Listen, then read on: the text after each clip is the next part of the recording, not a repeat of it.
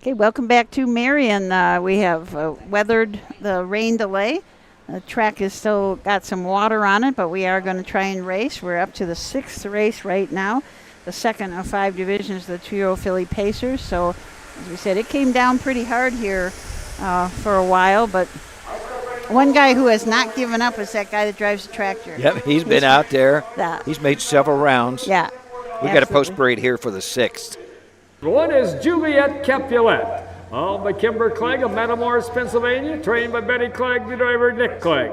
Number 2 is Don't Bruise Deb, owned by the High Stakes Stable Incorporated of Farmington Hills, Michigan, trained by Steve Novak, the driver is Mark St. Louis Jr. Number 3 is Fair Maiden, owned and trained by Virginia Wilcox of Perrysville, Ohio, the driver Braden Rose. Number 4, Seaside Angel, is a late scratch. Scratch the number 4 horse, Seaside Angel. Seaside Angel is out. Number 5 is She's So Fast, owned by Winchester Bay Acres Incorporated of Orlando, Florida, trained and driven by Hank Levan. Number 6 is Dancin' Dottie, owned by John Simmelhock of Litchfield, Ohio, trained by Isaiah Shrake, the driver Logan Ebersole. There was your field for the 6. We'll look at them a little closer. The one from the rail, Juliet Capulet. Nick Clegg drives for Betty and Kimber. A Fear the Dragon filly out of an Always a Virgin mare, Lady Capulet. Has won 2 races and a qualifier this year. One at Paulding in 6 and 4, finished second at Circleville in 2.5, and then went up to Northfield, qualified in 2 minutes and 2/5, and finished first at Ottawa. So 3 starts on the year, 2 wins and a second. Pretty nice start. Susan, the 2, Don't Bruise Deb, is a homebred, bred by the High Stables Incorporated of Michigan, Farmington Hills, Michigan. Steve Novak trains. This is a 2-year-old bay filly by Dancin' Yankee, making her 2nd start in her young career. Started at Paulding, made a break, it looked like leaving the gate, and finished distance. That's the 2, Don't Bruise Deb. The 3, Fair Maiden, Braden Rhodes will drive for trainer-owner Virginia Wilcox. A summa cum laude out of a Dragon Again mare, Dragon Tina, has had 2 qualifiers this year, both of them at Northfield. Finished second in the first qualifier, pace in 2.5, and a second qualifier, pace in 2.3 and 1. 4, Scratch 5, She's So Fast, Winchester Bay Acres owns. This another homebred. 2-year-old bay filly by Me So Fast out of the Real Desire mare, Elodie. Her 4th start of the year, has 2 seconds. The last second was at Ottawa, where she paced her mile in 2 minutes and 4/5. And Dancin' Dottie and Logan Ebersole with the 6 hole for Isaiah Shrake and John Semmelhack. This is a Dancin' Yankee filly out of a Camluck mare, Born to Dream. A $7,000 purchase at the Buckeye Classic sale, has had 1 qualifier and won that one in 2.4 and 1 at Northfield Park. So we're going to see, along with everybody else, how this is going to go. If they're still going to score 4 wide, we were scoring 4 earlier, but we are not sure how everything's going to play out. I know Matt has a camera on the field as they approach the gate, but right in front of us at the starting line, I know Matt and I mentioned earlier, there's probably, looks like it could score 2 wide. Yeah. Now it's probably 3.5 to 4, maybe back to 4. Maybe back the to water 4. is receding, but they tell us in the far turn at the top of the stretch, there's a lot of water in the turns there. So look for some scratches, late scratches here, where some of these gentlemen will not want to, race these, especially 2-year-olds over this surface. Or they may have horses in tonight, or something else going. So different reasons for different folks leaving today. But we're going to try and get as many in as we can. It's turned out to be beautiful right now. So let's join Bill Peters for the call of the 6th. Cincinnati.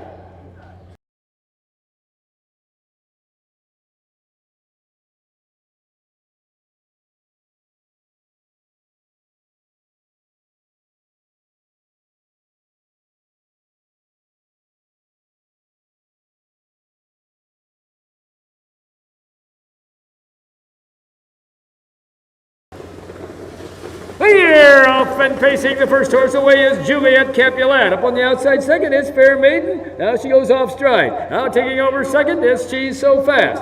Slipping through at the rail third is Dancin' Dottie. Moving up fourth is Don't Bruise Deb. The last horse off stride is Fair Maiden. As they make the turn now, heading down the backside to race over that quarter-mile mark. Nick Clegg has Juliet Capulet on top by 2 lengths.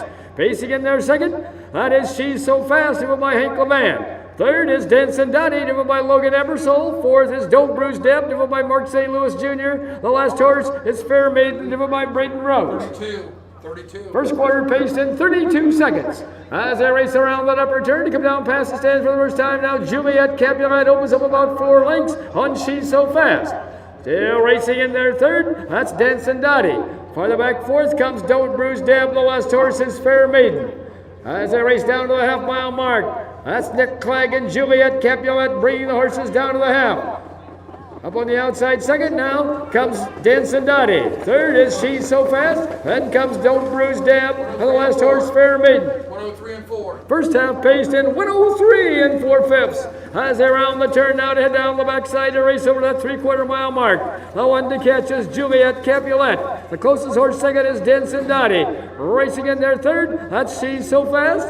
Off stride fourth is Don't Bruise Deb. And the last horse off stride is Fair Maiden. Front three pretty well bunched as they go toward that 3/4 mile mark. That's Juliet Capulet by about 2.5 lengths over Denson Dottie. And then comes She's So Fast. 135. 3/4 in 135 as they race around that upper turn to head for pay dirt. That's Juliet Capulet with the lead. Denson Dottie is second and trying to come on. Racing in their third as they race around that turn. That's She's So Fast. As they race through the lane, that's Juliet Capulet and Denson Dottie. Juliet Capulet at the rail. Denson Dottie closing fast on the outside. Juliet Capulet and Denson Dottie. Juliet Capulet and Denson Dottie. It's going to be Juliet Capulet. And here they all come. Denson Dottie up for place. She's So Fast for show. 210. A mile in 2:10. Good race, Susan. Juliet Capulet, Cheryl Bay Filly by Fear the Dragon. Nick Clegg got the fractions of 32, 103 and 4, 135, home in 210, and Got a little tired coming got home. a little tired. Got a little tired. I thought it was setting up for the horses behind him, but they got tired too. Yeah. So that's Juliet Capulet's 3rd win of the season, of her short season. She got 4 starts, 3 wins, and a 2nd. Pretty nice start for Juliet Capulet.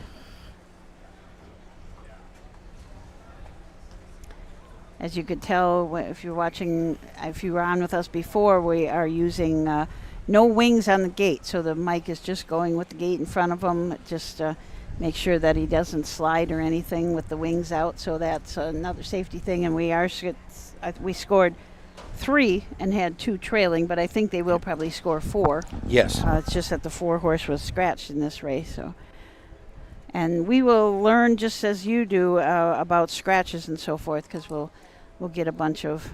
I'm sure we'll get a few more scratches. Clegg Stable today has 9 entries in, 9 horses to race.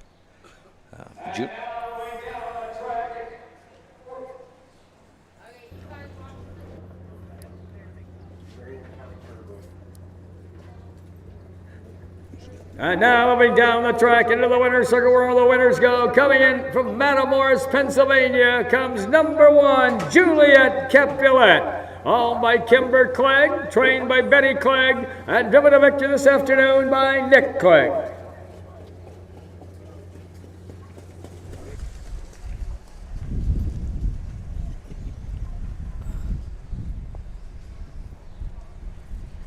I kind of wondered why Nick was going so far down the track, but he's waiting for Betty.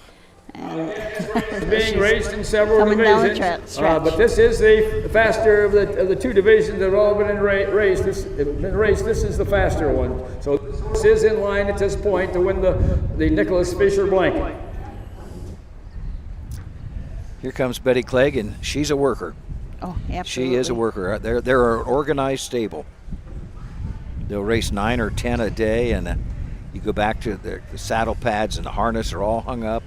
They're in order.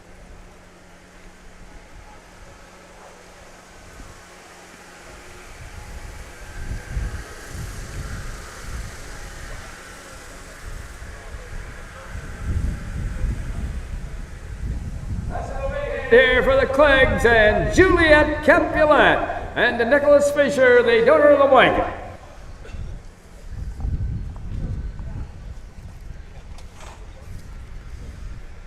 would like to know how many steps Betty gets in on race day, because boy, She she's got certainly a lot of them. did. She run all the way over here? She came all the way. I'm not sure where they're parked, but she came. Oh, I bet they might be in the infield down They there. might be, Maybe yeah. so. But workers, they are workers. Yeah. You see all, you think about Clegg's and Weavers and Levans when they always have so many horses in. Levans and what a and tough Rosie job Weaver. that is. Rosie has 10 in today. Yeah. I think I mentioned Chris Beaver 7, Herb Hagerman 6. I don't know what the Levan stable has in today. Probably several. I think he had 11.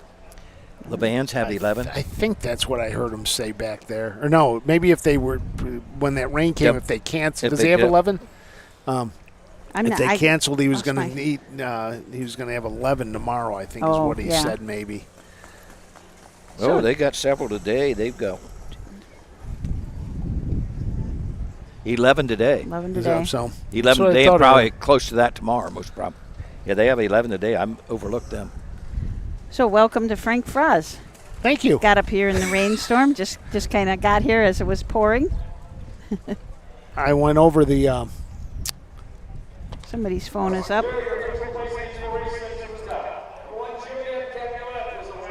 Number 2, Don't Bruise Deb was fourth.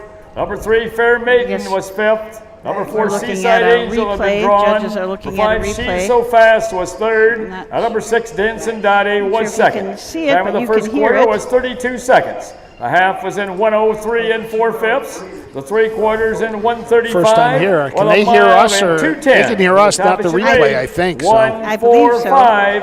Scratch 3, 2 on the bottom. The mile in 2:10.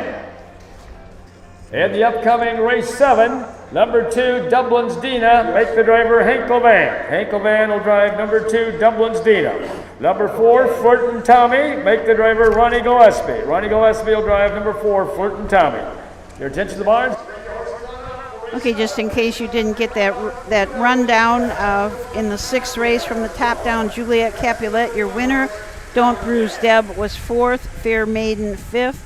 Seaside Angel was a scratch. She's So Fast was 3rd. And Dancy Dottie 2nd. Fractions were 32, 103 and 4, 135 and 210. Well, up next, a 2-year-old filly trotters, another division. This division for 2008-31, Hank Levan to drive the 2, Ronnie Gillespie to drive the 4. And we'll be back to take a look at all 6 of these filly trotters right after this. The Ohio equine industry needs your help. I'm Scott Mogan, president of the Ohio Harness Horsemen's Association. With over 300,000 horses in Ohio, the economic impact of the equine industry in the state is over $2.8 billion. That means jobs that pump millions of dollars into the local economy and support thousands of families. For Ohio's equine industry to remain strong, we need to send a clear message to our legislators about the important role that the agricultural small businesses play in Ohio's economy. To do that, we need your help. PACER, the Political Action Committee for Equine Racing, helps support and inform on issues that could positively affect Ohio harness racing. Please consider a donation to PACER. To donate, visit our website at ohha.com or call 614-221-3650. Your donation will help keep harness racing strong in Ohio. Thank you for your support.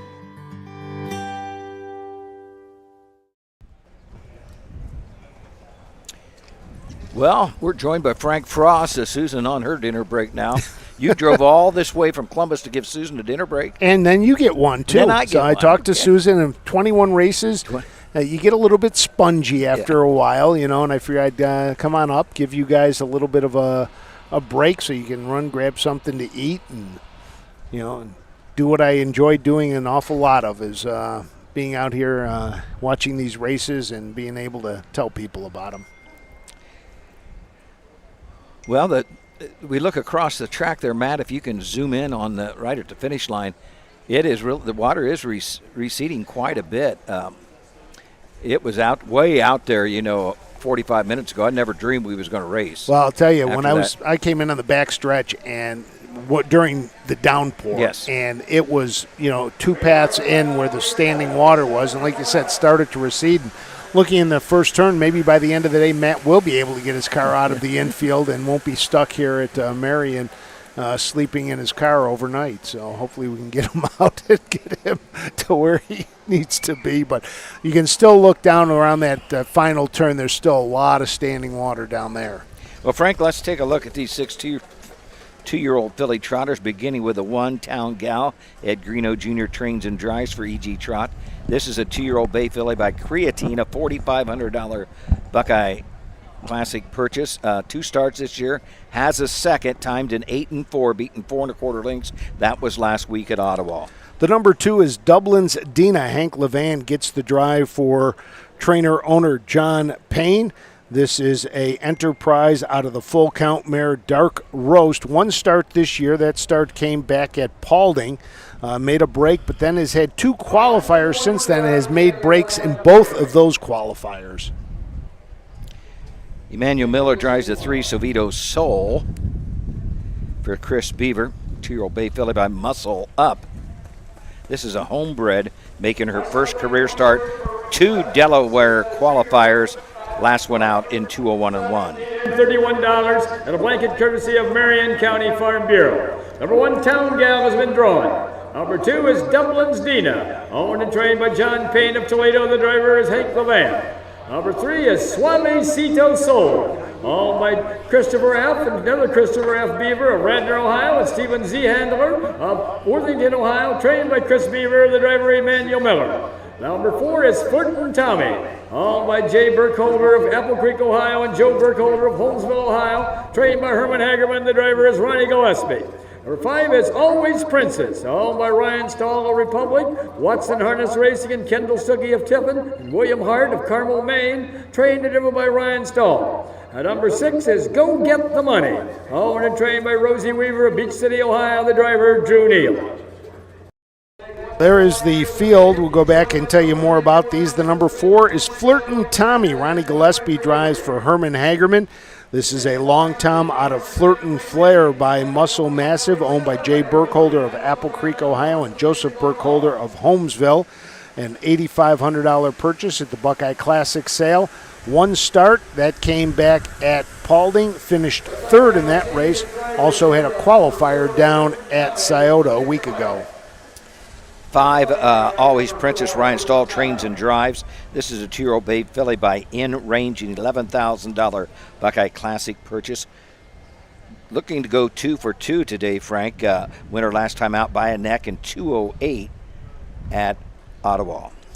The number 6 is Go Get the Money. Drew Neal drives for Rosie Weaver, who owns this Ready for Money out of Habit of Creature. 1 start, that came at Paulding. Has also qualified at Delaware and Northfield, but has made breaks in all 3 times behind the gate. But right now, Rosie Weaver, everything she touches seems to be gold right now. She's got 3 winners on today. She's batting 1,000, 3 for 3.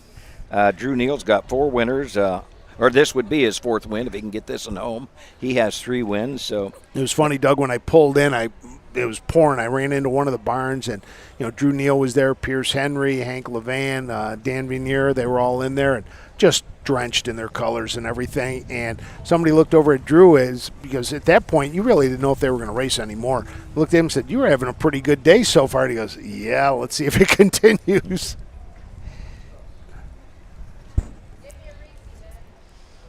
right now, our 1-9 post time favorite being the 5, Always Princess. Looks like that's where the only money is right now. The 1 is scratched and everybody else is 99.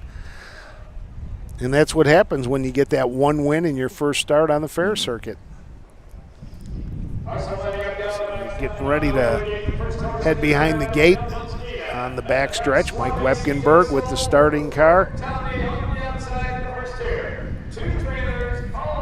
Tough on Mike too, especially with the, no wings, and then you've got soft spots out there on the track, really right in front of us at the finish line. Very, very wet.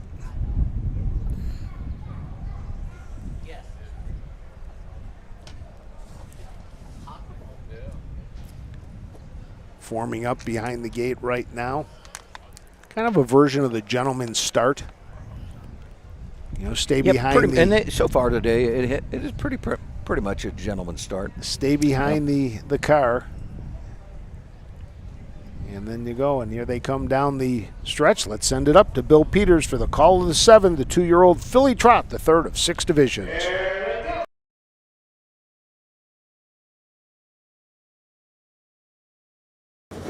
Here, off and trotting, the first horse away is Suavecito Soul. Up on the outside second is Flirt Tommy. At the rail third, that's Dublin's Dina. Away up fourth is Always Princess. And the last horse at this point is to Go Get the Money. Go Get the Money is off stride. Also off stride is Dublin's Dina. As they head down the backside to race over toward that quarter-mile mark, Emmanuel Miller has Suavecito Soul on top by 2 lengths. Trotting in there second, that is Flirt Tommy, driven by Nick Clegg. Moving along third is Always Princess, driven by Ryan Stahl. Farther back fourth comes Go Get the Money, driven by Drew Neal. The last horse off stride is Dublin's Dina, driven by Hank O'Ban. 34. First quarter trotted in 34 seconds. As they race around that upper turn to come down past the stands for the first time. That's still Suavecito Soul with the lead. Edging up a little bit closer second, though, is Flirt Tommy. Up on the outside third is Always Princess. Front three are pretty well bunched as they race down to the half-mile mark. That's Suavecito Soul, Flirt Tommy, and Always Princess as they race past the half-mile mark. Taking over on the outside, that's Flirt Tommy. At the rail second is Suavecito Soul. Third is Always Princess. 110. First half trotted in 110. Off stride now goes Suavecito Soul. Taking over is Flirt Tommy. That's Flirt Tommy with the lead. Edging up second along the rail is Always Princess. Off stride third is Suavecito Soul. Farther back fourth is Go Get the Money, and the last horse is Dublin's Dina. Going toward that 3/4 mile mark. That's Flirt Tommy with the lead, but in hot pursuit is Always Princess, and moving along third is Suavecito Soul. Past that 3/4 mile mark, it's still Flirt Tommy with the lead. 141 and 2. 3 quarters trotted in 141 and 2/5 as they race around that upper turn to head for pay dirt. That's Flirt Tommy with the lead, trying to catch up with Always Princess. Off stride third again with Suavecito Soul. Farther back fourth, Dublin's Dina, and the last horse, Go Get the Money. As they race through the lane, that's still Flirt Tommy with the lead. Flirt Tommy and Always Princess. It's going to be Flirt Tommy, and here they all come. Always Princess up for place, up for show with Suavecito Soul. You get 15 or 16? 215 and 4. A mile and 2:15 and 4/5.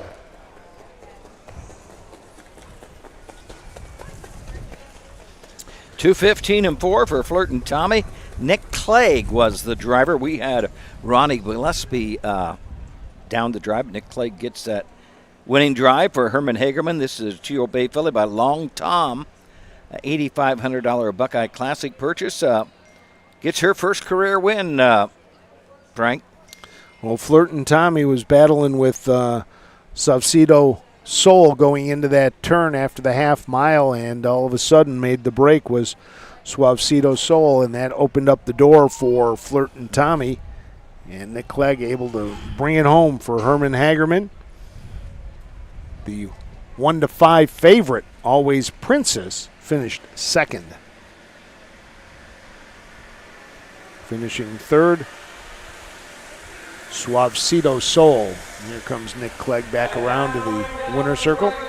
Circle where the winners go. Coming in from Apple Creek in Holmesville comes number 4, Flirt and Tommy.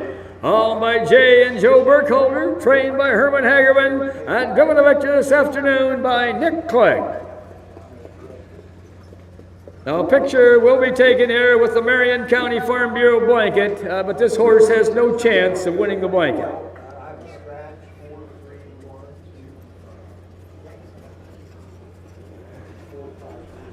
Flirt and Tommy, I assume. Just compare the times. This mile went in 15, and this was a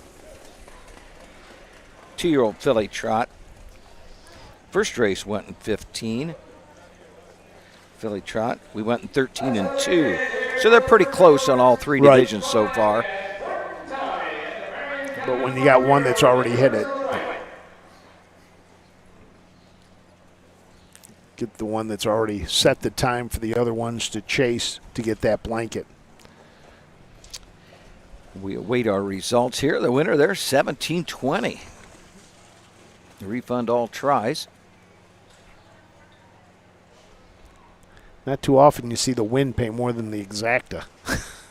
Yes, 20 cents more. Refund on all tries. I think on a try, if you do not, if nobody apparently had the 4 on top, so then you got a refund, I guess. Have been drawn. Number 2, Dublin's Dina was 4th. Number 3, Suavecito Soul was 3rd. Number 4, Fruitin' Tommy was the winner. Number 5, Always Princess was 2nd. Number 6, Go Get the Money was 5th. Time of the first quarter was 34 seconds. The half was in 1:10. The 3 quarters in 1:41 and 2/5, with a mile in 2:15 and 4/5. From the top it should read, scratch 4, 3, 1, 2, 5 on the bottom, a mile in 2:15 and 4/5. Well, up next, another division of the 3-year-old filly trot, the 8th race, field of 6. Scott Ferguson will drive the 3 SLFM Time-O Prize. We'll be back to take a look at these 3-year-old filly trotters right after this. Cool Winds Farm is one of Ohio's premier standardbred breeding farms. Cool Winds stands the popular Dancin' Yankee, jug winner Southwind Aussie, and the royally bred Western Fame. Cool Winds Farm is proud to present our yearling consignments at the Ohio Selected Jug Sale at Pickaway on Friday, September 12th, and at the Standardbred Horse Sale in Harrisburg during the Cool Winds of November.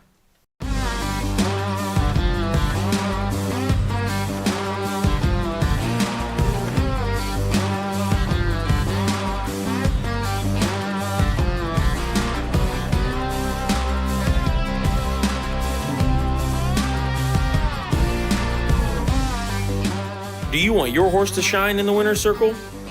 Feed DAC Oil. It makes a world of difference.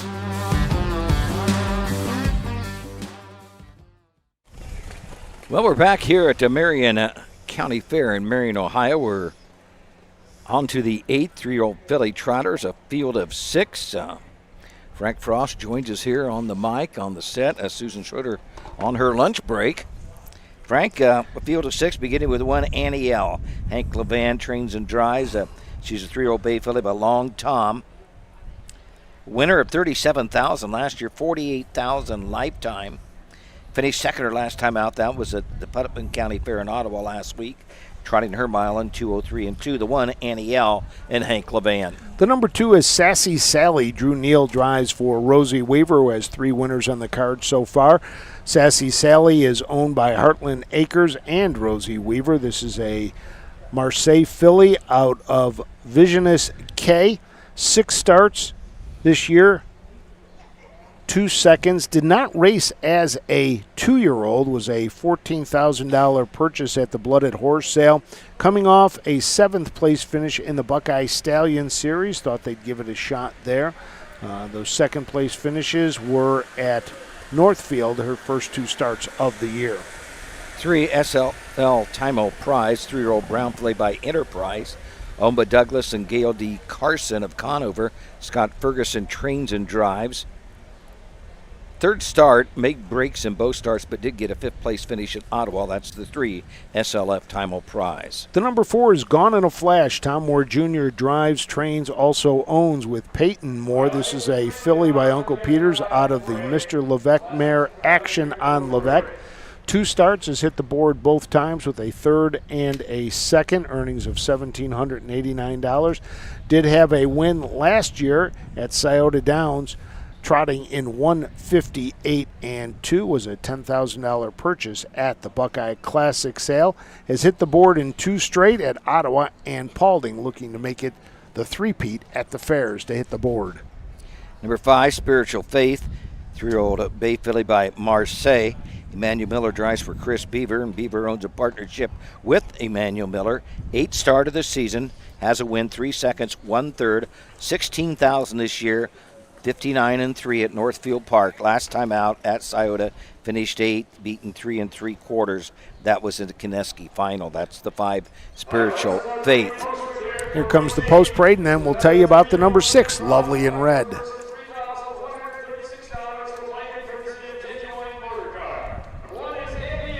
owned by Levan Stables Incorporated, and Megan Levan of Woodstock, Ohio, and Heidi Ratliff of Marion, Ohio, trained and driven by Hank Levan.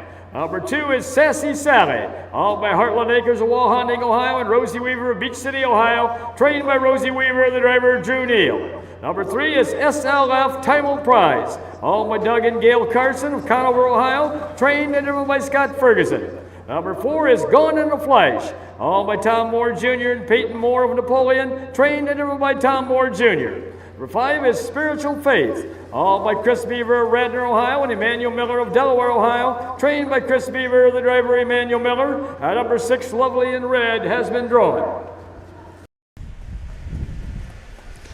So there's your field. No need to tell you about the number 6. Lovely in Red has been scratched.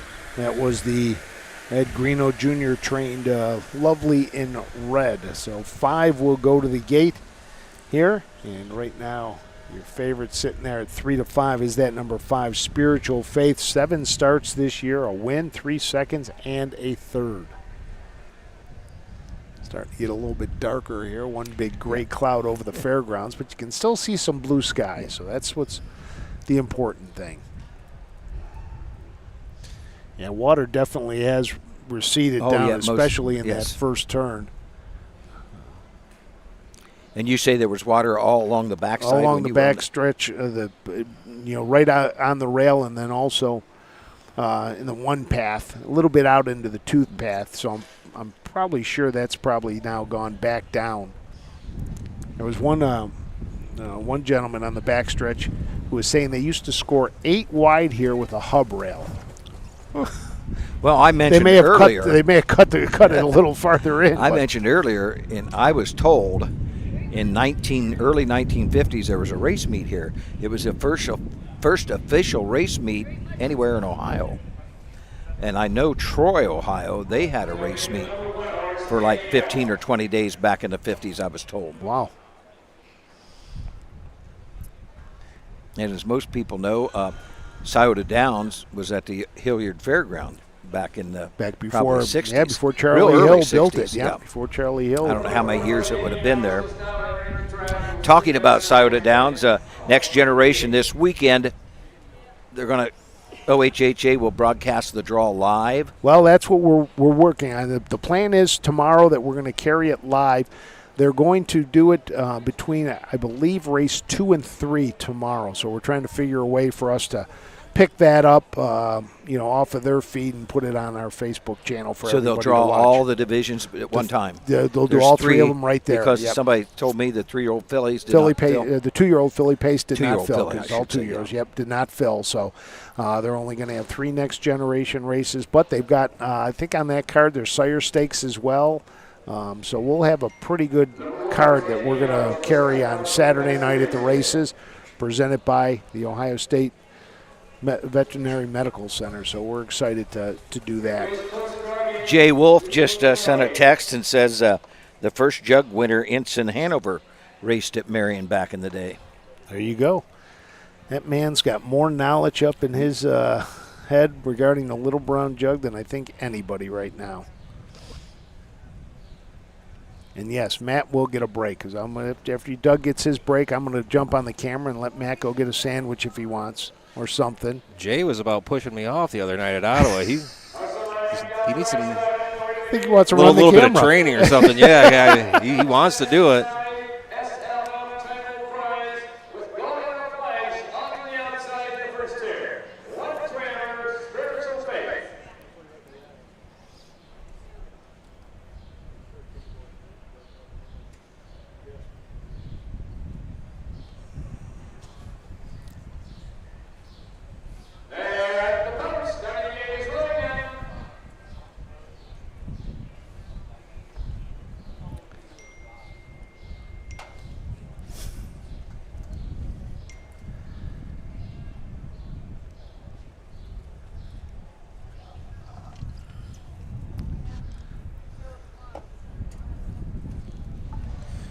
I thought Jay had a regular job during the week. Shouldn't he be doing something? Wow. I hear everybody's phones dinging. I know who it is. There they come.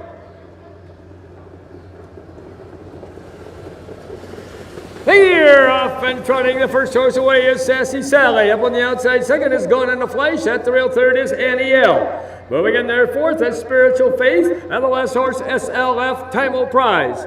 As they make the turn now to head down the backside to race over toward that quarter-mile mark, Judy Hill has Sassy Sally on top by 2 lengths. Trotting second is Gone in a Flash, driven by Tom Moore Jr. Third is Annie L, driven by Hank Levan. In there fourth, that's the Spiritual Faith, driven by Emmanuel Miller. The last horse, SLF, Time O' Prize, driven by Scott Ferguson.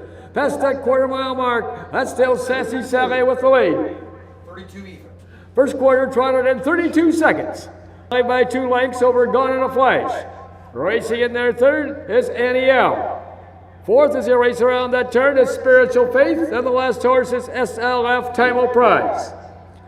As they race down toward the half-mile mark, that's Drew Neal and Sassy Sally bringing the horses down to the half. Sitting in there second is Gone in a Flash. Up on the outside third is Annie L, who also on the move fourth is Spiritual Faith. And fifth is SLF, Time O' Prize. Horses are pretty well bunched as they race past that half-mile mark. 106. First half trotted in 106. As they round the turn now to head down the backside to race over that 3/4 mile mark. Still with the lead is Sassy Sally. Annie L on the outside pouring on the pressure. Spiritual Faith in there third. Jumping back fourth is Gone in a Flash. The last horse SLF, Time O' Prize. The pace picks up a wee bit as they go toward that 3/4 mile mark. That's still Sassy Sally with the lead. And on the outside is Annie L. In there third is Spiritual Faith.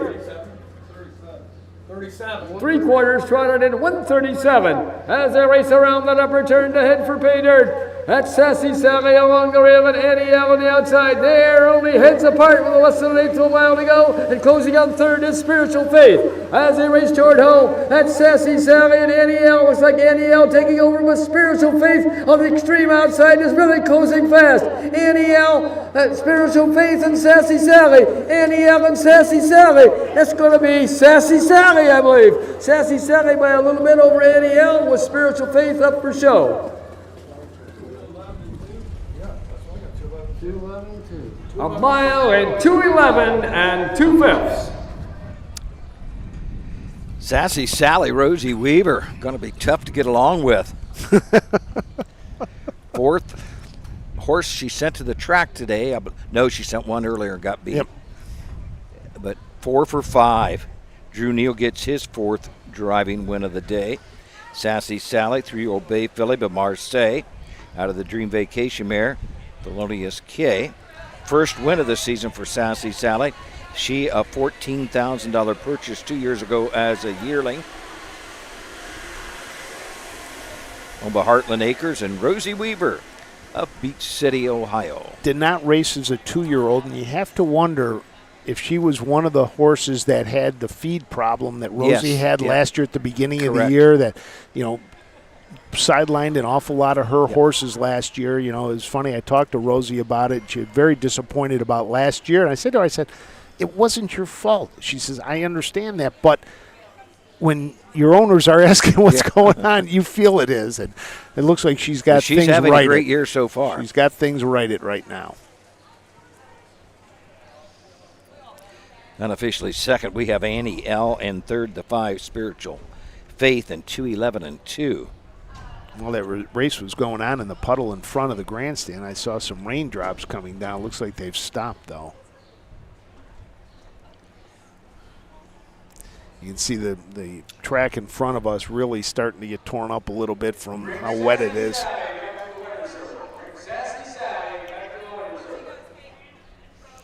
They were waiting for the photo, but we had a pretty good view of it. Yeah, we had it. But it'll fool you. It looked like it was a good head. We had it called, no problem. Get a report on the fair food from Susan. Can't tell if that's that was good and I ate too much, or the fantastic. Ooh. And Matt says, here, take the headset. Matt wants to get off the headsets as quickly as possible. But we need more Matt Clark. There you go.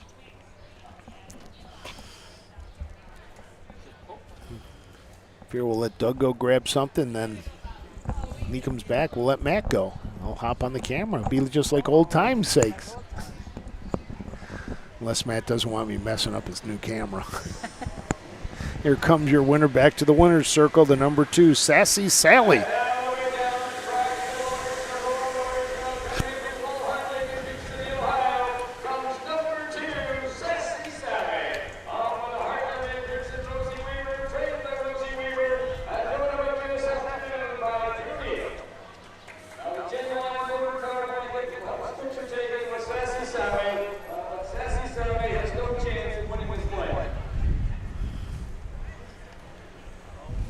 There's Rosie making her way in for the picture. Along with her crew, one of the hardest working crews out there.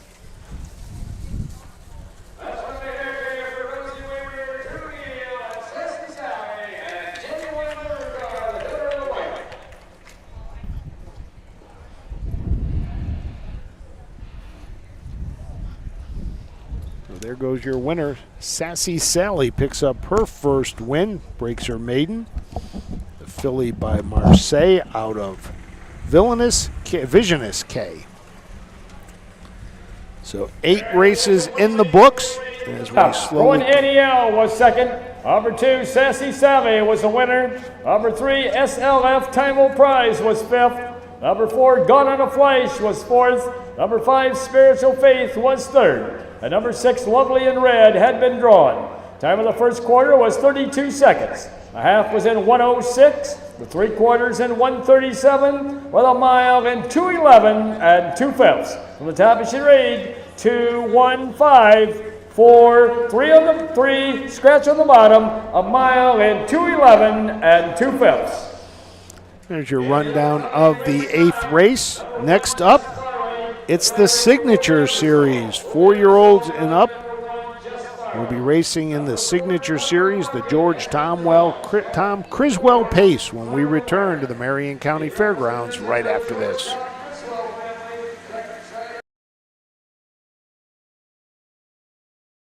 When you need supplies for your horse, one name stands out: Big D's. Since 1976, Big D's Tack and Vet Supply has been the equine experts you can trust. Whatever your horse needs is available at Big D's Tack and Vet Supply. Visit the retail outlet in Streetsboro, Ohio, or order online at bigdweb.com for fast shipping. Most orders ship that day. Or call 1-800-321-2142. Big D's Tack and Vet Supply.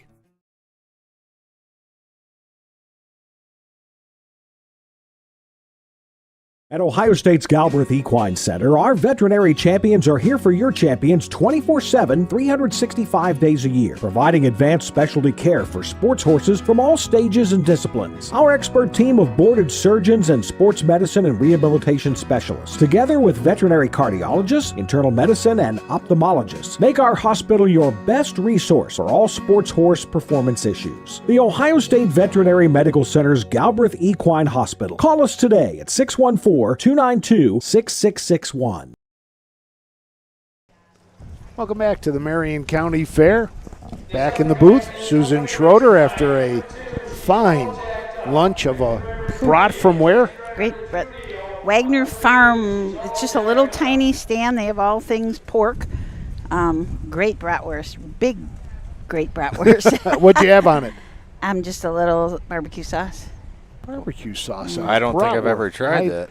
I was going to say, as long as it isn't ketchup, No, sauerkraut, mustard. Yeah, mustard and sauerkraut is. Oh, yeah, for me, no. yeah. They had some wonderful pickles, too, I have to say. Good place. I walked down towards the turn, and just like here on the stretch, the water really has receded, so it's really nice. And it sounded very firm when the horses were coming by. I mean, they weren't sloshing in or anything. Right. It was quite firm, so I think the track really is in pretty good shape for the amount of rain that we got. During the break, Ryan Stahl actually walked over here, and he said he thought it was a lot better. Like the rain really packed it down. It was better than it was this morning. So it's always nice to get what the drivers are thinking about the track at all times. And the funny thing is, you're never going to get more than 2 or 3 to agree on it. Right. It's too cuppy, too hard, too soft, too sloppy. You're going to get a little bit of everybody. So. Yeah, everybody has their own opinion, and it's just what they feel like it is. So, but kudos to most of them to keep on racing. I think an hour ago I didn't think we were going to race, but well, you keep looking behind us, Susan, and there's more gray coming in, but you don't know. And for right now, the track is really holding up well. Yeah. So this is one of the fun races. Always, we get the older horses. I'm Criswell Pace. This is a part of the Signature Series for 4-year-olds and up. Going for a purse of $2,150 and a blanket courtesy of Criswell Benedict Farms in memory of Tom Criswell. Number 1 is Just Barley. He's a brown gelding, 4 years old, by Charlie Barley out of Just Thinkin' by Ponder, owned by Isaiah and Terry Shrake in Navarre, Ohio, trained by Isaiah Shrake, driven this afternoon by Logan Ebersole, has lifetime earnings over $47,000, a lifetime mark of 156. Number 2 is She's All Jacked Up. She's a bay mare, 6 years old, by If I Can Dream, out of Miss Picasso by Real Artist, owned by Dan and Landon Code of Covington, Ohio, trained by Roy Justice, driven this afternoon by Drew Neal, lifetime earnings over $158,000, a lifetime mark of 152, and she was the winner of this race 2 years ago. Number 3 is Big Bad Whammo. He's a brown horse, 8 years old, by Big Bad John, out of Another Wild Woman by Village Jolt, owned and trained by Robbie Brooks of Van Loo, driven this afternoon by Pierce Henry, lifetime earnings over $154,000, a lifetime mark 151 4/5. The number 4 horse, Corner of the Market, has been drawn. Number 5 is Illini Fable. He's a bay gelding, 6 years old, by Well Said, out of Especially Awesome by Jody's Cam, owned by the Denmar Stable of Florida, Fort Myers, Florida, trained by Karen Takasik, driven this afternoon by Ed Conrad, lifetime earnings over $94,000, a lifetime mark 152 3/5. Number 6 is Undeterred. She's a bay mare, 4 years old, by Racing Hill, out of Student Driver by Jake LaBelle, owned by Levan Stables and Megan Levan of Woodstock, Ohio, Richard Fries of Northfield, Ohio, and Rosemary Levan of Lewistown, Ohio, trained and driven by Hank Levan, lifetime earnings over $55,000, a lifetime mark 152 4/5. At number 7 is Hot Rod Hill. He's a brown gelding, 4 years old, by Racing Hill, out of Preakness by Some Beach Somewhere, owned by David Beachy of Berlin, Ohio, trained by Michael Mowad, driven this afternoon by Braden Rhodes, lifetime earnings over $43,000, a lifetime mark 153 3/5. Those are your horses for the 2025 George Tom Criswell Pace. I wanted to look up a little bit about Mr. Criswell to find out something about him, and I found out that he was a longtime Marion horseman. He was born in 1935, passed away in 1998. I couldn't find a whole lot more, but I did find a picture of his tombstone. Had a racehorse on it. There you go. Said, what more do we need to know about Mr. Criswell? Yep, it was part of his life. Yes, Yep, so. Absolutely. So Bill told you a lot about these horses. We'll just go over maybe some of their statistics, because some of them are really have some nice lifetime marks and earnings. The first one, Just Barley. Logan Ebersole is going to drive. This horse has had 48 lifetime starts, made about almost $48,000, so averaging $1,000 a start, which is not bad. Has a 3-year-old record last year, 156 at Northfield Park in the slop. The number 2, She's All Jacked Up, has earned a $158,514 in his career. A 6-year-old mare by If I Can Dream, lifetime 118 starts, 15 wins, 18 seconds, 16 thirds, and is the top money earner in this field. Big Bad Whammo, not far behind in money, has earned 96 lifetime starts, has earned $154,000 as a mark as an 8-year-old. So that is this year fastest he's ever been, 151 4 at Scioto. Illini Fable has not won this year, 12 starts, looking for that first win. Earnings of $94,281, 10 lifetime wins. Undeterred, $55,980, and mark as a 3-year-old of 152 4. This year, 154 1. And it's Hot Rod Hill with Braden Rhodes in the bike, 8 starts, a win and a second. Braden Rhodes was the driver of the leader of the Signature Series, Poster Pets, and has a chance here to move this horse into the lead. 51 points if you win it, and right now Poster Pets and Union Station sit at the top. And now let's send it up to Bill Peters for the call.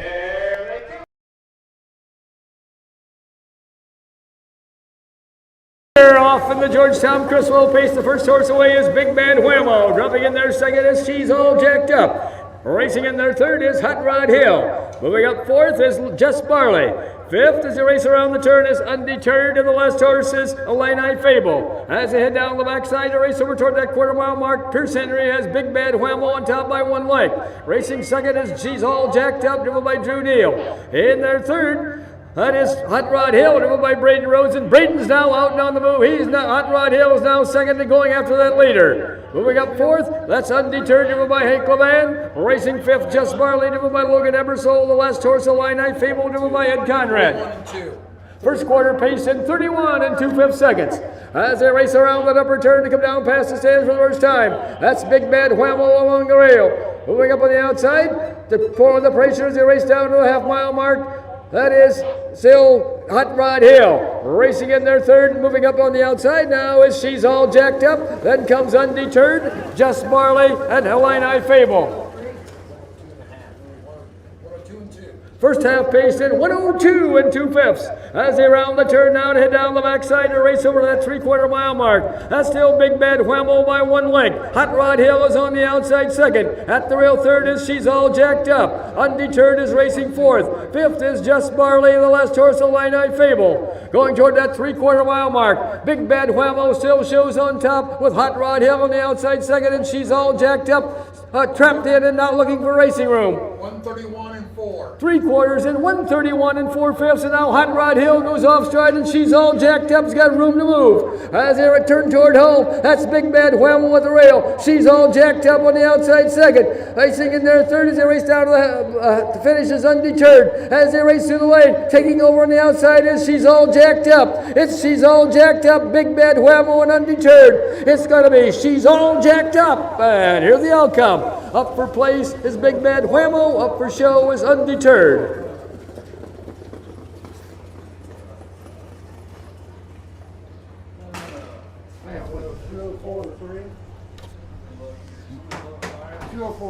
A mile in 2:04 3/5. They were 4 wide going down the back stretch the first time around, as number 7 Hot Rod Hill was making a move, as was Undeterred. But when it was all said and done, it was She's All Jacked Up came roaring down the stretch, and Drew Neal continued to have a big day today. He certainly does. I thought that Big Bad Whammo was going to hang on for it, but just She's All Jacked Up come from behind and just caught her. Big Bad Whammo is in, should be having one of those 100 start parties pretty soon. This was his 97th lifetime start. You know what you should do? You should put together the 100 start party kit. Yeah. Yes, you know, and then just take it out to him. Right. You know, have a little, maybe a carrot cake for the horse. You know, yep. Make it blow out the candle first before it gets the carrot cake. You know, that would be fun.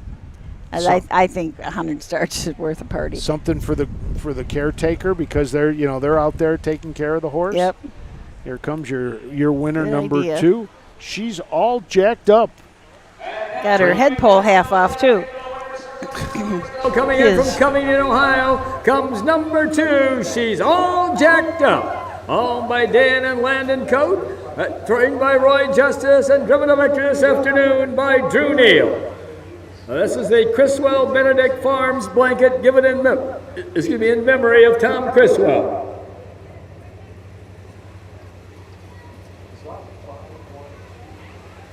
Let's have a big hand here for Roy Justice and Drew Neal, and She's All Jacked Up, and the Criswell Benedict Farms, the donors of the blanket. Just came undone.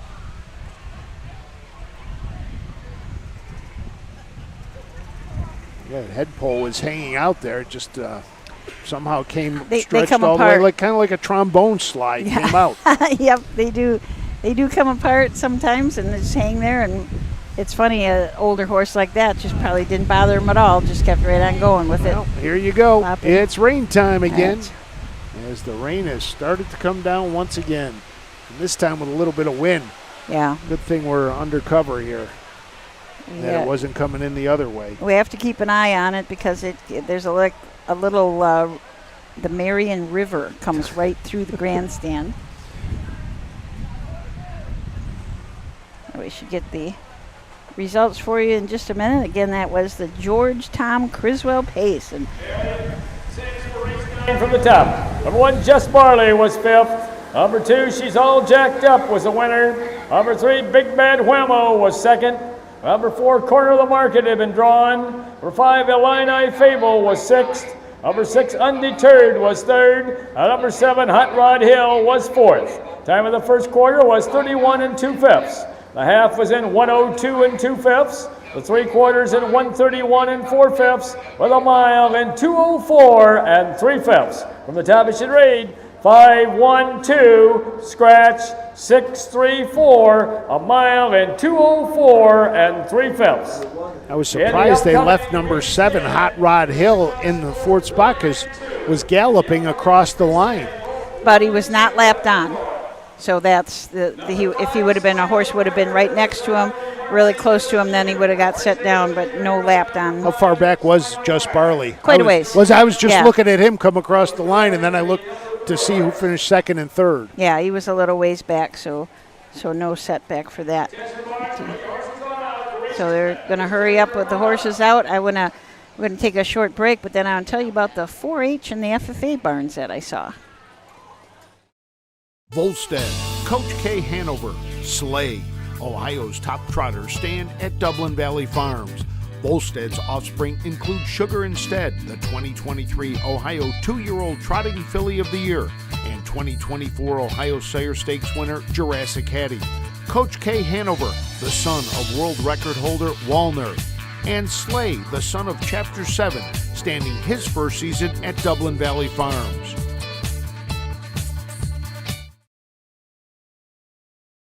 For 100 years, the values at BNSF Insurance have been clear. Do the right thing. These values have been at the forefront of what we do, and that will never change. But as the world changes, so must our business. That's why the time is right to change our name to CoverLink. When tragedy strikes, we protect our clients, we cover. And the connection of our values of doing what is right is the link. Combine the two and you get CoverLink. While our name has changed, nothing else has changed. Great service from great people. CoverLink Insurance.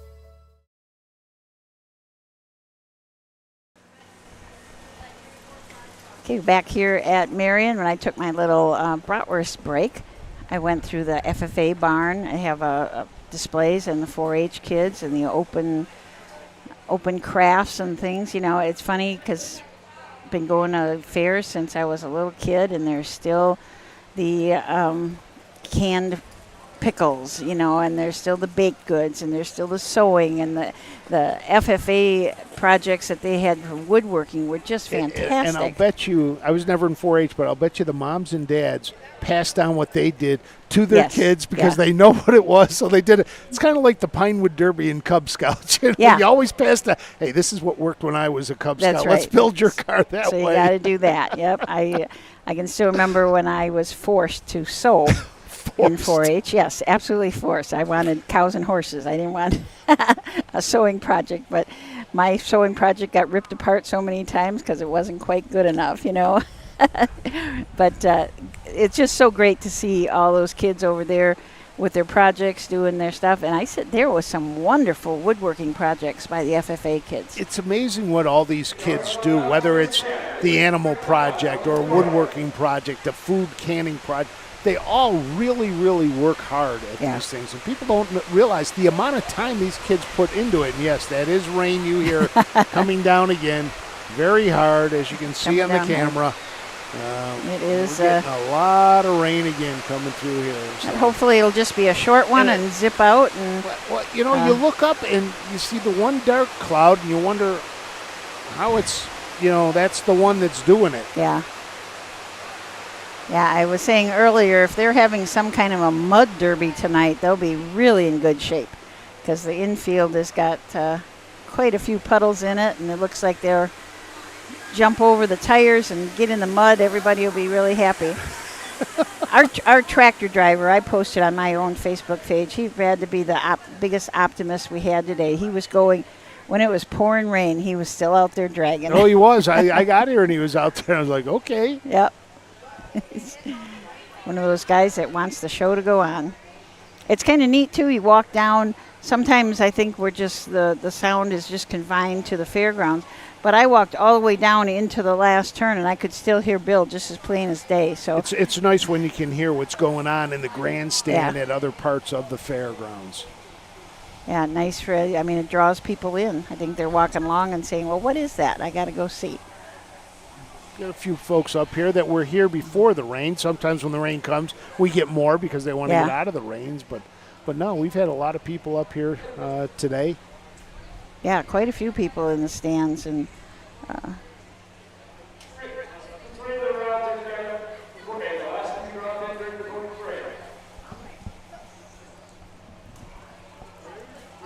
see it looks like Mark St. Louis on the 5. Mark St. Louis, a new father, just had a baby a couple of weeks ago, he and his wife. $62 and a blanket courtesy of Lola Darlene Lewis. Number 1, Jim Ella has been drawn, and number 2, Jerry Camo has been drawn. Number 3 is Sweetens Cove, all by Kurt Schaub and Becky Nichols of Attica, Ohio, trained by Robbie Brooks. The driver is Pierce Henry. Number three, I guess we give that one. All right, number 4 is My Girl Lizzie. All by Mandy Jones of Greenville, Ohio, trained by Brian Jones. Make the driver Drew Neal. Drew Neal driving number 4, My Girl Lizzie. Number 5 is Spinal Cracker. All by Carl Howard of Powell, Ohio, trained by Jeff Nysonger, the driver Mark St. Louis Jr. And number 6 is Jewel Said. All trained by Ed Conrad of Perrysburg. Horses will take one long. Okay, so let's take a closer look at the horses. We are scratched down to just a field of 4. The 1 and 2 are scratched. The 3, Sweetens Cove. Pierce Henry drives for trainer Robert Brooks. The Pandarosa filly out of a Red River Hanover mare, Naroquette.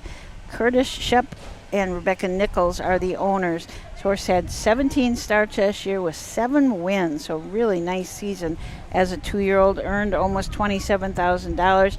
Got a mark of 59-4, 10 starts this year and 4 seconds. The number 4 is My Girl Lizzie. Drew Neal drives for Brian Jones. This is a well-said filly out of the Mach 3 mare Radar Trap, owned by Mandy Jones. 5 starts on the year, 2 wins, and a third, earnings of $7,300. Lifetime, 2 wins and 14 starts. Was a $17,000 purchase at the Ohio Select Sale. Spinal Cracker and Mark St. Louis from the 5. Jeff Nysonger is the trainer. Carl Howard from Powell, Ohio, the owner. This is a Rockin' Amadeus out of a Pet Rock mare, Rock Kenya. This horse finished second last start out at Ottawa. Paced her mile in 2 minutes and 3/5, but before that she'd been racing at Scioto Downs in the Buckeye Stallion Series, also Buckeye at Northfield. Finished second up at Northfield in the Buckeye, pacing 56-1. Had a couple miles in there, 53-1 and 53, so been going some fast miles. The number 6 is Jewel Said. Ed Conrad drives, trains, and owns this well said out of Canbeck Jewel. 10 starts this year, 2 wins. The last win came 2 back at Paulding. That was sandwiched between a couple of Buckeye Stallion Series appearances where Jewel Said finished 4th and 8th. Lifetime 19 starts, 5 wins, 2 seconds. Has a mark of 158-2 at Northfield. See some of these horses bouncing back and forth between the Buckeye and the Fair, so it's always kind of nice for them to be able to do that. And if you are looking for standings, you can go to ohha.com and go on the racing tab, and then when you get to racing, you look for nominations and standings. You might have to do a little bit of finagling around there where you have to put what division you want, so if you want Buckeye Stallion Series, let's say 3-year-old Philly Pacers, you put in those 2 and then press on standings and they'll come up and you'll see who's on the top. So you can do that right now for Buckeye Stallion Series, Ohio Sire Stakes, and also for the Ohio Fair Championships. And just like that, the rain has stopped again. So I think we can expect that the rest of the day today. Rain here, rain there, a little bit not. You know, I'm not sure if Jeff Nysonger is here, the number 5 who trains. He was down to drive, but may have seen the guys coming back as wet as they were and decided, hey, let's get Mark out there. Yeah. He can take the drive for me. Not sure if Jeff is here or not. He may have even had some at Scioto. I mean, they had 23 qualifiers exactly, today. yep. So it's a lot of qualifiers. Yeah, I only got a chance when I got here because it was pouring to go into the one barn and talk to some people. Usually when I was doing this in the past, I like to get here early, you know, get there, talk to some different people. You find out some stories. You find out a lot of different things. We are getting ready to go here with the 10th. Actually kind of a typical day for you at a fair with it raining. Aren't we funny? It usually rains when Frank comes. The words of my daughter. In fact, last year I think farmers were paying you to come so that it would rain on their crops. Now they'd be paying me to stay away. Just for the fear that it might happen as much rain as we've had. Yeah. You look at some of those fields, though, when you're driving through, there's a lot of water up here the last day and a half. So this is the 10th coming up. The 1 and 2 are scratched, so we're scratched down to a field of just 4.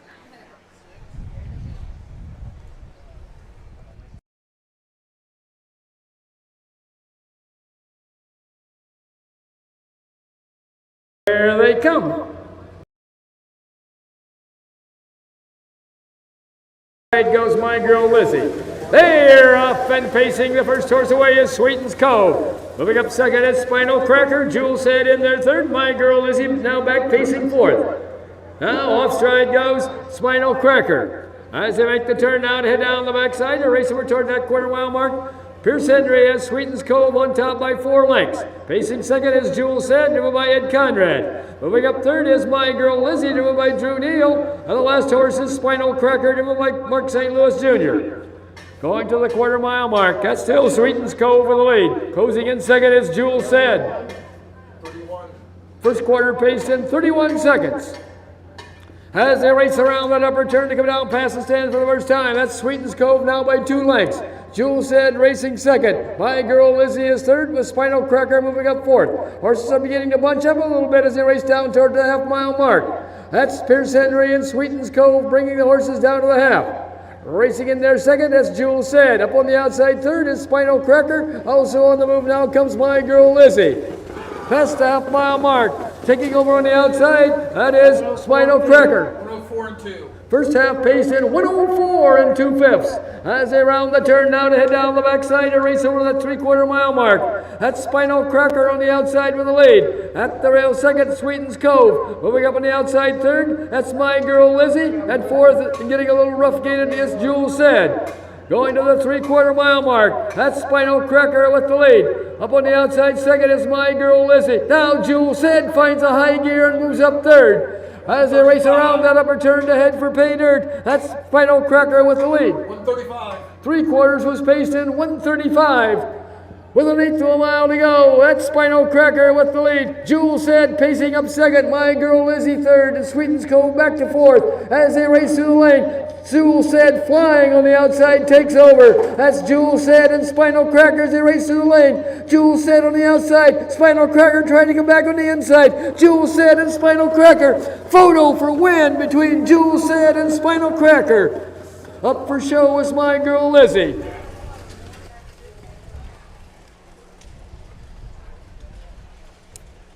Waiting on the final time from Bill Peters. But that was close. I don't know. That was really close. I mean, you're right on the line, except you've got a pole right Yeah. in front of you. 7 and 2/5. You've got a pole right in front of you. Susan is sitting right on the finish line. The only problem is there's a steel girder right in front of her. Where I had it, I have to tip over. It's going to be close. I couldn't figure out which one had it. Matt? No idea. No idea. Yeah. Mark down on the inside was in the heavy stuff down there, though. But Matt's it was right close. before the finish line. I'm just after it, and I couldn't tell from where I was. I honestly thought the 5 fought Ed Conrad off. I thought, but I don't know. That's going to be real close. From where I was, I thought it might have been the other way around. Conrad just nipping him. So we'll see what they both came. I get. mean, they both made breaks earlier in the mile, so they both came back and raced well at the finish. That's for sure. Bring Jewel Said back to the winner's circle. Jewel Said. Sick got it. I'm 1 for 1 this year. You're 1 for 1? 1 for 1. That's what I said. Jewel Said. So Jewel Said will come back around, picks up 3rd win of the year in 11 starts. That's now 2 of the last 3. Both coming at the fairs. Was a winner at Paulding on 6:10 to kick off our fair racing season. For those of you that are coming to the fair, don't forget to pick up your passport from us. Brad, this horse doesn't stand good. This horse doesn't stand good, he said. So in other words, Brad Conrad's got to be really fast with his Be ready, Brad. finger. Be Yep. ready. Brad went to the rain pants for this race. This could be a picture on the go. Well, sometimes you got to take those. And now moving down the track into the winner's circle where the winners go. Coming in from Perrysburg, Ohio, comes number 6, Jewel Said. Owned, trained in a victory by Ed Conrad. Now the blanket for this race is courtesy of Lola Darlene Lewis. The picture will be taken, but this horse has no chance of winning it.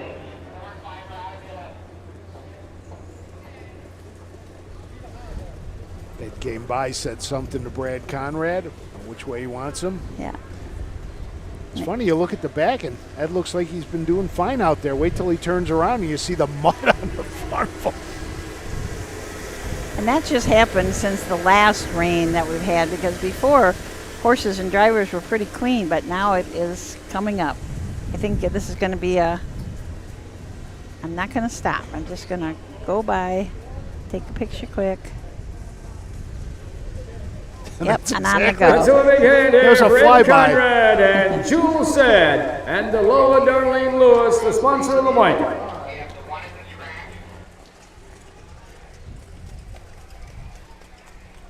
So we'll get the rundown from Bill. And then we'll get the food report from Doug Ballinger. See where he went. Matt, you going to slip out and grab something to eat? All right, I'll man the camera after this one. You're going to have to tell me what buttons to push. It's been so long. And we got new stuff. I know. Had been drawn. Number 2, Jerry Camo had been drawn. Number 3, Sweetens Cove was 4th. Number 4, My Girl Lizzie was 3rd. Number 5, Spinal Cracker was 2nd. And number 6, Jewel Said was the winner. Time of the first quarter was 31 seconds. The half was in 104 2/5. The 3/4 in 135, with a mile in 207 2/5. From the top it should read, scratch, scratch, 4-3-2-1, a mile in 207 2/5. In the upcoming race 11, it was scratch the number 4 horse. Scratch the number 4 in race 11 here. Oh, Down from 7 to 5. 2 scratches in this race. We're still waiting for, did we ever get driver? We're going to need a driver change. So Matt Clark's going to go get a sandwich. I'm going to move to Frank the is going to camera. move to the camera. Doug will be back on air. This is what you call utility work right here, baby. We can all do everything. We'll be right back with the 11th after this. With more than 300,000 horses in Ohio, the economic impact of the equine industry in the state is over $2.8 billion. Much of that value comes from standardbred horse owners, breeders, trainers, and drivers who participate in the sport of harness racing. The mission of the Ohio Harness Horsemen's Association is to preserve, protect, promote, and serve the entire standardbred industry in Ohio and beyond. To learn more about the Ohio Harness Horsemen's Association, go to ohha.com. That's ohha.com.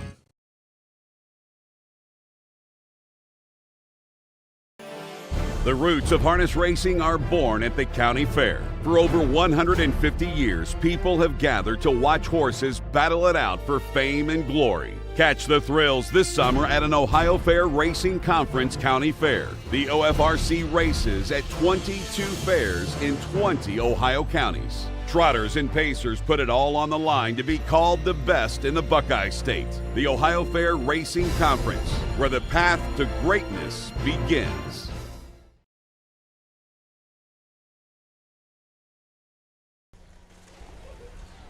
Okay, welcome back to Marion, where the sun shines and then it rains, and the sun shines and then it rains. It's been I was just walking back from, I got a sausage sandwich, great sausage sandwich. Just made it back to underneath the grandstand, and here it came again. Yeah, it certainly has. The track is really, the drivers now, I've noticed since I came back up here, are really getting mud covered. Yeah. Yes.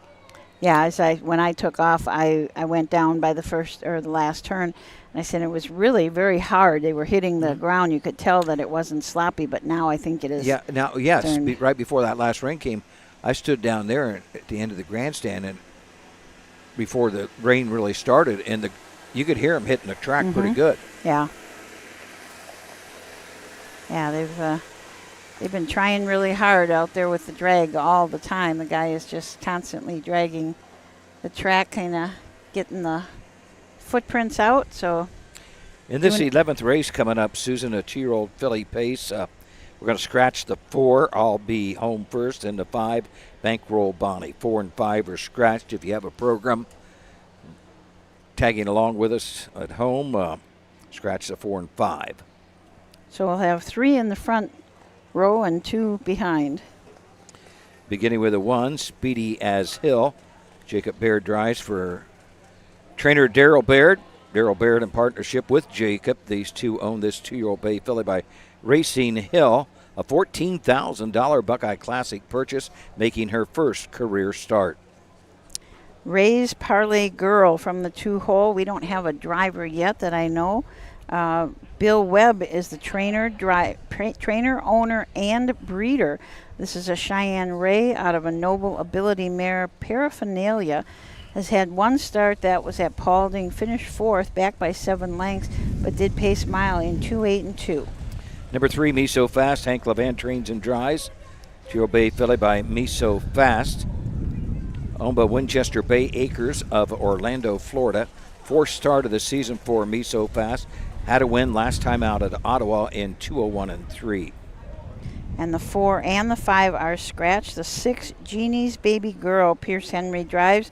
Pierce also trains this Dancing Yankee filly. She's out of a Real Desire mare, Cashmere Dreams. Oh. Okay, we have another scratch, the 2-horse. So finishing up with Jeannie's Baby Girl. She's a Dancing Yankee out of a Real Desire mare, Cashmere Dreams, owned by Jeffrey Batt. Had 1 start at Ottawa, did make some breaks early, but came back to finish 2nd in 2:7 and 3. Rounding out the field, the 7, Seaside Dreams. Ryan Stahl trains and drives the 2-year-old bay filly by Down by the Seaside out of the Rock and Roll Hanover mare, Dreaming Alina. $24,000 Ohio Select purchase. This, her first career start.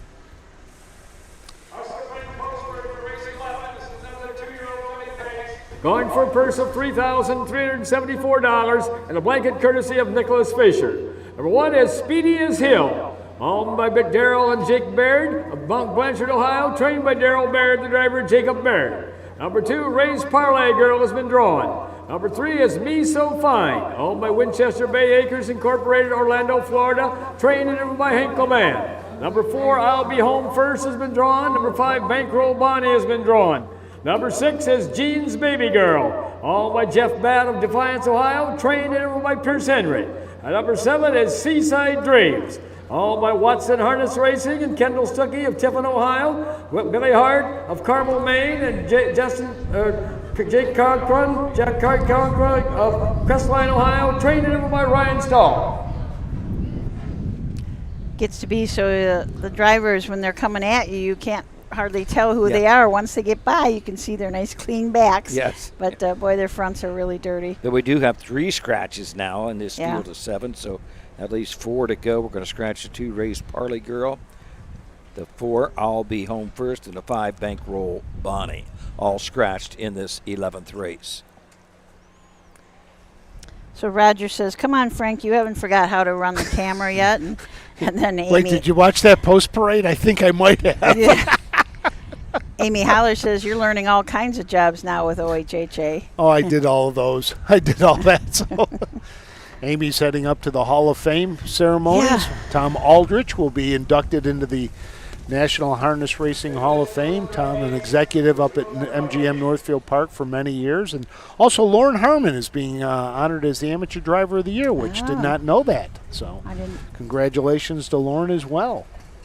That'll be great. Roger Houston will be headed over there, too. He's going to do a freshman focus in the morning and then head over to Goshen. Yep. Pretty amazing. If anybody has not been to the Hall of Fame, it's worth your trip if you're anywhere in the area at all. It's really a pretty neat place to see. I was planning on going, but you made me work Next Generation night, so I couldn't go. Sorry. You could fly in and out really fast. I could. Well, like Scott Zaran was at Woodbine the other night. Mm-hmm. Got in his car. He was on a dead run after he got off the horse and made it to the Meadowlands. Now, how far a flight that would be, I don't know. Oh, my gosh. I don't know either. But he made it in time to drive in the two of the bigger races later in the card. Not Scott Zaran, but Doug McNair, I believe it was. Doug McNair, yeah. Those guys used to do that pretty regularly back in the early days. You know, they would. Well, Yonkers and the Meadowlands, they take a helicopter. Well, we get some of the guys up Northfield going back and forth between the Meadows and Northfield trying to hit both the cards. I don't think so. No. I have trouble getting to the office and home. Expect to go to two different places? Well, that's what Susan does with Chris at the end of the year when you guys do the Worcester Upper Sandusky. Well, Susan did a doubleheader last Tuesday, Delaware in the afternoon. That's right, she did. Night, Yep. All right. The horses are headed to the gate. We're going to turn it over to Bill Peters for the call of this, the 11th from Marion.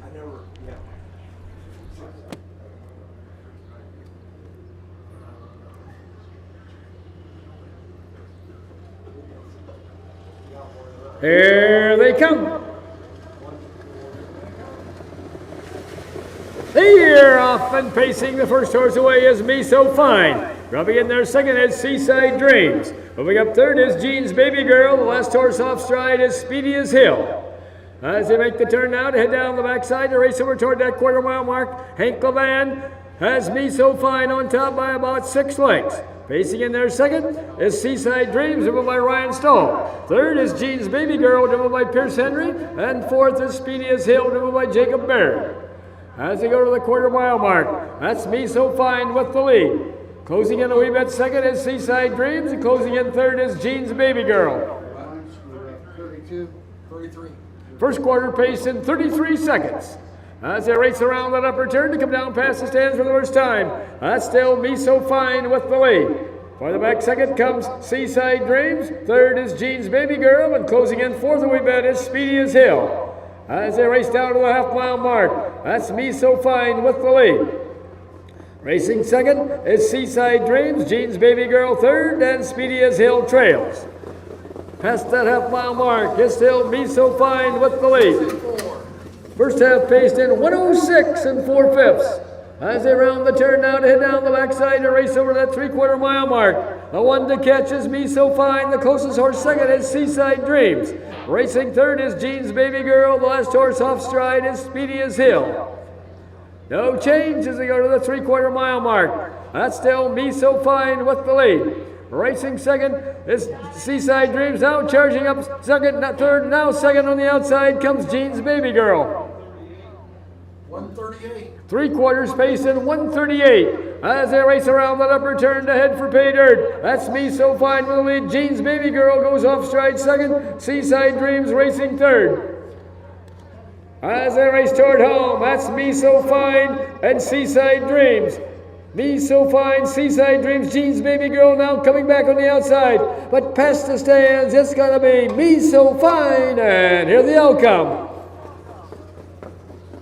Up for second, Jean's Baby Girl, and up for third is Seaside Dreams.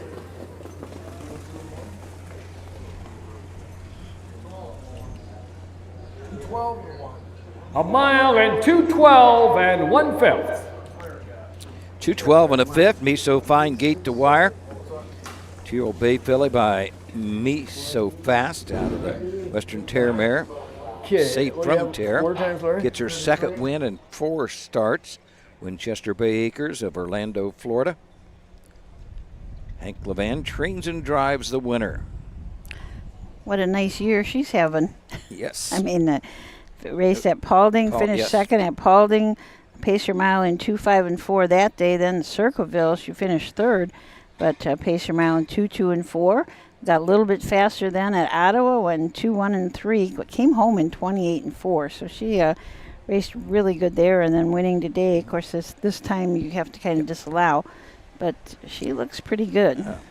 Susie Tell, the connection was Winchester Bay Acres, the breeder Big Bad DT Racing of Florida. So I'm sure there's a connection there because of the Big Bad John that they had Big Bad John who won the Little Brown Jug several years ago. So the Big Bad DT I wonder Racing if that's stable. Dan Tell.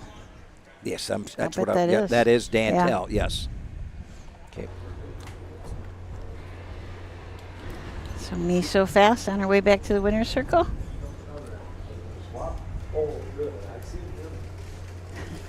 Yeah, Hank is a mess. Yeah, he is a mess. His face is covered.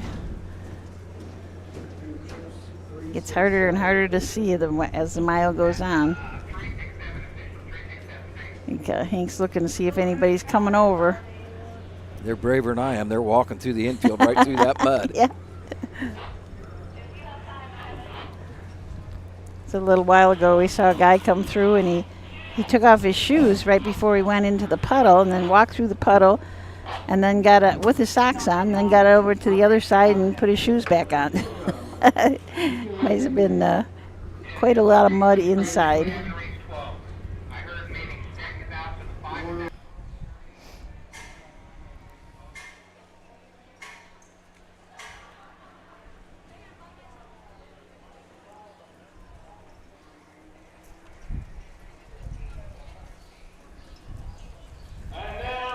The track into the winner's circle where the winners go. Coming in from Orlando, Florida, comes number 3, Me So Fine.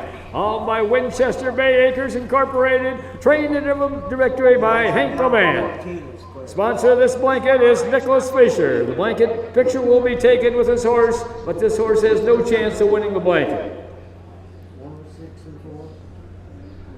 138. Yeah.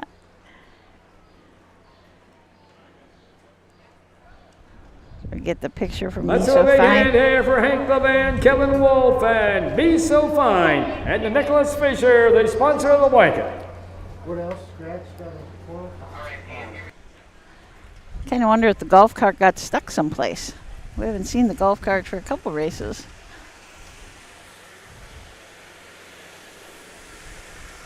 Was Brad, I know at Circleville, Brad was taking pictures of the winning Wiener dogs. Were you at Scioto Saturday for the? Yes. Was Brad Yep. getting the pictures? Of yes. Was it the same Wiener dog that won? You I think am pretty sure it was that little black hairy oh one. boy, that thing can leave the gate. Yeah. And knows what to do. Absolutely, he is fast. There was a whole lot of them that had no idea what they were doing. One got under the gate into the grandstand. Oh really? Yeah. Was 4th. Number 2, Ray's Parlay Girl had been drawn. Number 3, Me So Fine was the winner. Number 4, I'll Be Home First had been drawn. Number 5, Bankroll Bonnie had been drawn. Number 6, Jean's Baby Girl was second. Number 7, Seaside Dreams was third. Time of the first quarter was 33 seconds. The half was in 1:06 and 4/5. The 3 quarters in 1:38 with a mile in 2:12 and 1/5. From the top it should read 4 scratch, 1 scratch, scratch, 2, 3 on the bottom, the mile in 2:12 and 1/5. You could really tell the difference at Saturday night at Scioto, the difference in the dogs who had raced before and those who had, just. Well, I saw a replay, the winner, but there was a little dog chasing him, nipping after the winner. Oh, wasn't there? yeah. It looked like on the replay to me. Kind of like 2-year-olds out here. Yes. Yeah. Some of them know what they're doing. Some of them don't. Yeah, it's pretty. Our next pretty cute. big wiener dog race that I know of, Washington Courthouse coming up in 2 weeks. Yeah. Lisa Swartz does a great job there. $1,000 winner take all. Wow. May have to go out and find if I can find a wiener dog somewhere. It's just Just buy them like they do right before you go to that next generation. That's right. See where they're qualified. Yeah. Well, if you notice in the Huff Guide, I'm sure you noticed because you put it together. So there is wiener dog listings in the Huff Guide. Schedule, yes. Yeah. Yep. Yeah, they're having a whole circuit of Yeah. them. But what I thought was really interesting was Woody Willem put that together, and he's not going to allow it to fairs that don't have harness racing. It's only for fairs that have harness racing. So there you go. That was Very a really nice. smart idea. Yes, it was. We'll be back to look at the horses in this 12th race right after this break. Bell Fountain, the county seat of Logan County, 48 miles northwest of Columbus, is home to Campbell Hill, which at 1,549 feet above sea level is the highest point in Ohio. The name means beautiful spring in French, as the original travelers found lots of springs in the area. With over 56 newly renovated buildings downtown, in 2023, the city of over 14,000 was named one of the best hometowns in Ohio. There are numerous golf courses and camping sites, and it's a perfect starting point for your adventures. Visit Ohio Cabins in nearby Libertyville as you descend 40 feet underground and see stones that glow in the dark. Or take a day at the 5,100-acre Indian Lake. Built in the 1850s and the second largest man-made reservoir in Ohio, is a great time to be had by boating and fishing. In downtown Bell Fountain, it's a short walk, and I do mean a short walk, on McKinley Street, which, at a total of 20 feet, 6.1 meters for you metric chaps, is the shortest street in America. Then stop by Court Avenue, the oldest concrete street in the United States, set in 1891. A quick stroll brings you to a fully restored Holland Theater, which has been host to performances since the 1930s. This all comes together at the Logan County Fair, which runs from July 7th to July 12th, and be sure to catch the thrills and excitement of the Ohio Fair Racing Conference stake races on Monday, July 7th and Tuesday, July 8th. Host time at 6 p.m. It's all Bella Bella and Bell Fountain. Welcome. Welcome back to Marion. We got Joel Reese. He's our guy from Australia. It's 5:15 Tuesday morning, so he's watching. Joe, what are you doing up that early, dude? Get some sleep. He likes to watch, so he said good morning to us. Karen, she's a little bit of a smart aleck this morning. She says at least they don't have to water the track. That's a good one, Karen. I don't believe we'll be watering the track today. No. This wind keeps up, though, and the sun comes out. We may need it for that 20th and 21st. You never know. This is what it's been like all day, where the sun comes out and nice breeze and the track gets, and then the rain comes again. But I think it could be done because it said around 4 o'clock was supposed to be the last of it. So it's 3:24. Could be done. Susan, this 12th race, 5 2-year-old filly trotters with the scratch of the 3. What the Bee, beginning with the 1 Lilla Flicka, 2-year-old bay filly by Long Tom, a $9,000 Buckeye Classic purchase, making her second career start. Made a couple breaks leaving the gate at Paulding, but trotted a mile in 13, beaten 13 1/4 lengths, finished third. That's the 1 Lilla Flicka and Gregory Diamond. Magic Getaway, Rod Elms Jr. up for Jamie Weller. J&R Racing, Rising Sun, Ohio, and Greg Kowalowski from Glensham, PA are the owners. This is a muscle up the goal out of a Broadway Hall mare, Getaway All Hanover. I had one qualifier at Scioto Downs, finished 6th, was back a ways, but did trot in 2, 6, and 3. Midland Acres is proud to stand the prominent stallions, TCI, Long Tom. Owned, trained over by Greg Diamond of Bell, Florida. Number 2 is Magic Getaway. Owned by J&R Racing of Rising Sun, Ohio, and Greg Kowalowski of Glensham, Pennsylvania. Trained by Jamie Weller, the driver, Rod Elms Jr. Number 3, What the Bee has been drawn. Number 4 is Moon Dancing, owned by Rosie Weaver of Beach City, Ohio, and Courtney Stockmaster of Bellevue, Ohio, trained by Rosie Weaver and the driver Drew Neal. Number 5, What Speed Limit has been drawn. And number 6 is Grace's Acres, owned by Martin Yoder of Mount Eaton, Ohio, trained by Chris Beaver and the driver Clifton Bell. Horses will take 1 score and go to the gate. Your attention to the bars, beginning your horses ready for.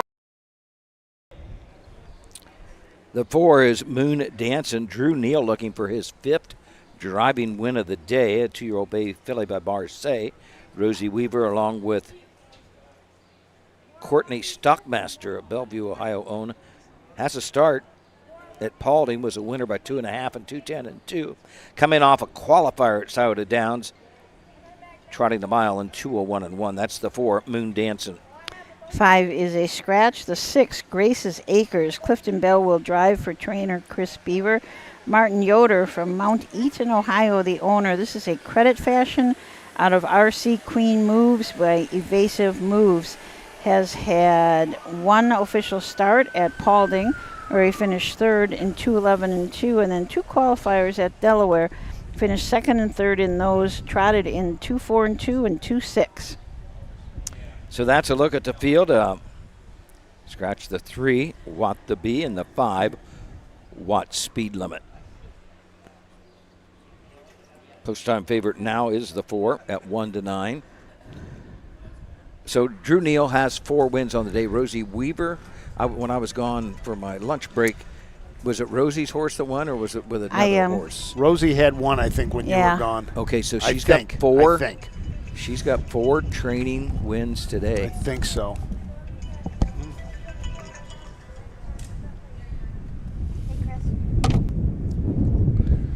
So the trotters have completed their score. So Matt comes back, Doug, and the first thing he says is he wants his headset back so he can run. I'm trying to give him another break. He must have heard I hit a wrong button already. So I'm sure he knew that. He was probably informed. Jay Wolf probably informed him. It probably did. Hey, get back on that camera. Frank just hit the wrong button. Oh. Now, a lot of credit to, Matt Clark and our new employee, Stephen Taylor. They worked their butts off this off season to get these kits ready to go and ready to roll. And then last week we had problems, and I'm just glad both of them lived in 1-story homes and office buildings because they were ready to jump, but they were able to work hard to get that all ready to go. So we're expecting a lot of fun. The way I look at it, Doug, is our first 3 fairs are our preseason, really, and this is like our qualifiers. So we're ready now. We get ready to go.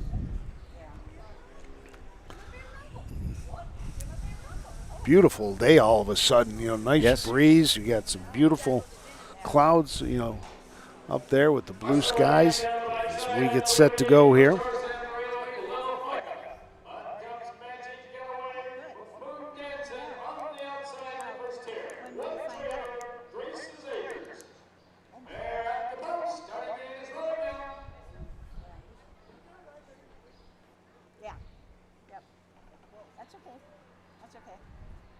All right. Okay, we'll get that to you. Okay, bye.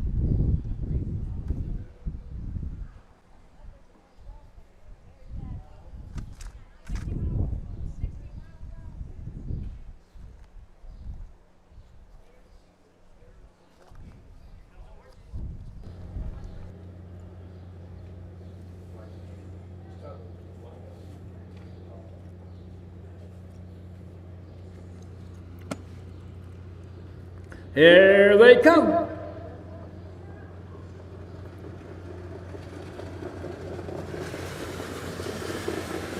They're off and trotting. The first horse away is Moon Dancing. Up on the outside, second is Grace's Acres. And their third is Magic Getaway. And the last horse is Little Flicka. As they make the turn now to head down the backside to race over that quarter-mile mark, Drew Neal has Moon Dancing on top by 1 length. Right there, close second, that's Grace's Acres, driven by Clifton Bell. Trotting third is Magic Getaway, driven by Rod Adams Jr. And the last horse is Little Flicka, driven by Greg Diamond. Going to the quarter-mile mark, there's no change. That's still Moon Dancing with the lead, with right there close second is Grace's Acres. Third is Magic Getaway, and the last horse is Little Flicka. 33. First quarter trotted in 33 seconds. as they race around that upper turn to come down past the stands for the first time. The Moon Dancing still shows on top. Grace's Acres is racing second. Moving up on the outside third now is Little Flicka and the last horse, Magic Getaway. 4 trotters pretty well bunched as they race down to the half-mile mark, and Little Flicka now takes over. That's Little Flicka now by about 2.5 lengths. Racing second is Moon Dancing. Third is Grace's Acres, and racing fourth is Magic Getaway. Past that half-mile mark, that's Little Flicka with the lead. First half trotted in 108. Little Flicka shows on top by 2 lengths. Racing second at the rail is Moon Dancing. Third is Grace's Acres, and trailing is Magic Getaway. Heading down that backside, Greg Diamond still has Little Flicka on top, but now Drew Neal comes out of that 2-hole with Moon Dancing. Racing third is Grace's Acres, and fourth is Magic Getaway. Going to the 3/4 mile mark, Grace's Acres takes, or Moon Dancing takes over, dropping back second. Little Flicka with Grace's Acres in their third. 141 and 2. 3/4 trotted in 141 and 2/5 as they race around that upper turn to head for pay dirt. Greg Diamond's backing out and on the move with Little Flicka. That's Moon Dancing at the rail, and Little Flicka on the outside with Grace's Acres in their third as they race through the lane. Moon Dancing at the rail, Little Flicka on the outside. Moon Dancing and Little Flicka, but Little Flicka goes off stride. Moon Dancing and Little Flicka, it's going to be Moon Dancing, and here's the outcome. Little Flicka up for second, up for third is Grace's Acres.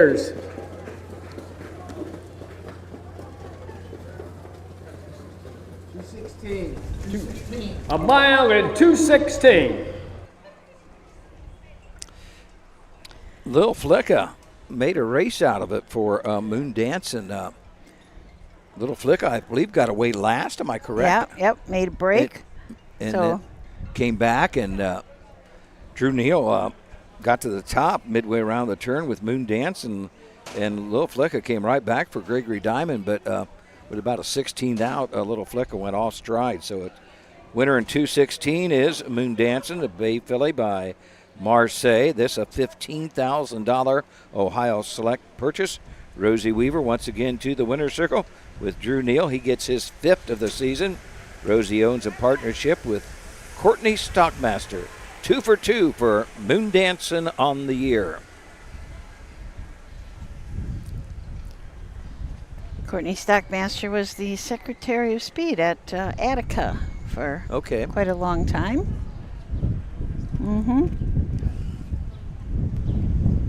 Nice that she's still in the business in a different way. Golf cart is back. Oh.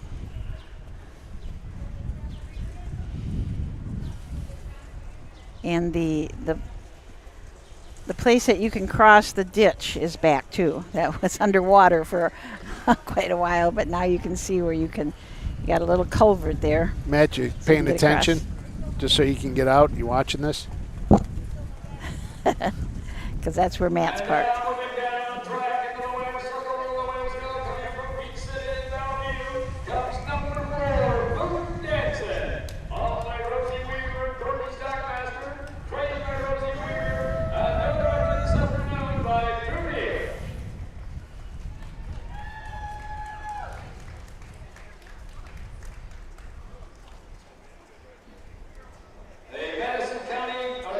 Marion County Farm Bureau blanket will have a picture taken of this horse, but this horse has no chance of winning the blanket.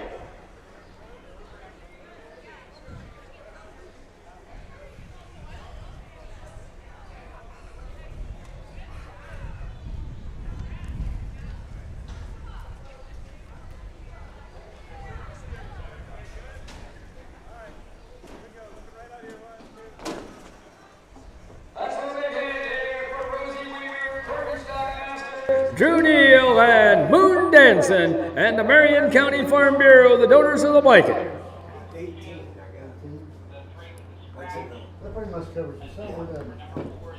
I believe Rosie has 4 more horses in today. I just looked. 4 more, 13th, 14th, 16th, and 20th. So I believe that was her 5th training win of the day. I lost track when I went for my bratwurst. I did too. I'm gonna have I think I'm pretty close up. to being right there. Yes, I did.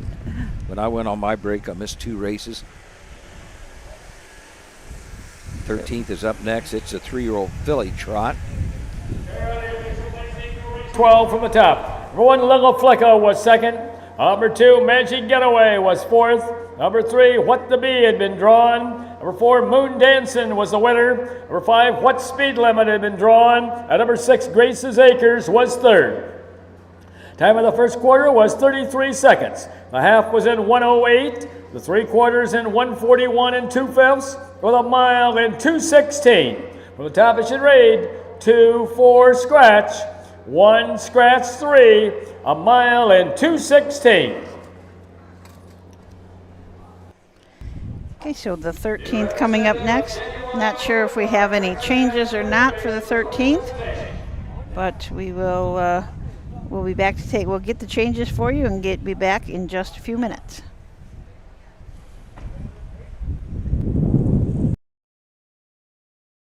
In Ohio, Hickory Lane Farm has the stallions you are looking for, like What the Hill, Uncle Peter, and In Range, as well as Branded by Lindy, Jug Winner Luz Pearlman, Racing Hill, and Guardian Angel Oz.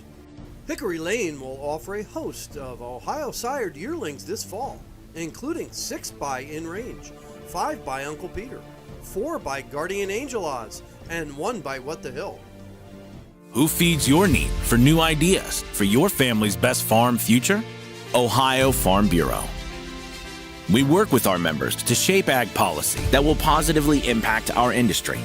Farm Bureau is advancing business solutions to give you a competitive advantage. We help you gather information to stay ahead of important topics and technologies. Plus, Ohio Farm Bureau creates opportunities for growth. Ohio Farm Bureau, feeding your need for new ideas.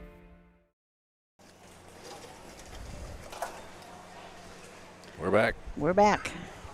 Matt Clark's back. What did you have, Matt, on your I had snack? the bratwurst, and I put relish and onions and mustard. Oh. It was good. And it was big, wasn't it? It was very big. Really yeah. big one. Yep. Yeah. Really great. It was a great farm stand. What does Hank have in his? Looks like a. Oh. What? Not sure what that was. I am not sure. Almost like a gating pole. It looks like a gate. Yes. Gating Yeah. pole. I'm. But I haven't seen. Don't see many of them. No. No. But I didn't have it on camera, so for the people at home, he was basically carrying it in his lap and looked like he's got like a 6-foot stick sitting in his lap. He might have found it laying on the track or something. So we got Frank Frost is now down trying to take pictures. He's just a man of many talents, Frank is. Good to have him back out here at the fairs. I'm sure he's happy to get back out of the office every once in a while. He was so happy. He came in and had his shorts on and said, "Yay, I'm in fair clothes," He had to come back. He's been doing a lot of legislative type stuff where he's had to wear a suit and a tie, and I think he's happy to be out at the fair. Well, up next is the 13th, the 3-year-old filly trot for $15,780. Susan, a field of 7. Dan Veneer, the 1. Dietz Lightning, 3-year-old bay filly by And Away We Go. This is a $19,000 purchase 2 years ago as a yearling. Has a winner once this year, a second and a third, right at $15,000. 56-1 at Scioto Downs. Has 8 career wins, a little over $37,000 lifetime in earnings. LT. Oh, looks like we're going to have the post parade. $1,236 and a blanket courtesy of Genuine Motor Car. Number 1 is Dietz Lightning, all by Veneer Racing of Pemberville, Ohio. J&L Saunders of Castle Rock, Colorado, and Schuberg Racing Stables of Asheville, Ohio, trained and by Dan Veneer. Number 2 is LT Ella, all by Heartland Acres of Walhonding, Ohio, Rosie Weaver of Beach City, Ohio, and Cabby D LLC of Hudson, Ohio, trained by Rosie Weaver and the driver Drew Neal. Number 3 is Speed of an Angel, owned by Emmanuel Miller of Delaware, Ohio, and Peter Gentile Jr. of Daytona Beach, Florida, trained and driven by Emmanuel Miller. Number 4 is Tom Hands It Over, owned by Jerry Migel of Westland, Michigan, trained by Steve Novak, the driver Mark St. Louis Jr. Number 5 is Petra, owned by Kimber Clegg of Matamoros, Pennsylvania, trained by Betty Clegg, the driver, Nick Clegg. Number 6 is Madam L, owned by Levan Stables of Woodstock, Ohio, Megan Levan also of Woodstock, Harrison Levan of Woodstock, and Rosemary Levan of Lewistown, trained and by Hank Levan. And number 7 is Vanellope, owned and trained by Jessica Rogner of Streetsboro, Ohio. We're still looking for the driver on that horse. Still need to know who's driving the number 7 horse.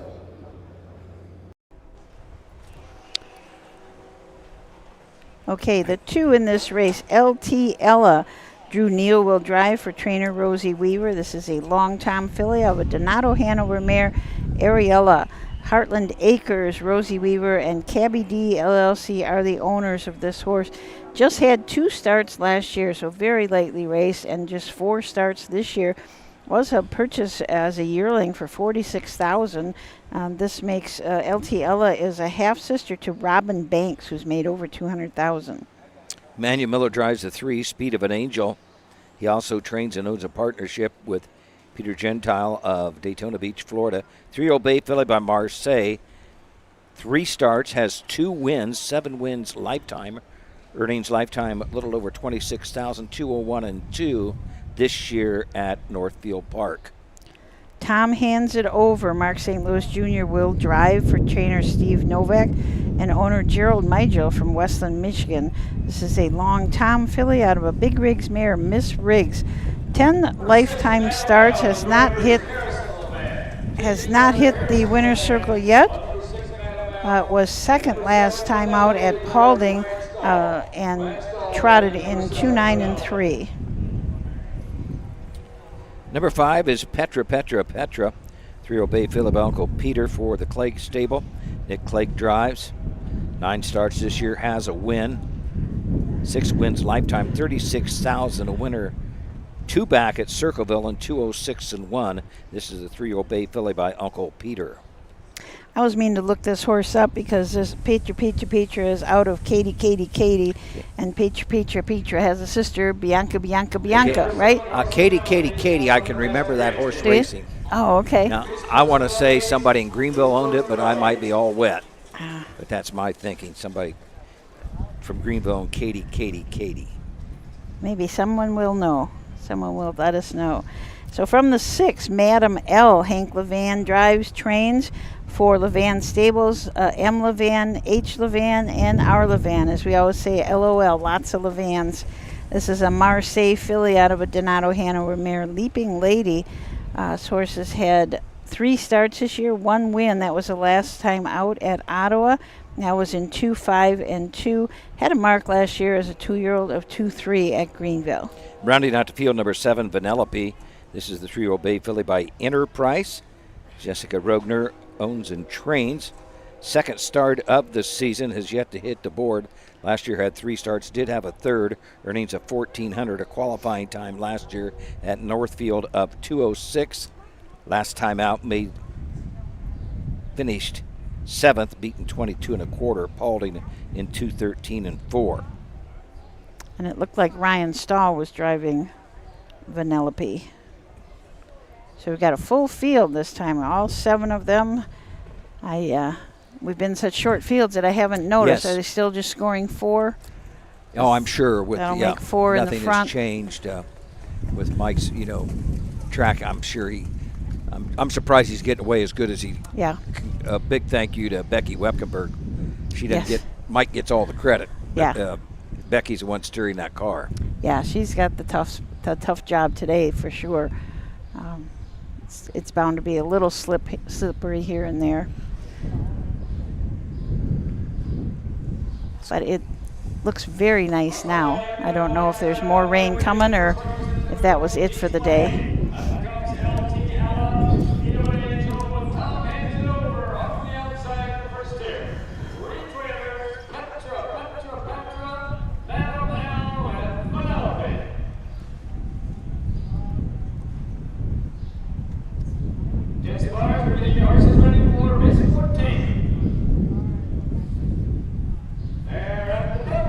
It is rolling now.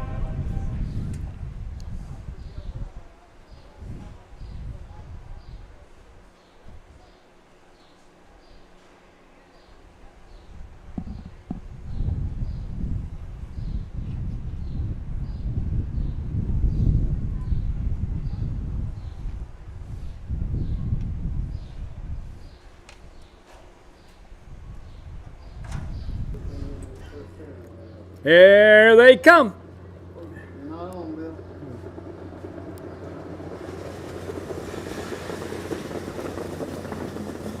They're off and trotting, taking over that early lead. That is LT Ella. Dropping in there second is Deep Sliding. Moving up third, that is Speed of an Angel. As they head down that backside, with the lead is LT Allen, driven by Drew Deal. Up on the outside second is Deep Sliding, driven by Dan Vinier. Deep Sliding now takes over. Moving up third is Speed of an Angel, driven by Emmanuel Miller. Fourth is Tom Hands It Over, driven by Mark St. Louis Jr. Racing fifth is Vanellope, driven by Ryan Stahl. Sixth is Madam Al, driven by Harrison Levan. And the last horse is Petra, driven by Nick Clegg. 32 and 4. First quarter trotted in 32 and 4/5 seconds. As they race around that upper turn to come down past the stands for the first time, it's Deep Sliding now by about 4 lengths. Off stride second goes LT Yalla. Moving up third is Speed of an Angel. Moving up fourth as they race down to the half, that is Vanellope. Coming to the half-mile mark, that's Deep Sliding with the lead. Speed of an Angel trots second. On the outside third is Vanellope. At the rail fourth is Tom Hands It Over. Madam Al is fifth. Sixth is LT Ella, and Petra trails. 104 and 2. First half trotted in 104 and 2/5. As they round the turn now to head down the backside to race over to that 3/4 mile mark. That's Deep Sliding with the lead. Up on the outside second is Vanellope. At the rail third is Speed of an Angel. Tom Hands It Over is fourth. Fifth and moving up on the outside down the backside is LT Ella. Also on the move sixth is Madam Al.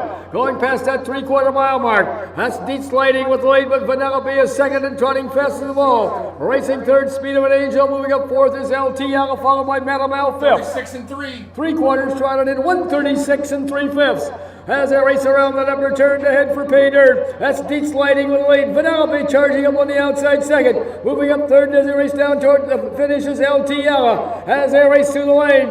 That's Deep Sliding and Vanellope. Deep Sliding at the rail. Vanellope on the outside. Deep Sliding and Vanellope. Deep Sliding and Vanellope. It's going to be Deep Sliding. And here they all come. Vanellope up for second. Up for third is LT Ella. Matt, 211 and 2. A mile and 2:11 and 2/5. Deets Lightning, I believe Dan Veneer was just toying with him, sitting there under a hand drive.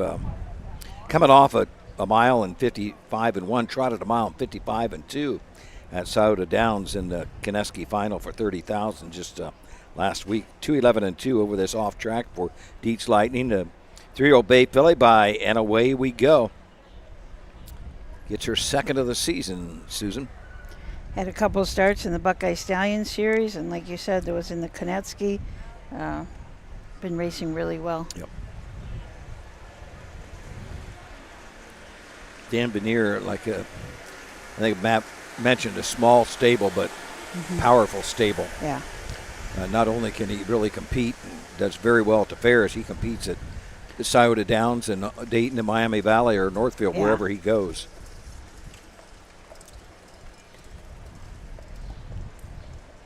I believe Mrs. Veneer's walking across there. I believe that will be Cheryl. Yes, Dan's second. Yep, second winner win of the day. Had one earlier. I believe it was with Are You Kidding Me, I believe. Yes. Are you kidding me?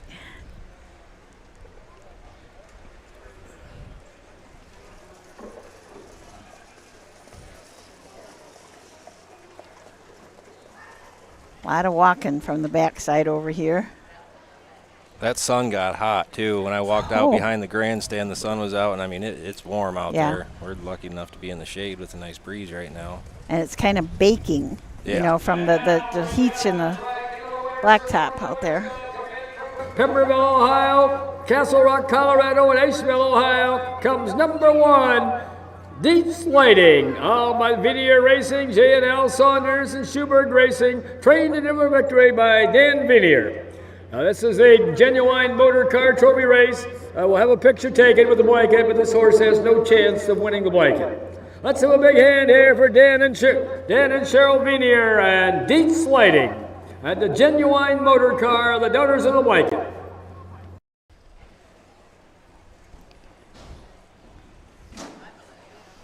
We'll get the rundown from Bill in just a moment.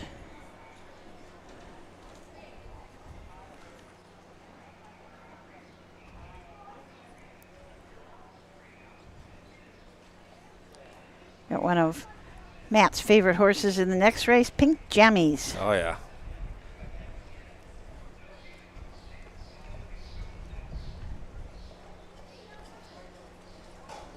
I looked her up this morning because I was thinking she's a half-sister to a horse called True Blue Lindy, who's made almost $500,000. Oh, no kidding. The winner, number 2, LT Yellow, was third. Number 3, Speed of an Angel, was fifth. Number 4, Tom Hands It Over, was sixth. Number 7, Petra was seventh. Number 6, Meadow Mel, was fourth. And number 7, Vanellope, was second. Time of the first quarter was 32 4/5. The half was in 104 2/5. The 3 quarters in 136 3/5, with a mile in 211 2/5. The top it should read 1, 3, 5, 6, 7, 4. 2 on the bottom. The mile in 211 2/5. In the upcoming race 14, you may scratch the number 6 horse, Pink Jammies. Oh. Scratch number 6, Pink Jammies, out of race 14. Well. Well, so much for talking about Pink Jammies, right? So we are scratched down to a field of 5 in the 14th race. That's a 3-year-old filly pace, the third of 4 divisions of that race. And we'll be back to take a look at the horses in the 14th right after this. At Ohio State's Galbraith Equine Center, our veterinary champions are here for your champions 24/7, 365 days a year, providing advanced specialty care for sports horses from all stages and disciplines. Our expert team of boarded surgeons and sports medicine and rehabilitation specialists, together with veterinary cardiologists, internal medicine, and ophthalmologists, make our hospital your best resource for all sports horse performance issues. The Ohio State Veterinary Medical Center's Galbraith Equine Hospital. Call us today at 614-292-6661. Make summer memories this year at the Ohio County Fairs. The Ohio Harness Horsemen's Association will be live streaming every race this year, and we want you to be there. Be a part of the excitement with the 2025 Ohio County Fair Racing Passport. Stop by the OHHA broadcast location in the grandstand to pick up your passport and stamp. Get stamps at every fair you attend. Prizes will be awarded to those that attend the most racing programs. Get your passport at the first fair you attend or call the OHHA office at 614-221-3650. Harness Racing, the fastest ride at the fair.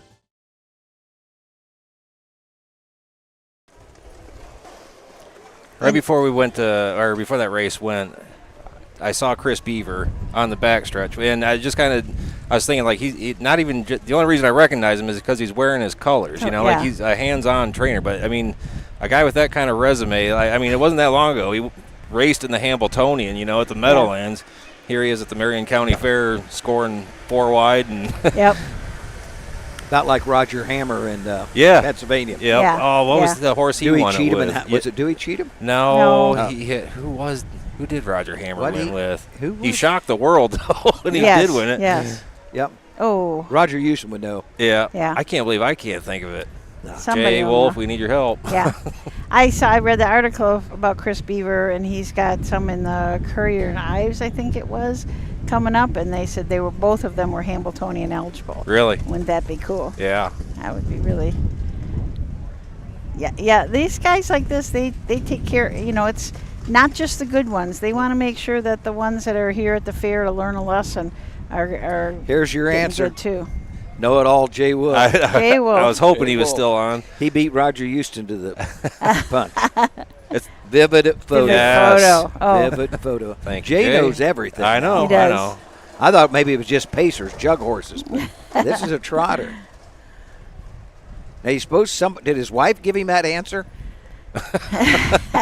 He's got one of those steel trap minds like Bill Peters upstairs, really. I mean, I could ask Bill a question about a horse that raced out here in 1986 probably, you know, and he might remember. And he would know. Yep. Yeah. Yeah, those kind of memories, that's just amazing.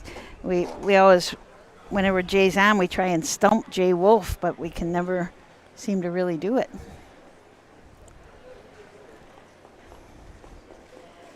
Turned out to be, it's just a beautiful day here now at Marion.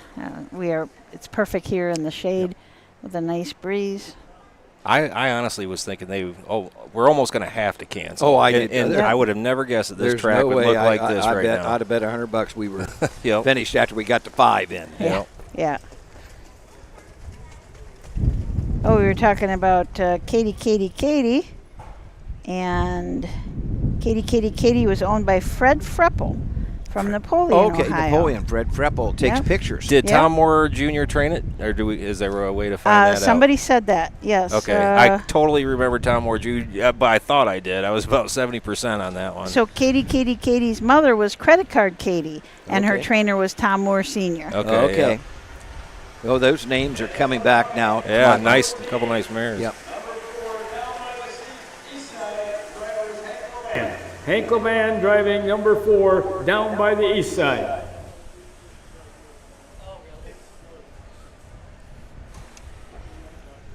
It's just amazing. I love it when all of our listeners just jump right in and they know stuff. You know, we don't have a question that's open very long. This is another 3-year-old filly pace. Going for a purse of $3,782 and a blanket courtesy $3,762 and a blanket courtesy of Lola Darlene Lewis. Number 1, Midnight Western has been drawn. Number 2 is Call Me Over the Hill.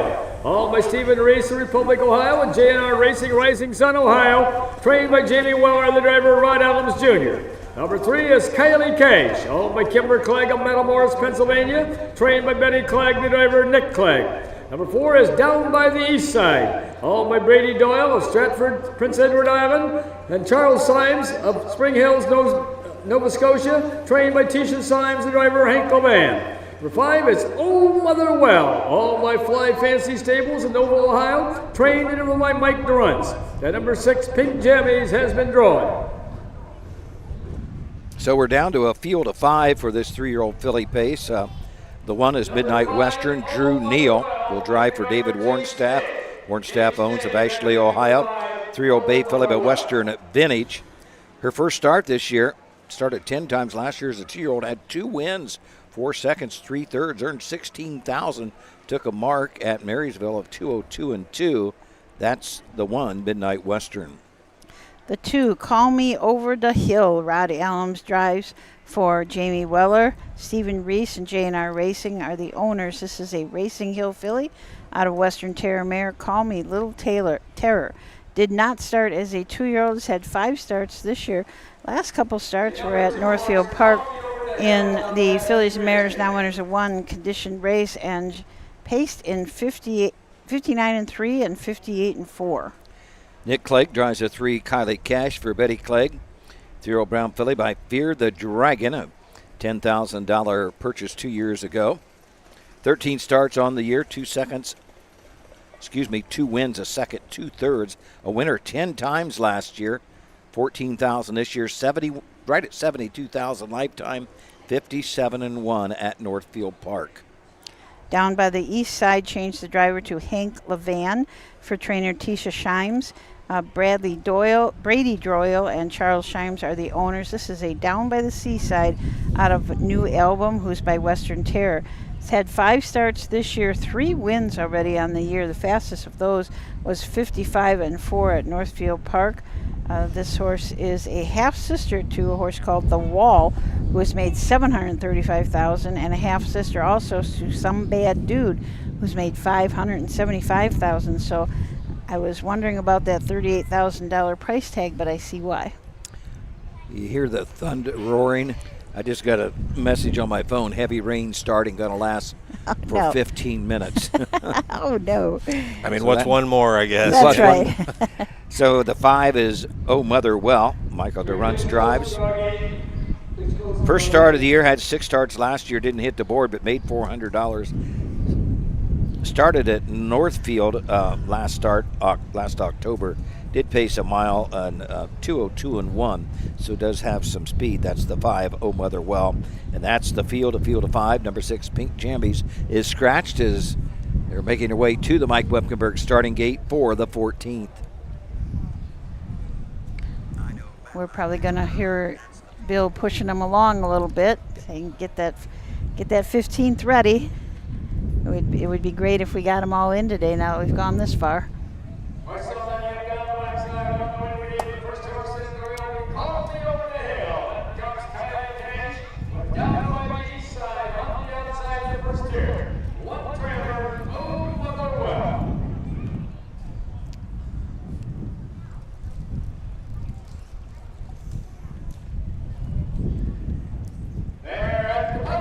It is rolling now.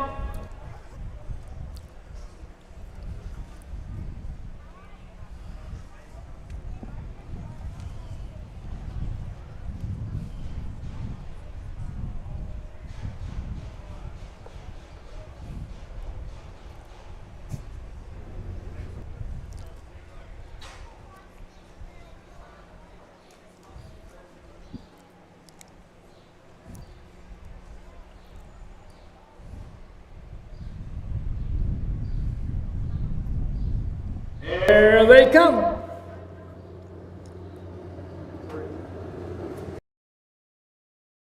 Facing the first horse away is Down by the East Side. In their second is Call Me Over the Hill. Third is Kylie Cage. And the last horse is Oh Mother Well. As they make the turn to head down the backside to race over the quarter-mile mark, Hank Levan has Down by the East Side on top by about 8 lengths.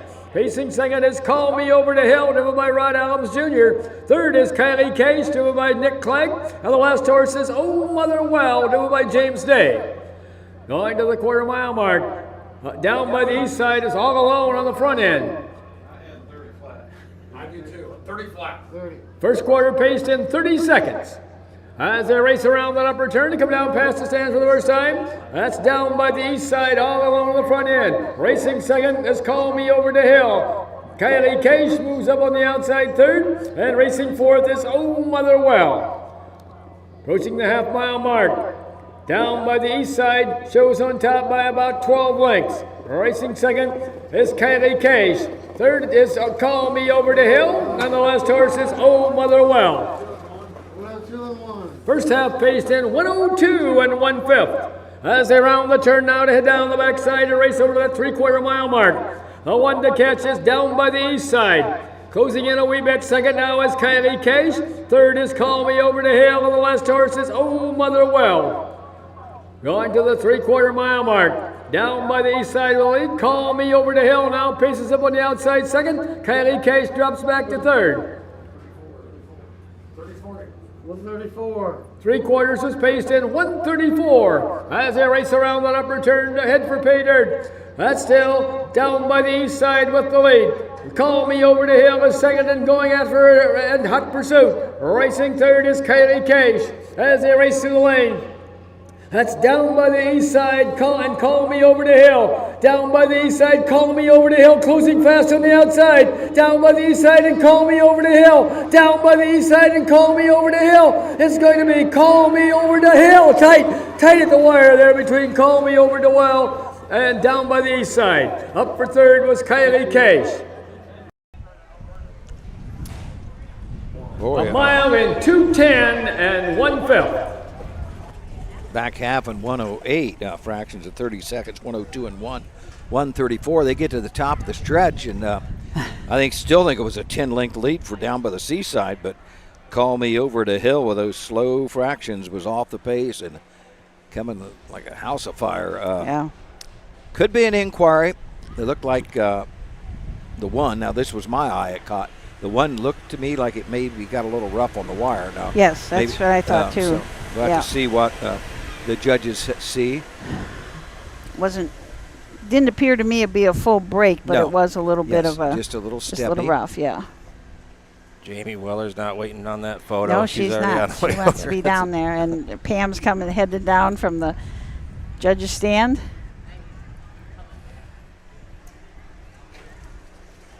It was a big effort by Call Me Over the Hill. Call Me Over the Hill, 6th start of the year. Race. There is a judge's inquiry. Please hold all mutual tickets till the results are given as official. The Call Me Over the Hill, 6th start of the year, has 2/3 coming in. Didn't race as a 2-year-old, is If you can hear in the background Bill Peters saying there is an inquiry, and I'm sure it's going to be on the 2. A little rough gated, right on the wire. Yeah. Right on the wire.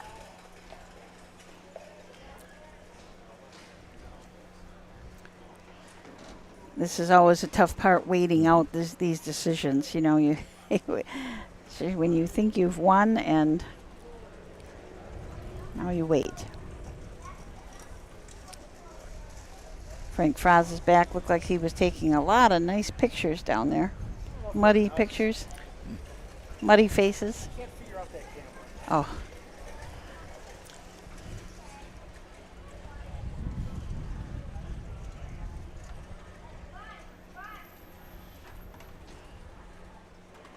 Well, you know, you say we're the 14th race, you'd think we're almost done, but there's still quite a few races to go. We're looking.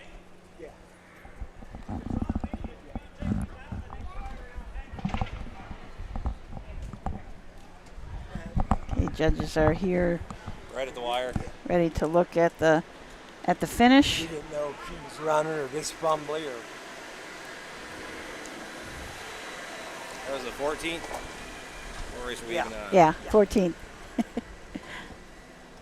So judges are gonna take a look at the replay. Nice to have a little bit of a replay, not as nice to have.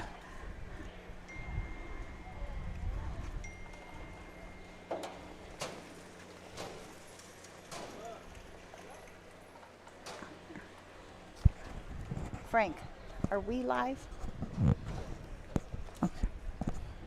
Okay, you're hearing that in the background because Is it playing the sound through the... we can hear the sound, yeah, but we can't do anything about that. You're just going to be hearing the sound. Well, the judges take a look at you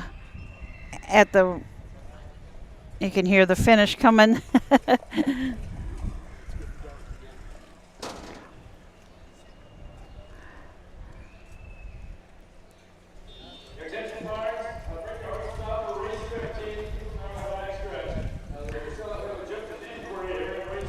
So they're still looking at the finish. That's just to see, as Doug and I talked about, Call Me Over the Hill did get a little bit rough down at the finish. Just depends if it was if the judges are going to call it a run.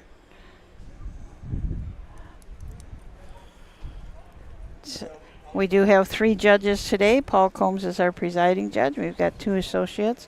It's always nice to have some associate judges with you so they can help you. It's hard to make some of these calls. You know, some of them, we know if they come down to look at the camera or look at the results, you know that it's going to be a little bit difficult. Yes, it's not like the raceway. You'd go to Scioto, Miami Valley, Northfield, wherever. The judges have all different kind of views. They can just rewind it within seconds, you know. Yeah. Look at it from the side. Look at it from the top. Look at it from behind. They can look at it. If you can judge at a county fair, you can judge anywhere. Absolutely. Absolutely. That's why I say it's the hardest judging job there is at the county fair. It truly is. We are looking like we might be getting some weather in again. It's getting a little dark behind us. Doug thought he heard a little bit of thunder. Yes, I'll check the rate.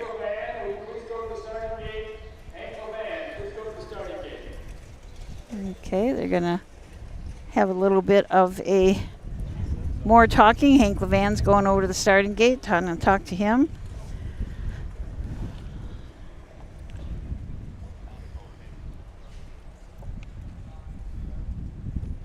The 15th race coming up is 2-year-old filly Pacers, the 4th of 5 divisions. And then we've got the 2-year-old filly Trotter, 6 divisions of those horses today. Supposed to be. Yeah, it's Doug the weatherman. There's a pretty good cell coming in. Not red, but it's a pretty good size cell. Oh, a little more rain. It has been a lot. You know, I didn't think about this when it first rained earlier. The guys with the totes underneath they were all worried because they were getting wet. The rain was coming right down under the grandstand, and they were underneath there in the rain. It was just like it was raining. Well, that rain. Okay. Yeah. Yeah. But that rain was blowing in the back and just rolling down these steps. Yeah. And we're clear. We're 3, 4, 5 rows up, and the water was just rolling down these steps. It was like if you would have put a rubber ducky at the top, Yeah. it would have boomed right down.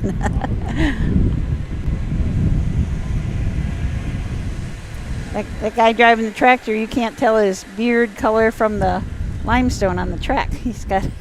Some of these drivers are almost unrecognizable when they're coming at you. Like Drew Neal, I couldn't even tell. He just looked solid gray. Yeah. And I could see his back was the green and white. Yeah. Yeah, you can't tell who it is till they get in. So you see their back. So it's. So right now the judges are talking to Hank Levan. Yep. Now, I'm just speculating here. I think they were looking when they came down to look at a lap-down brake, I assume, or a rough gated or whatever you're going to call it. But if they're talking to Hank about some kind of interference, I'm just speculating. Yeah. That's where you could get into double placings. Yes. And that gets real tricky. Those are. And I'm not saying that's what's happening, but that just crossed my mind. Yeah, the double placings get real tricky. Or you could be placed the winner, but yet be placed back because you interfered with somebody. It really gets confusing. Yeah, it does, and it's a heck of a thing to do as a charter when you have to put all those little things in, and it's a lot to figure out.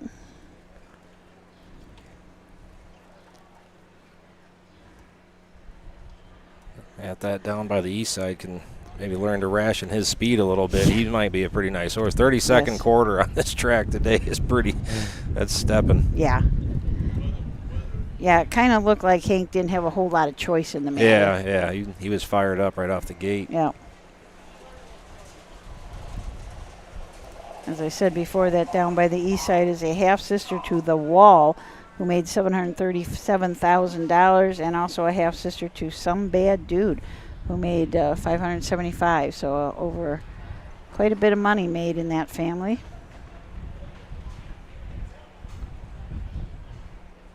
So now Rod is going to be talking to the judges. Mike Webkenberg brought the starting gate over here, and they'll be talking. It's always interesting how they get the drivers' perspectives. Talk to them all individually, so see what they have to say.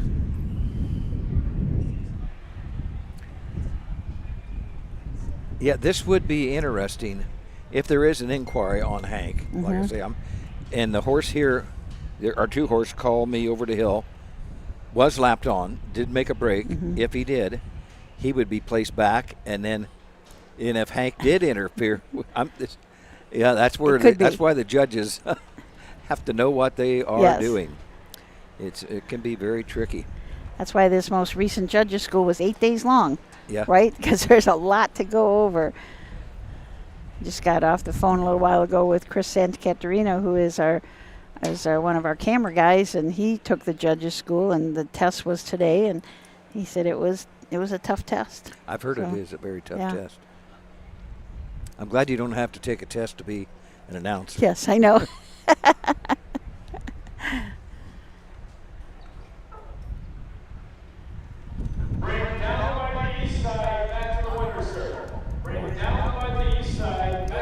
Okay, so we are going to have placing. See what it is. I don't know if it's a lapped-on break or. I didn't. I saw that's what it's going to end up being. It was a lapped-on break. I saw the horse get a little rough, live. But then when I went back and was showing him the replay, it looks like she jumped this puddle right here down in front of. Like you can see where it gets a little shiny there, and that's like she just kind of wasn't so sure about that. Yeah. I've seen a couple of them. One other one that made a number of breaks during a mile, and you could see it was the shiny, just leaping over him. I think by this time, down by the east side's probably, maybe he's had a bath. May not be coming back to the winner's circle. I think the horses are coming on the track for the 15th.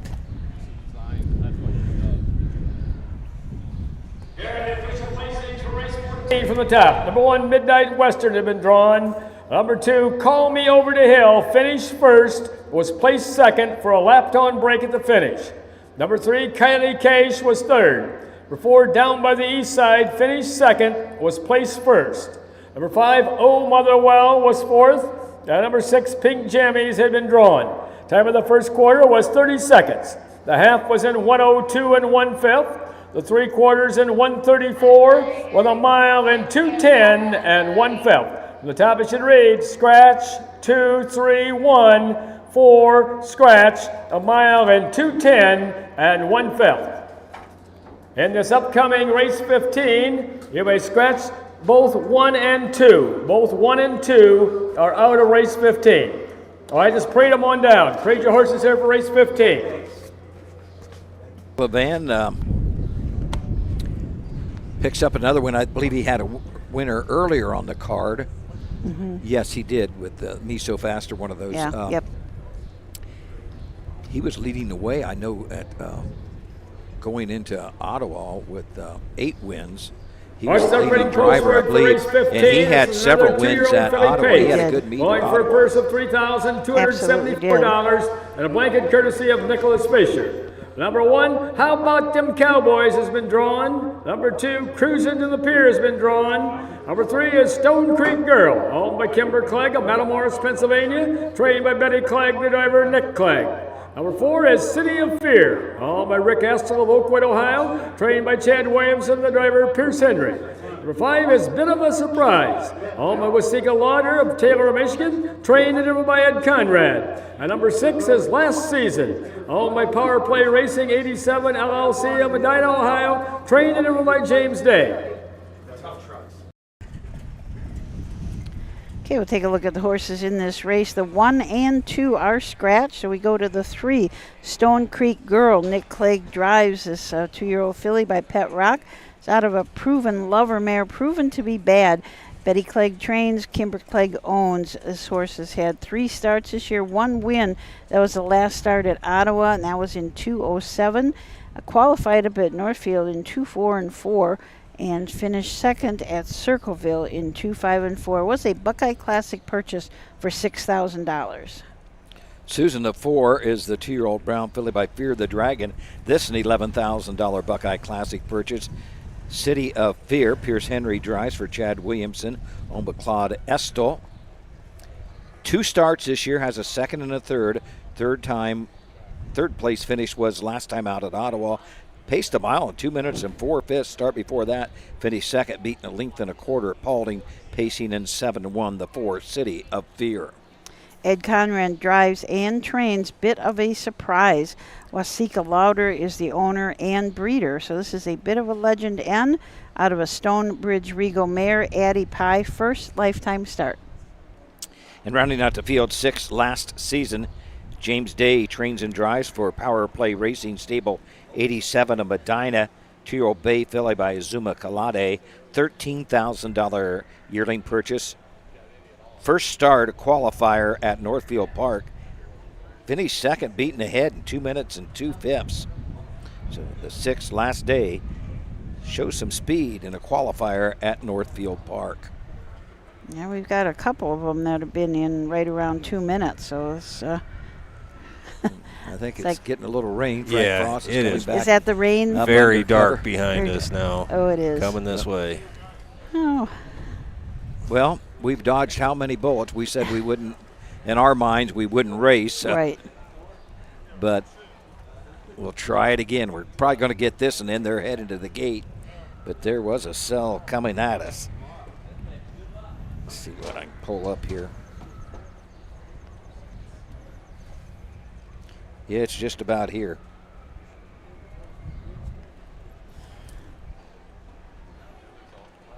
Oh, yeah. Everybody's looking at their phones, shaking their heads. Well, I am somewhat amazed we've gotten in. Yes, what we've got. I am too.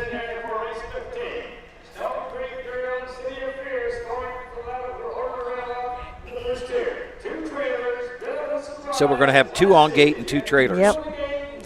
That's what we've got. So let's turn it up to turn it over to Bill Peters for the call of the 15th.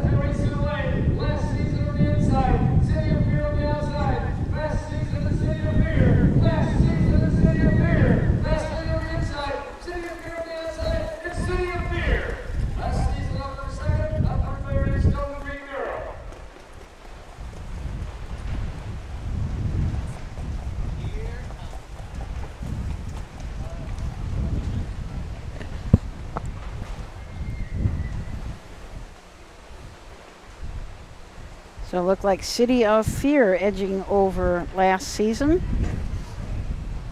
The wind has really picked up. Look at all those tote tickets blowing up against the fence.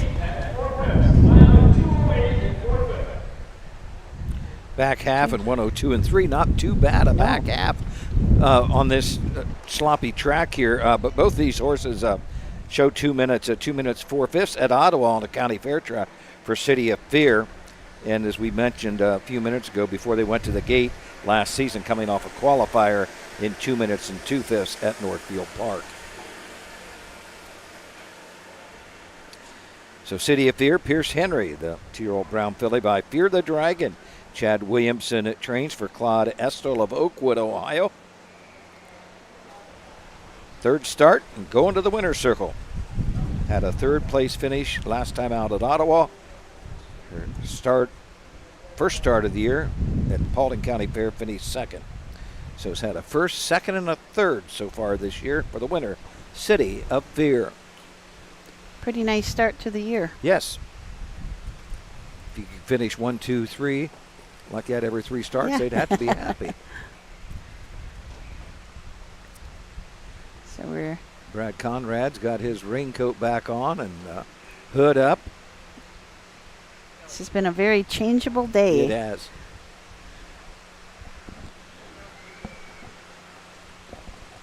I think Matt's going to have to run upstairs because the battery died on Bill Peters' lavalier.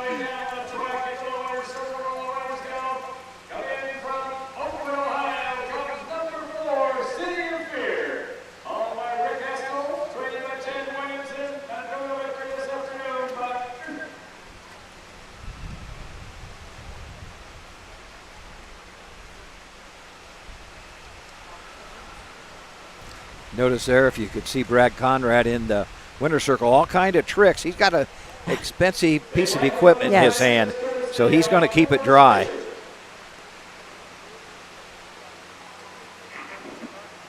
Yeah, he's got that towel over his camera, and I've seen him with it under his coat. This is not his first rodeo. No, absolutely not.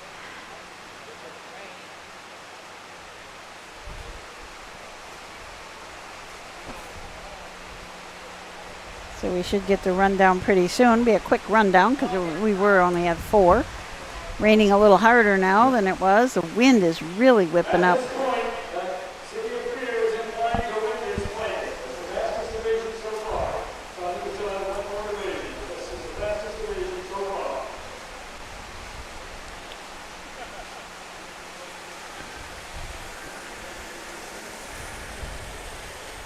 Well, this rain is not helping anything, but I don't know how it can really make it a whole lot worse. If there's no lightning, I'm guessing they're probably going to go on unless it's just a downpour. I mean, it's coming down pretty good, but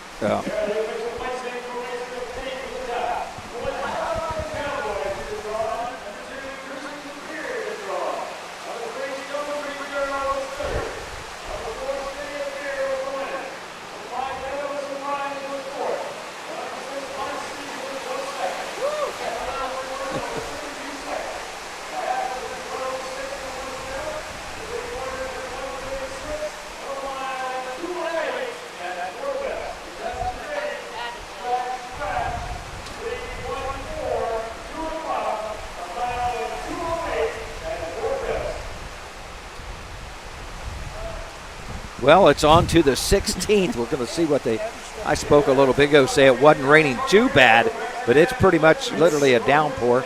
Yep, pouring again. So did you get the rundown, Susan, from yes, Bill? Yes, I did. Now, Bill mentioned, I don't know if he said bring them out or hold them. He said something. I couldn't quite get that. Do we need because we can't hear Bill. Yeah, we couldn't hear Bill. Yeah, okay. If you got the rundown, we should do it. So I'm going to give you the rundown for the 15th because Bill's batteries died. The 1 was scratched, the 2 was scratched, a 3, Stone Creek Girl finished 3rd, City of Fear, your race winner, Bit of a Surprise 4th, and last season 2nd. Fractions were 32, 106 and 1, 136, and 28 and 4. So let's take a short break, and when we come back, we'll see if it stopped raining. Midland Acres is proud to stand the Prominent Stallions, TCI, Long Tom, Ready for Money, Monty Mickey, Summa Cum Laude, and Bit of a Legend. With such great pedigree and speed in the Stallion Barn, Midland Acres will provide a diverse group of top yearlings in the sale ring for 2025. Visit us this fall at our consignments at the Blooded Horse Sale on August 26th, the Ohio Select Jug Sale on September 12th, and the Lexington Select Sale on September 29th through October 3rd. Let Midland Acres' experience in the industry lead you to the winner's circle. The future is bright in Ohio. Ohio Sire Stakes, Buckeye Stallion Series, 66 county and independent fairs. Whether it's the Ohio Sire Stakes, the Buckeye Stallion Series, or the county fairs, Ohio has a place for your racehorse. This year, Ohio breds are racing for nearly $23 million in stakes purses. Be part of the winning. Breed, buy, race, win in Ohio. Okay, we are back here at Marion, the 16th coming up. Matt Clark is going to run up to Bill Peters and change the battery. When we go, batteries are only good for like 4 hours, and we've been close to 5.5 hours already, so it's... As Jay Wolf just said, you're getting paid $2.42 an hour at this rate. Yeah, it is. It's been a strange day. It's not about the money. It's just having fun. There it is. That's what it's all about. It's funny now that rain, though, just helped because now you can see some of the drivers, the front of them, as they're coming through.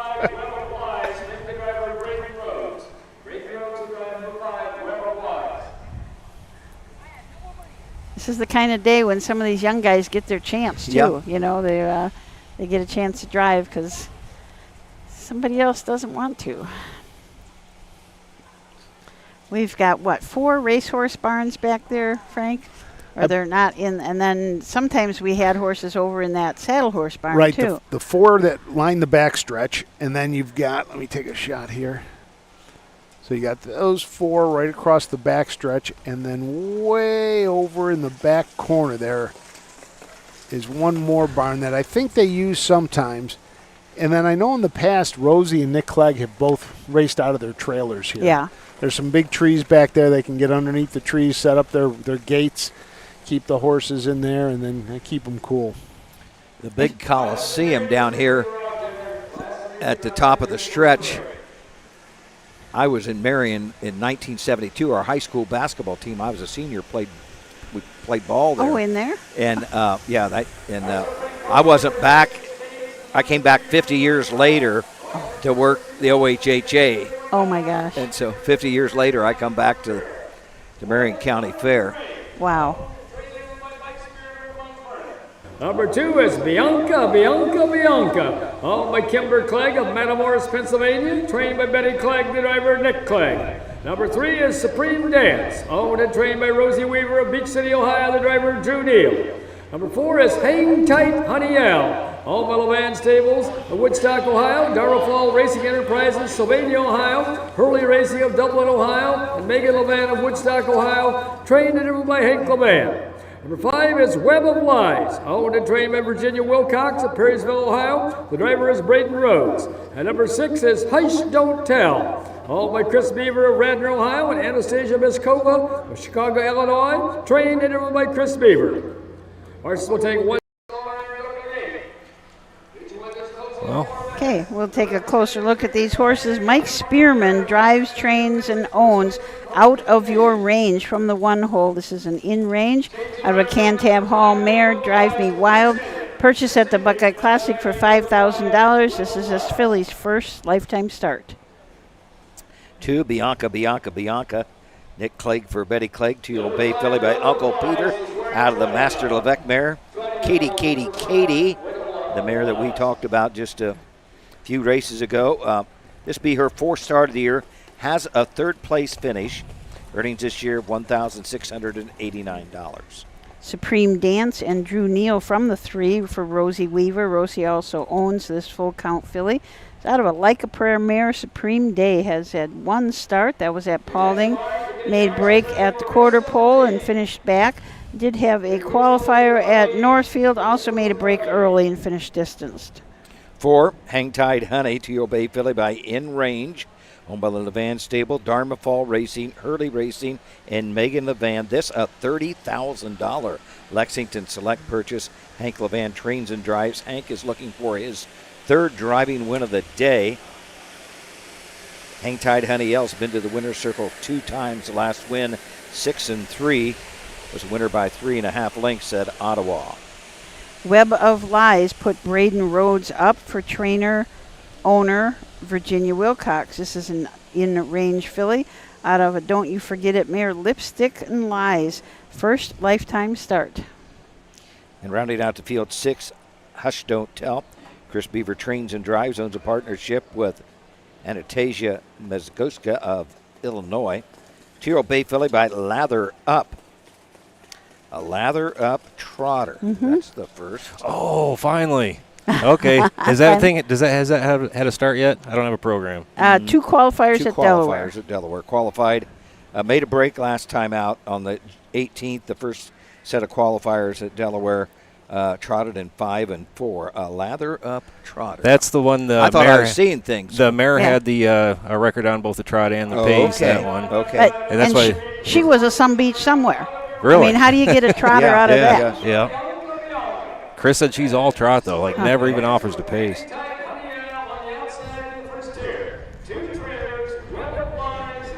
Don't Tell.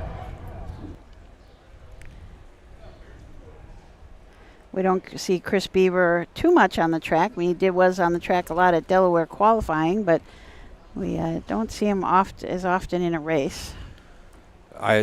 Watching her score down, she does not seem to care for the surface too much yet.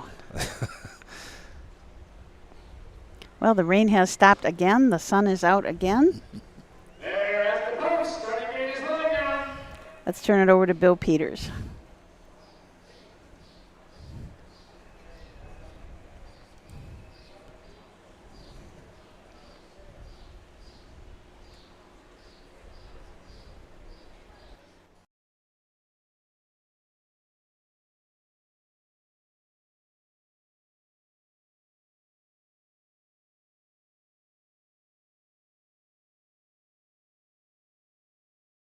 come.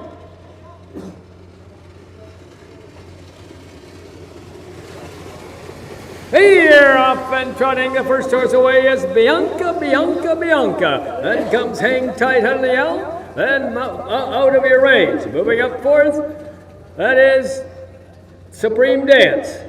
Fifth and off stride is Hush Don't Tell, and the last horse is Web of Lies. As they make the turn to head down the backside, now Bianca goes off stride, and taking over is Hang Tight Honey L. Moving up second along the rail is Out of Your Range, but now back trotting second is Bianca, and third now is Out of Your Range.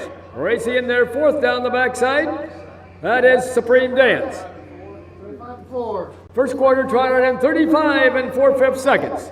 As they race around that upper turn to come down past the stands for the first time, showing on top is Hang Tight Honey Owl, driven by Hank Levan. Off stride second once again is Bianca, driven by Nick Clegg.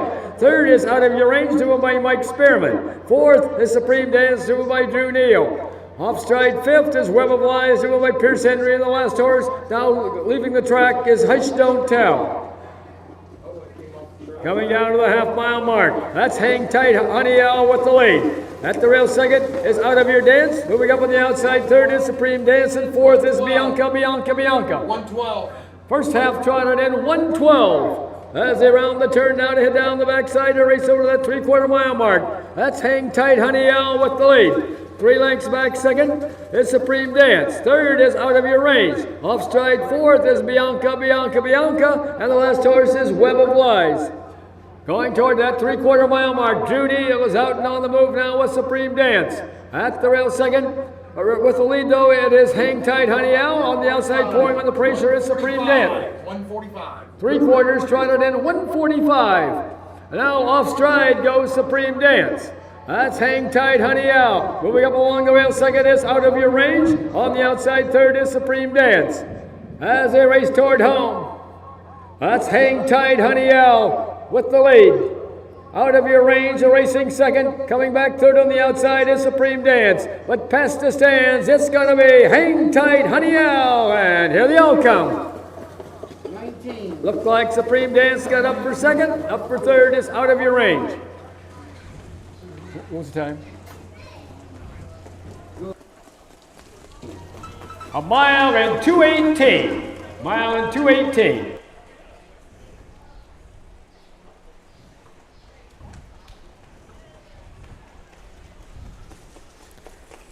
It's like Pierce Henry driving the 5, not Braden Rhodes. 6 ended up pulling right up, it looked like. She was not feeling it today. Nope, absolutely not. This is most of those fillies weren't. No, right. I mean, that was an ugly race, yeah, really. They didn't like that really mud. ugly race. Hang Tight Honey, I'm not sure if Out of Your Range made a break or not, but otherwise it was just the two of them that stayed flat. In the words of Rosie Weaver, manners are more important than speed at this point. Hang Tight Honey L, Levan Stables, Dharma Fall Racing, Joe and Fran Dharma Fall, Hurley Racing, and Megan Levan. As we mentioned, a $30,000 Lexington purchase. 2-year-old Bay filly by In Range. Her 4th start, her 2nd win. Joe and Fran Dharma Fall with other connections in the winner's circle. Is it kind of a secret, horses that are entered into the big race coming up Saturday? Am I not supposed to say anything about entrance? I don't think we know. I don't think we I know one. You know one? Yeah, but I don't know if I'm allowed to say it. I don't think you are supposed to say it. I won't say anything.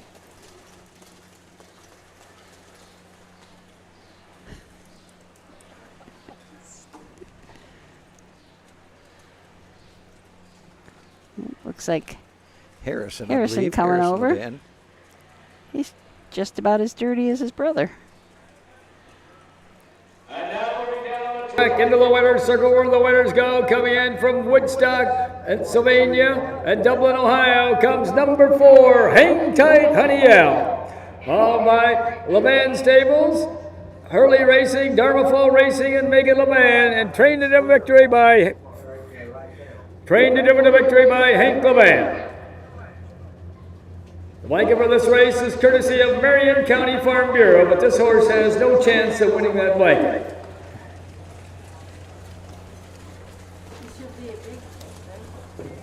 Yeah, it should be a big check.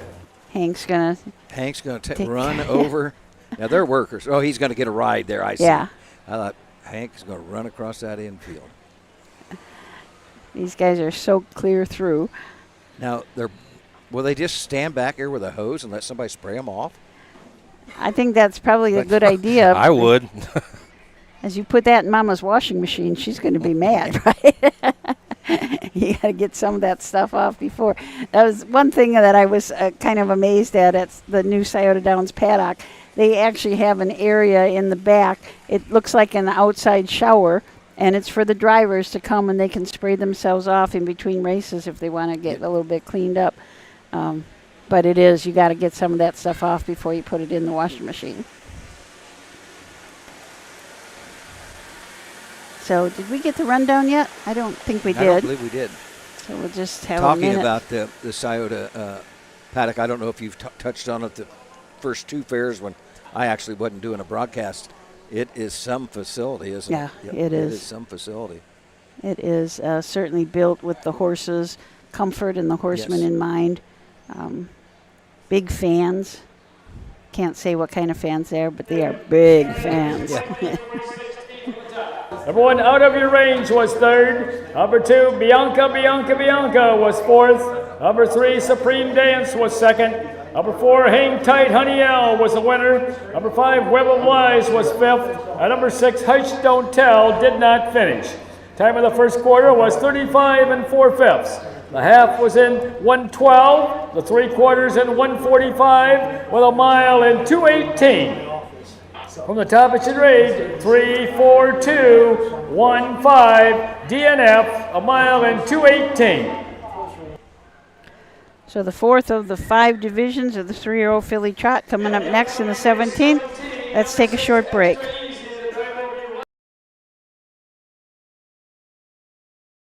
Make summer memories this year at the Ohio County Fairs. The Ohio Harness Horsemen's Association will be live streaming every race this year, and we want you to be there. Be a part of the excitement with the 2025 Ohio County Fair Racing Passport. Stop by the OHHA broadcast location in the grandstand to pick up your passport and stamp. Get stamps at every fair you attend. Prizes will be awarded to those that attend the most racing programs. Get your passport at the first fair you attend or call the OHHA office at 614-221-3650. Harness Racing, the fastest ride at the fair. Volstead, Coach K. Hanover, Slay, Ohio's top trotters stand at Dublin Valley Farms. Volstead's offspring include Sugar Instead, the 2023 Ohio 2-year-old Trotting Filly of the Year, and 2024 Ohio Sire Stakes winner Jurassic Hattie. Coach K. Hanover, the son of world record holder Walner, and Slay, the son of Chapter 7, standing his first season at Dublin Valley Farms.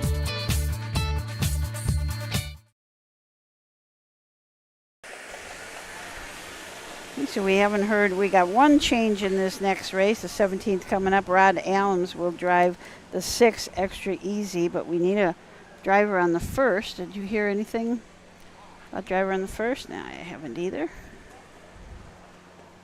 So we'll see if all these, it's a little bit tough with all the delays and the downpours and everything. Sometimes we're waiting on some changes, but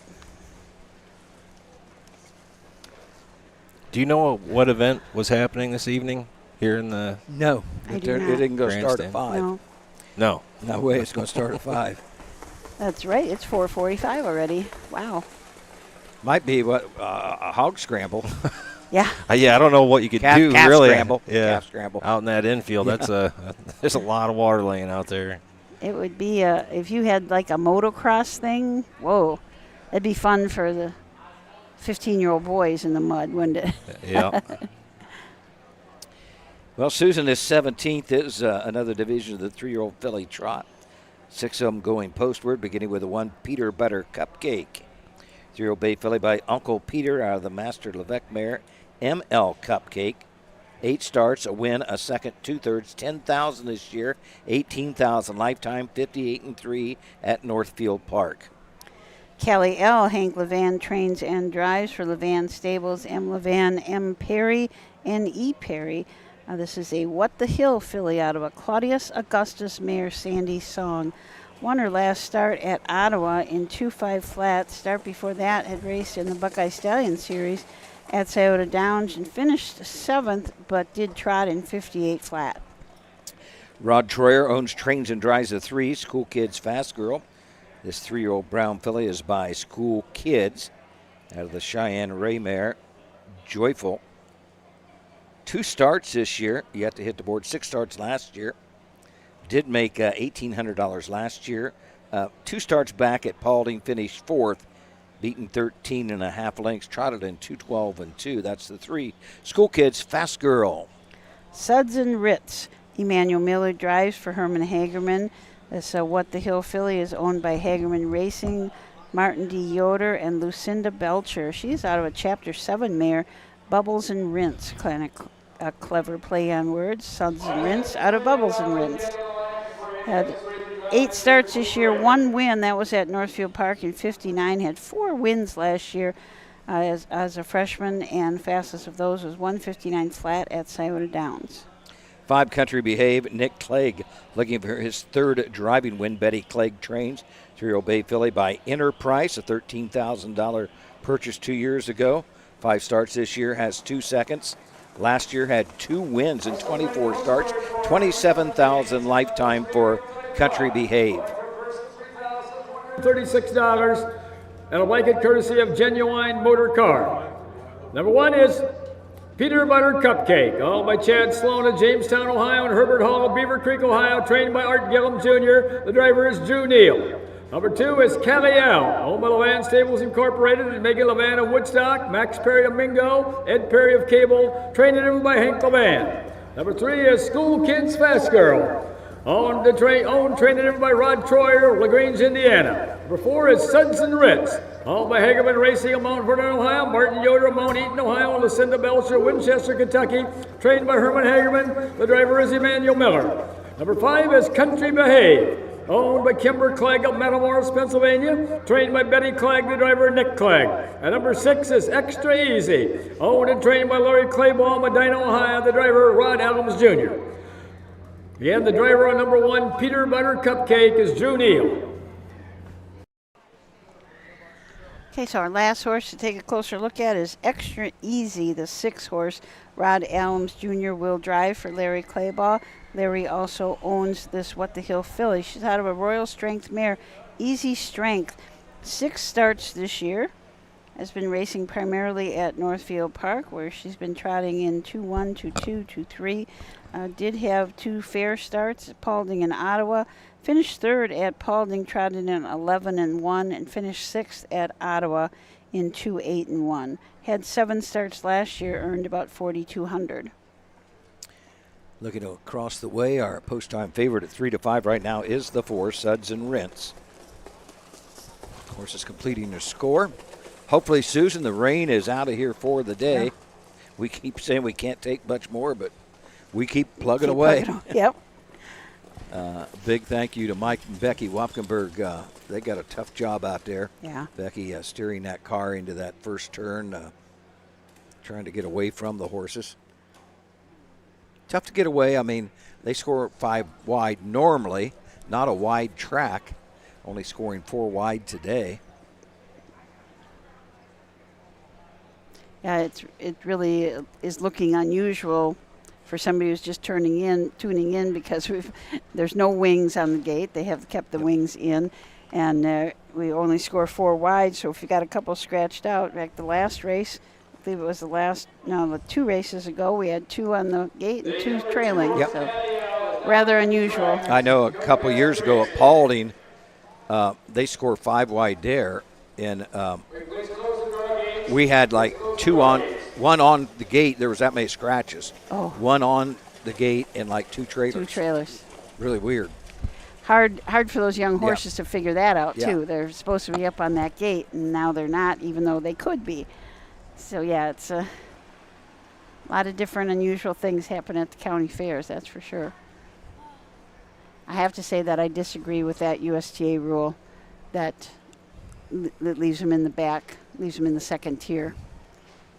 Well, it all depends. Some, here today, But if you would you rather have the 7-hole or 6-hole? Right. You know, Right. if you're scoring 6 wide, you'd be out on the wing. I think I would give him my choice. Say, what do you want to do?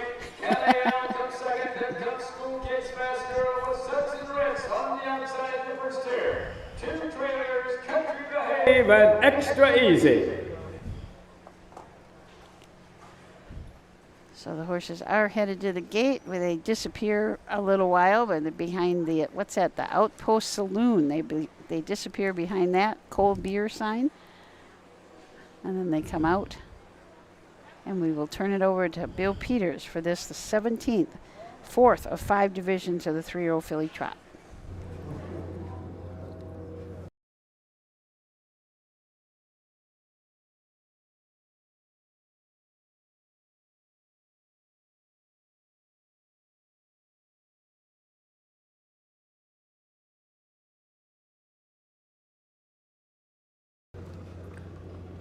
Here they come.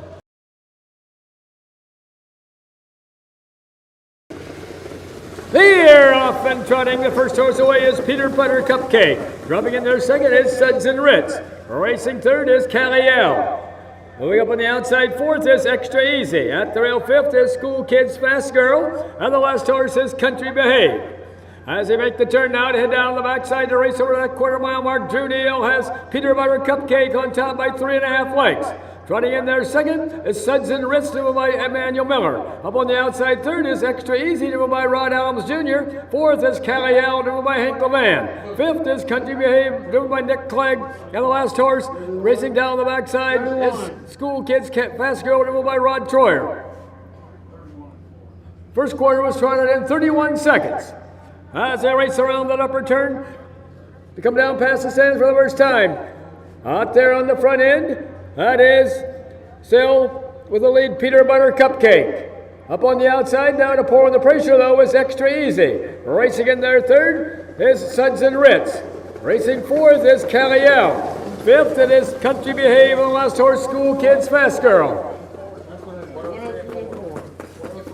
First half trotted in 103 and 4/5. As they round the turn now to head down the backside to race over that 3/4 mile mark. Peter Butter Cupcake still shows on top, but Rod Adams is making his move now with Extra Easy on the outside second, and going right with him is Emmanuel Miller with Suds and Ritz. Racing fourth is Caliel. Racing fifth is Country Behave, and the last horse is School Kids Fast Girl. Going to that 3/4 mile mark with the lead along the rail is Peter Butter Cupcake. 3/4 in 136 and 3/5. That's still Peter Butter Cupcake with the lead. Charging up on the outside second though as they race around that turn. That is Suds and Ritz. Peter Butter Cupcake and Suds and Ritz as they race through the lane. Also on the move is Extra Easy. Peter Butter Cupcake and Suds and Ritz as they race through the lane. Now with the lead, it's Suds and Ritz. It's Suds and Ritz and Extra Easy. It's going to be Suds and Ritz, and here they all come. Extra Easy up for second. Up for third look like Caliel.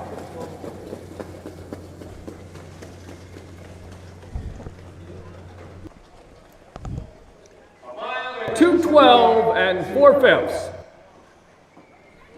2:12 and 4 for Suds and Ritz and Manny Miller. Hergen Hagerman Stable.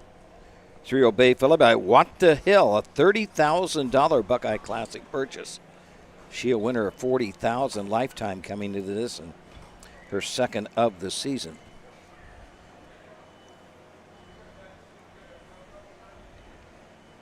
Also was one of those horses that's bouncing back and forth, was in the Buckeye Stallion Series. Had a third in the Buckeye Stallion Series up at Northfield Park and a fifth at Scioto, so it does have some points in that series.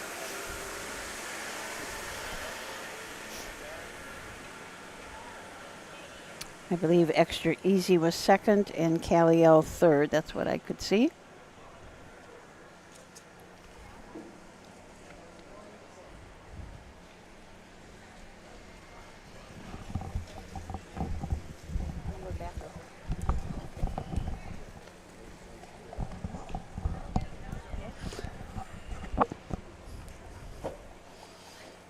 Welcome back, Mr. Frost.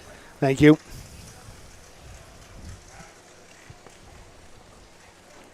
Frank, I believe we're going to get them in. Well, that's what I was just about to tell everybody. I was upstairs in the judges' stand. We are going to get them in, but they're going to go a lot slower now. They have to stage the trucks for the monster truck or whatever the tough I thought trucks. you were kidding. They're going to draw. This is going to. You're serious. There's going to be delays in between these races. Yes. Oh boy. Because they have to stage the trucks. The problem is the trucks stage. I'll wait till we're done here. For Suds and Ritz, owned by Hagerman Racing, Martin D. Yoder and Lucinda Belcher, trained by Herman Hagerman, and driven to victory this afternoon by Emmanuel Miller. I will have a picture taken here with a genuine motor car trophy, but again, this horse has no chance of winning it. Let's have a big hand here for Emmanuel Miller and Suds and Ritz and the genuine motor car, the donors of the blanket.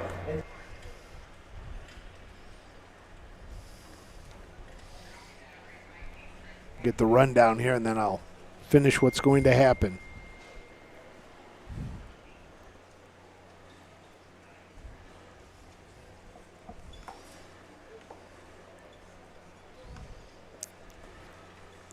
But I think the rain is gone for now. I like that. Well, with the tough trucks, it's going to be fun tonight with all that mud out there. That's for sure. People in the stands will get muddy tonight. They might. But since we're waiting on the rundown, I'll be quiet when it gets here. But what they have to do is they've got to start staging the trucks in the infield. They are all lined up outside the – wait for the rundown here.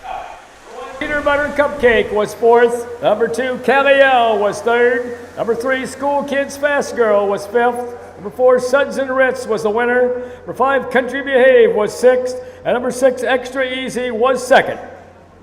Time of the first quarter was 31 seconds. The half was in 1:03 and 4/5. The 3 quarters in 1:36 and 3/5. With a mile in 2:12 and 4/5. Okay. 4:35, 1:62. A mile in 2:12 and 4/5. In the upper turn, which we cannot see because of everything that's in the infield, the trucks have been staging there. They're going to start bringing them across the track and into the infield between races. So that's why they're going to drag it out, but they said they're going to get them all in tonight. So 17 now in the books. 4 more to go. That's not many. Only 4 more to go. So we're going to take a break, and when we come back, we'll have the 18th for you from the Marion County Fair.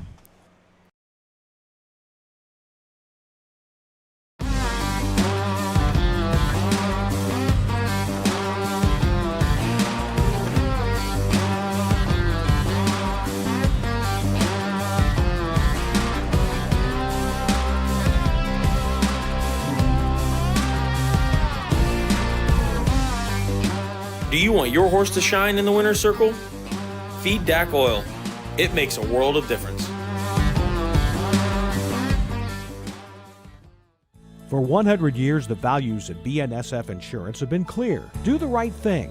These values have been at the forefront of what we do, and that will never change. But as the world changes, so must our business. That's why the time is right to change our name to CoverLink. When tragedy strikes, we protect our clients. We cover. And the connection of our values of doing what is right is the link. Combine the two and you get CoverLink. While our name has changed, nothing else has changed. Great service from great people. CoverLink Insurance. Welcome back to the Marion County Fair. Along with Susan Schroeder, Matt Clark, Doug Ballinger, I'm Frank Froz. Glad to have you along on this sunny, rainy, windy. You know what this day is like? It's like a British Open. You have all 4 seasons in one day, except the only thing we haven't had here has been snow. But no, it's been a crazy day, hasn't it? Pam Weller said a few years ago it did hail here. Oh, jeez. So at least we haven't had the hail, right? That would not be good if we ended up getting some of that. It certainly has been a strange weather day. I got to give kudos to everybody for keeping it going. I mean, the officials, the track guys, the horsemen, everybody's just been working really hard to keep it going. And we are getting ready, just 4 more to go. We'll see how long it takes to run these last 4 off as they try to bring in all of the tough trucks for tonight. Tough trucks, that's what it is? Yep. They'll be out there. Which Matt has predicted people in the stands could get muddy if the mud's flying that much. Oh, my gosh. But to be honest with you, we better get Matt out of that infield before the tough trucks get there, or Matt's car may be covered in mud. Yeah. Yes. I'm just I think Matt will be covered in mud by the time he walks to his car to go get it. I'm hoping that you can get it out of there. Yeah. Well, he should be able to get it out and go out the gate by the draw gate up there in the at the top of the back stretch up there. I would think. I see some trucks coming in now. I'm not sure how we're going to get the equipment to Matt's car. He may have to just carry it himself, but I'm not getting muddy. Are you getting muddy? I'm not. I'm thinking I don't think I can drive on the track here. I wouldn't. There don't is a way. You know what I would do, Matt, before we get done? I'd ask Jim Ashman. His car's sitting right over here. I've done it before, and it is tight. There's two fences. There's a fence that goes along the road. Yeah. Yeah, I have done that too. I did it. I forgot about about that. a year ago, and I had to stop and move my mirrors in so I could. I mean, it's man. that tight. That's really I tight. forgot about that. You're so exactly that's going right. up here. Yep. Alongside between those the two first fences. turn. Yep. Ah. Yeah, Matt, we'll figure out. They got some golf carts around here. We'll get you. That's what I'm taken thinking. care of. Golf cart might be the answer. Yeah. Get all the stuff on it. It is a highly unusual day here. I mean, honestly, I think at most other tracks with that much rain, we would have had to cancel. This track has taken a tremendous amount of rain. And tomorrow is supposed to be nicer. No rain in the forecast, so that'll be good. Because we only have 20 races tomorrow, so an easy day. Piece of cake. That is going to seem like it flies right by, assuming we don't have any delays tomorrow. Yeah, if you don't have any delays for anything, it should be okay. Yeah. So, I thought Rod that Allums looks like he is rolled in the mud. He just came by covered entirely. His back of his colors look fine. Oh, a couple of hours ago, as they said at El Dorado Side of Downs, there is still one spot in the 2-year-old Colt Trot Next Generation that someone is looking to sell. Contact the race office, and they'll connect you with the spot owner. Well, I wonder if that was somebody had one in mind in the qualifier today. Didn't like what they saw, maybe, or could have been. And a blanket courtesy of Lola Darlene Lewis. One is Section Line Flame. All by Hagerman Racing of Mount Vernon, Ohio, and Charles Reeve of Broadview Heights, Ohio, trained by Herman Hagerman, the driver Emmanuel Miller. Number 2 is Ali Sweet Cake. All by J&R Racing of Rising Sun, Ohio, Mark Kistler of Vickery, Ohio, and Sheila Marie Mobus of Northwood, Ohio, trained by Jamie Weller, the driver Rod Allums Jr. Number 3 is Legendary Al, all by Levan Stables Incorporated of Woodstock, Ohio, Darby Fall Racing of Sylvania, Ohio, and Megan Levan of Woodstock, Ohio, trained and driven by Hank Levan. Number 4 is Song Somewhere, owned by Phil Baldoff, North Royalton, Ohio, trained by Isaiah Shrake, changed the driver to Ryan Stahl. Ryan Stahl driving number 4, Song Somewhere. Number 5 is Whiskey Hill, owned and trained by Robbie Brooks of Van Loo, Ohio. The driver is Pierce Henry. Number 6 is Nefarious Niblet, owned and trained by Travis Boring of Clayton, Michigan. The driver, Travis Boring. And number 7 is Hillary's Girl, owned by Janie Weller, Republic, Ohio, and Charles Mooney of Avon Lake, Ohio, trained by Janie Weller.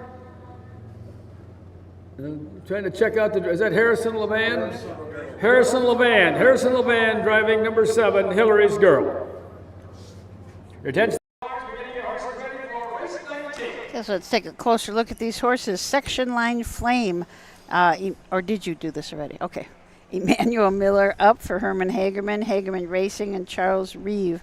This is a catch the fire out of a major in Art Mare Section Line Aqua. 7 starts on the year, 2 seconds, 9 starts last year. Did have a win in 57 at Scioto Downs, but last start was in the Buckeye Stallion Series. Did not finish well, was 9th, but paced her mile in 53-4.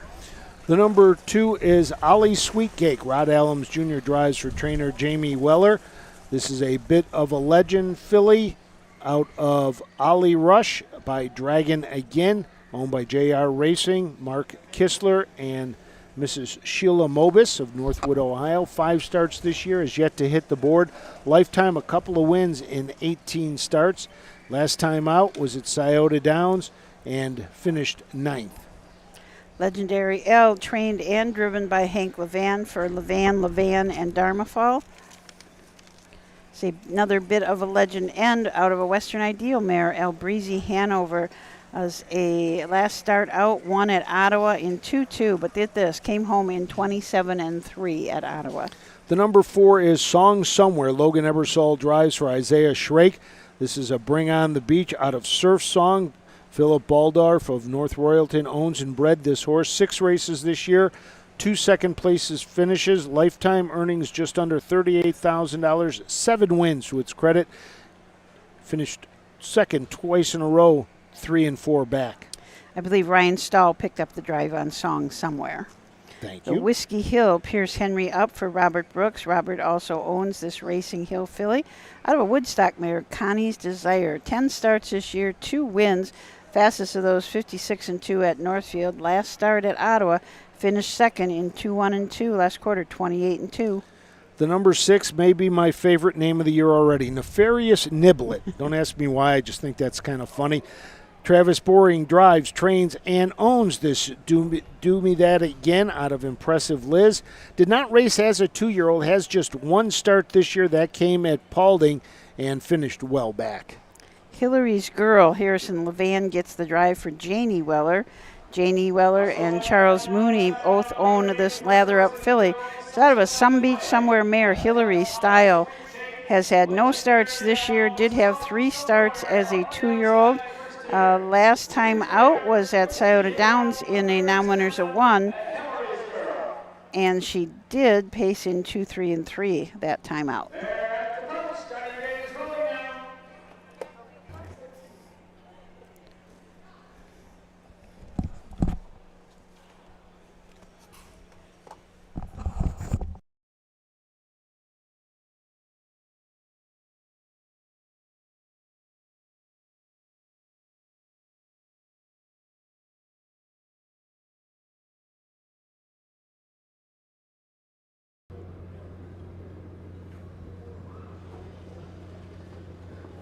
Here they come.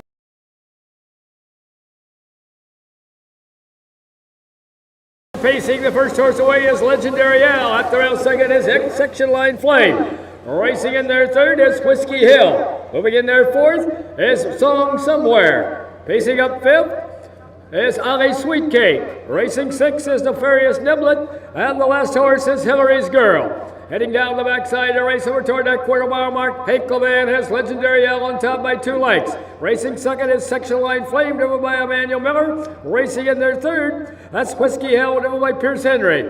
Flying up on the outside fourth is Ali Sweetcake, driven by Rod Adams. Moving up on the outside fifth is Hillary's Girl, driven by Harrison Levan. Racing in their sixth is Song Somewhere, driven by Ryan Stahl. And the last horse is Nefarious Niblet, driven by Travis Boring. 32-1. First quarter was paced in 32 1/5 seconds. Horses are pretty well bunched as they race down toward the half-mile mark. That's Legendary Al along the rail with the lead. Pouring on the pressure on the outside second is Ali Sweetcake. Racing at the rail third as they come down to the half-mile mark is Section Line Flame. On the outside fourth is Hillary's Girl. Fifth along the rail, Whiskey Hill. Sixth it is Song Somewhere. The last horse, Nefarious Niblet. 105. First half paced in 105 as they round the turn now to head down the backside to race over that 3/4 mile mark. That's Legendary L with the lead. On the outside second is Ali Sweetcake. At the rail third, Section Line Flame. Racing in their fourth is Whiskey Hill. On the outside fifth, Hillary's Girl. Sixth is Song Somewhere. The last horse, Nefarious Niblet. Going to that 3/4 mile mark. That's Legendary L now by 2 lengths over Ali Sweetcake. And third along the rail is Section Line Flame. 136. 3/4 in 136. As they race around that upper turn to head for pay dirt. That's Legendary L with the lead. Racing at the rail second is Section Line Flame. On the outside third is Ali Sweetcake. At the rail fourth is Whiskey Hill. As they race through the lane, that's Legendary L still holding on. There's going to be a race for place position between Ali Sweetcake and Section Line Flame. But past the stands, it's going to be Legendary L. And here the outcome. Section Line Flame up for place. tight for show between Whiskey Hill and Ollie Sweetcake. A mile and 208.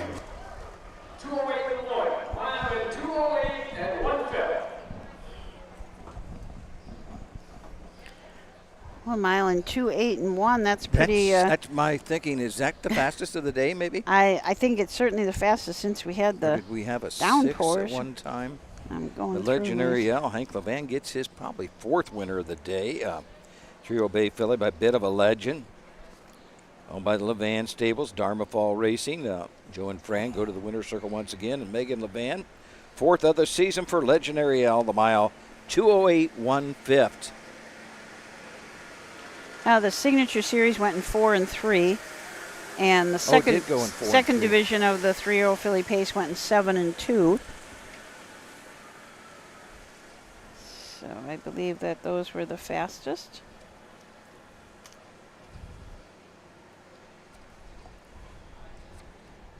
I missed a couple during my Bratwurst journey. Yeah, that's where I missed my driver's wins. I'm pretty Yeah. sure this is the 4th for Hank. Have to figure that up tonight so we're ready for tomorrow, because tomorrow they'll just be adding to their But I know wins. Hank, there were several drivers tied with 8 wins after Paulding and Circleville. Mhm. And then Hank had a fantastic meet at the Putnam County Fair in He Ottawa. did. I think he had 9 winners there, 4 the opening day and 5 yes. on closing day. I believe you are right. And Betty Clegg is at the top of the driver standings along with Rosie Weaver. Mhm. Rosie might be in first place right now. And she could be tough to contend with. She looks like she's got a nice stable of horses this year. So they're bringing the, what do you call them, tough trucks, mud trucks, whatever those are, they're bringing those in.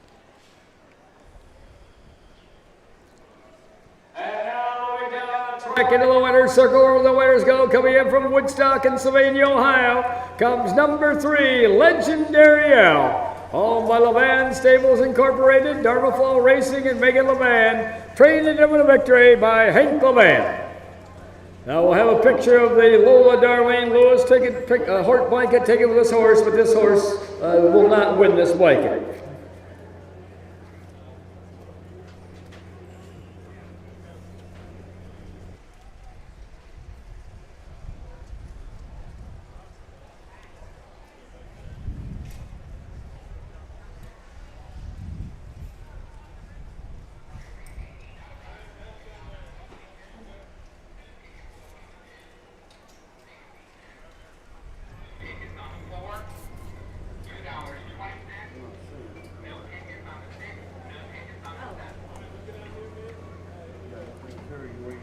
That's a big hit here for Joe and Friend, Dharma Fall, Kevin Wolf, Hank Levan, and Legendary L, and the Lola Darlene Lewis, the sponsor of the blanket.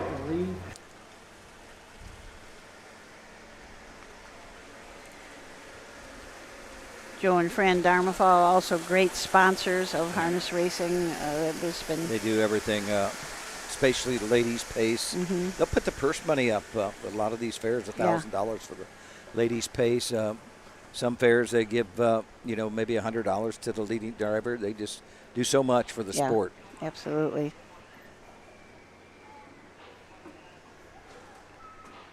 So we should get the rundown here in just a second. Number 1, Section Line Flame was second. Number 2, Ollie Sweetcake was third. Number 3, Legendary L was the winner. Number 4, Song Somewhere was sixth. Number 5, Whiskey Hill was fourth. Number 6, Nefarious Niblet was seventh. And number 7, Hillary's Girl was fifth. Time of the first quarter was 32 and 1/5. The half was in 1:05. The 3/4 in 1:36 with a mile in 2:08 and 1/5. From the top, it should read 2, 3, 1, 6, 4, 7, 5 on the bottom, the mile in 2:08 and 1/5. Scratch the number 1 horse, Racing Artist. Scratch the number 1 horse, Racing Artist. Number 4, Deborah L. The driver, Pierce Henry. Pierce Henry will drive number 4, Deborah L. A representative of Nicholas Fisher, trackside. I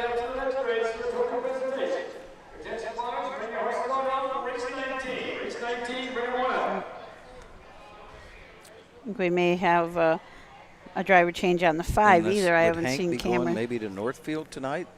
I don't know. He needs to get out of here quick.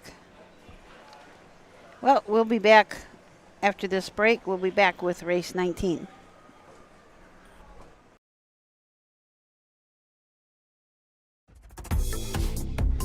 The future is bright in Ohio. Ohio Sire Stakes, Buckeye Stallion Series, 66 county and independent fairs. Whether it's the Ohio Sire Stakes, the Buckeye Stallion Series, or the county fairs, Ohio has a place for your racehorse. This year, Ohio breds are racing for nearly $23 million in stakes purses. Be part of the winning. Breed, buy, race, win in Ohio.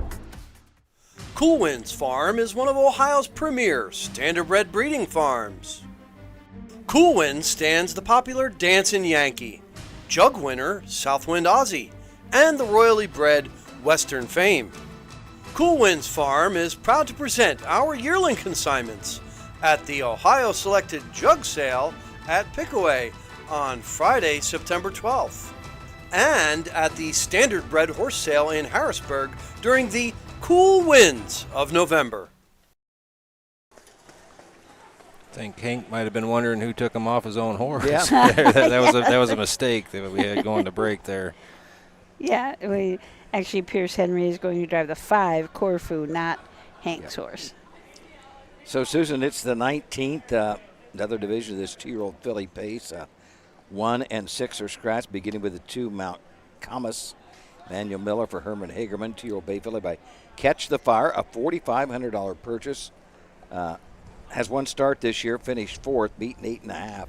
That was at Paulding, timed in 2:08. The 2 Mount Camas. 3, Full Body Stare. Drew Neal drives for Brent Boyd. Brent trains and owns this horse. It's a Fool Me Once over a Manhart, out at a Manhart mare Full Body Shot. A $10,000 purchase at the Buckeye Classic sale, has had just one start. That was at Paulding. We made a couple mistakes at the half, quarter and the half, and did finish distanced. Number 4, Deborah L. Hank Levan trains and drives. 2-year-old black filly by Racine Hill, a $10,000 purchase, owned by the Levan stable. Hurley Racing, R. Freeze, and Megan Levan. 3 starts so far on the season. Last 2 out, finished 4th at Ottawa and Circleville. Corfu, Pierce Henry drives for Jessica McCowan. This is a Western Fame filly out of a Corner Blitz mare, Grace Ann, owned by Triple E Stables from Norridge, Illinois. First lifetime start. 6 to scratch, and 7 is Kathy's Clown, Mark St. Louis Jr. for Steve Novak, 2-year-old bay filly by Dancing Yankee. 2-year-old Mija, Michigan. This is a homebred. Has made one start, finished 2nd. That was at Paulding. Just beaten a neck in 2:05 and 3. The 7, Kathy's Clown. Getting set for the post parade for the 19th.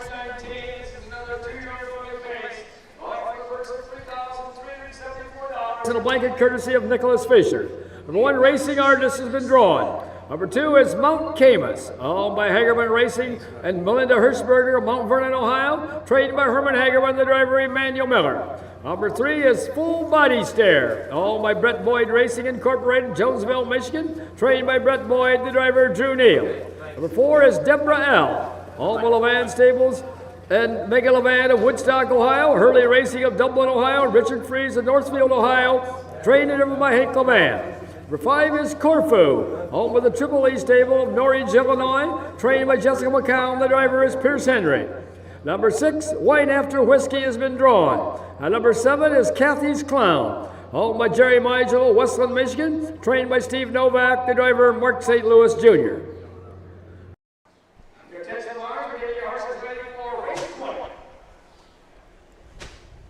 Did you guys give Jay Wolf's Coliseum facts? Oh, I haven't checked my phone in a while. I didn't know we had Coliseum We do facts. have Coliseum facts. I'm not. He says stupid Coliseum facts, but nonetheless, Doug was mentioning that he was there when he played basketball. 1972. I didn't play. I was a fan. Okay. In 1972, yeah. And 50 years later, I came back to do To do OHA this? work here in 22. Wow. He said that it opened in 1950 at a cost of $393,000. Boy, how much would that be now, huh? Oh, it to would build be that? 7, 8, 10 million, would it? Yeah, wow.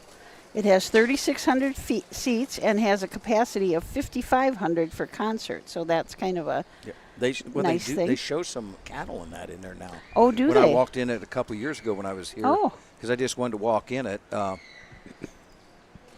don't know if they play any county basketball games or anything in there. You can see the Coliseum. And Jay Wolf might have played in there. I think Jay was a pretty good basketball player in his day. Well, he may tell us. He'll tell us if he was good. That's right. If he was good. I think he was, though. Give him credit.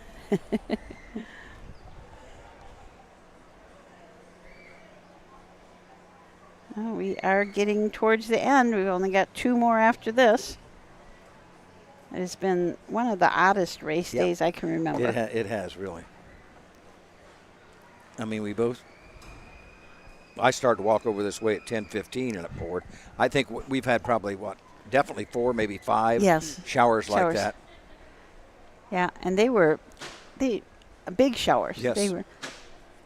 I see the ambulances in the middle have been playing tag team too. One goes out, one comes in, then the other one goes out. They've been going back and forth, so not sure about that. But and there's Deborah some L. fairs, a hard rain like that's what you like for the track. It'll run right off. Yeah. This track probably doesn't take water well at all. You know, and a lot of tracks would rather have that hard rain, let it run off as just a slow rain. Yeah. That does more damage. Well, we had kind of everything. Yeah, we had. We had downpours, we had slow rains, we had everything. And the water on the, if you look across the way at the finish line, it was out in probably the 2 path. Now it's been gone for a while. Yeah, it did drain away pretty fast, really, when you think of how much there was out there. I wonder where the rain gauge is at the Marion County Fair, because I'm sure that it's been a lot today.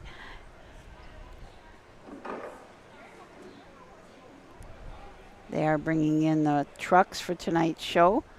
Said we had to be done by 5, but they must have been kidding because it's 5:23. That was their plan. That was their plan, yeah. And we're not doing bad at all for everything we've been through today. We didn't get started till 11:30, probably 20 till 12. And then after the 5th, we probably had a 20-minute break, right? Yeah. At least. So compliments to the horsemen. Yeah. On the outside in the first tier. One trailer, Kathy's Clown.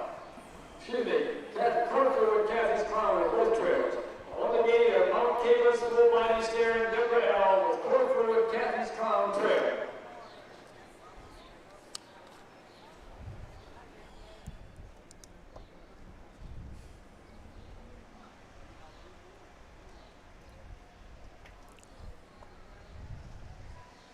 Here they come.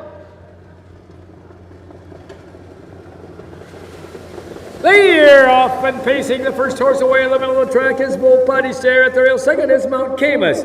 Rubbing in their third, that is Deborah L. And their fourth, it is Corfu. And the last horse is Kathy's Clown. As they head down the backside to race over toward that quarter mile mark, Judy has Full Body Stare now on top by 2.5 lengths. Pacing second is Mount Camus, driven by Emmanuel Miller. Third is Deborah L., driven by Hank Levan. Fourth is Corfu, driven by Pierce Henry. And the last horse, Kathy's Clown, driven by Mark St. Louis Jr.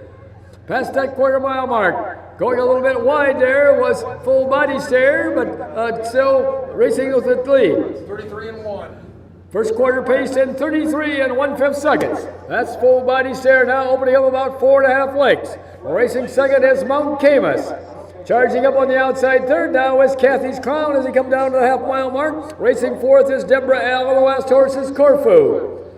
Coming to the half-mile mark. Out there on the front end, it's full body stare. At the rail second, that's Mount Camus with Kathy's Clown on the outside third. Then Deborah L. and Corfu. 3 and 4. First half paced in 103 and 4/5. As they round the turn now to head down the backside to race over that 3/4 mile mark. The one to catch is Full Body Stare. Racing in there second is Mount Camus. Third is Kathy's Clown. Fourth is Deborah L. The last horse, Corfu. Going to that 3/4 mile mark now, Mount Camus is closing in on Full Body Stare, and Mount Camus drives up on the outside to pour on the pressure.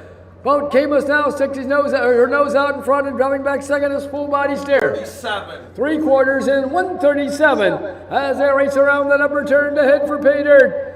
That's Mount Camus with the lead. Kathy's Clown now on the outside second. Back to third is Full Body Stare. As they race through the lane, that's Mount Camus and Kathy's Clown. Mount Camus and Kathy's Clown as they race for home. Mount Camus still with the lead. Kathy's Clown trying to come on the outside. It's going to be Mount Camus, and here they all come. Kathy's Clown holds on for place with Corfu up for show.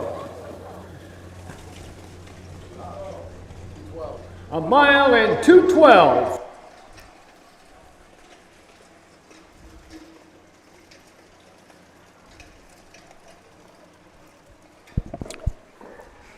Tiring pace there. Absolutely. Half yeah. and 3 and 4, back half and 7 and 1.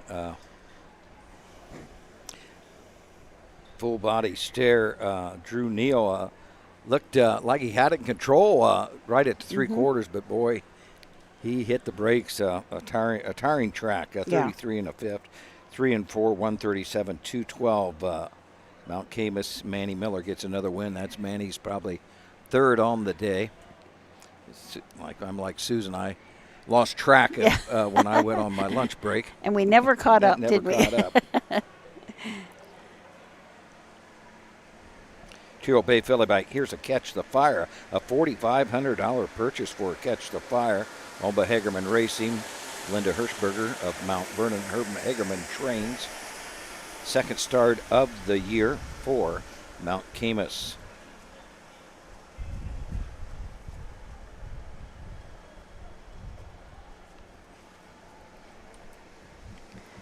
I had Kathy's Clown second and Corfu third, but we will wait for the official. Circle where the winners go. Coming in from Mount Vernon, Ohio, comes number 2, Mount Camus. Owned by Hagerman Racing and Melinda Hirschberger, trained by Herman Hagerman, and driven to victory this afternoon by Emmanuel Miller. A blanket, the picture was taken with a Nicholas Fisher blanket, but this horse will not win this blanket.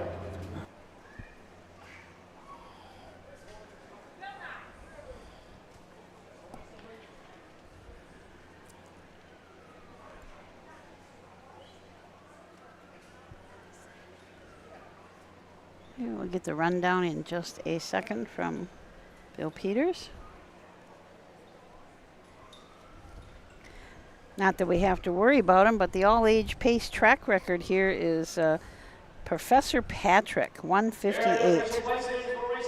From the top, number 1, Racing Artist had been drawn. Number 2, Mount Camus was the winner. Number 3, Full Body Stare was 5th. Number 4, Deborah L. was 4th. Number 5, Corfu was 3rd. Number 6, Wine After Whiskey had been drawn. And number 7, Kathy's Clown was 2nd. Time of the first quarter was 33 and 1/5. The half was in 103 and 4/5. The 3/4 in 137 with a mile and 2:12. From the top it should read, scratch 154, 3 scratch 2, a mile and 2:12. Well, the 20th is coming up next, Susan, a 2-year-old filly trot. Field of 6. Right now I have no changes. And we'll be back to take a look at the 20th right after we pause for these important messages. In Ohio, Hickory Lane Farm has the stallions you are looking for, like What the Hill, Uncle Peter, and In Range, as well as Branded by Lindy, Jug Winner Luz Pearlman, Racing Hill, and Guardian Angel Oz. Hickory Lane will offer a host of Ohio sired yearlings this fall, including 6 by In Range, 5 by Uncle Peter, 4 by Guardian Angel Oz, and 1 by What the Hill. Find out more at hickorylanefarm.com.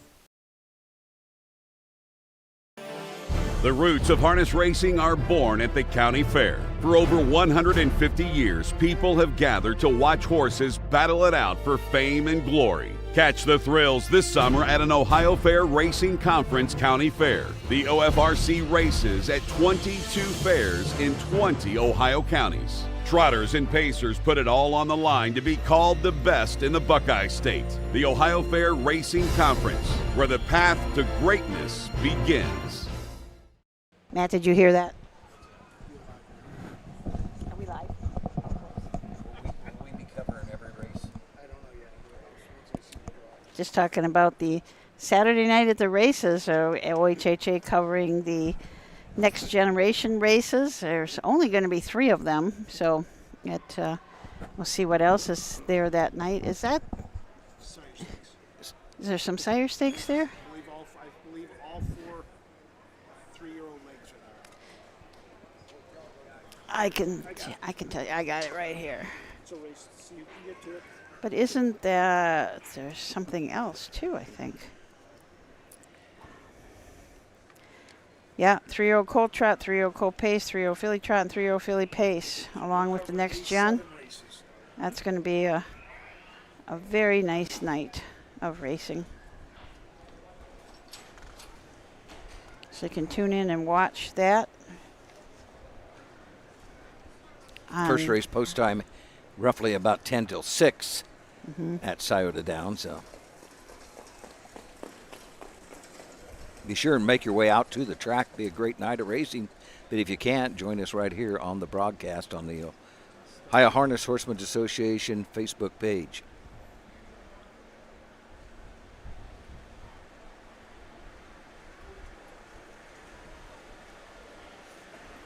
They have all kind of contests there. Is it last man standing? Is that just on the weekends or is that every night? I believe it's just on the weekends, but I was talking about that yesterday with Mutual's manager, Tim, and he was saying how popular it has been. Yeah, it's popular in a lot of places, yes. Yeah, really been drawing a lot of people in, so they're going to keep doing it. I think he said they usually...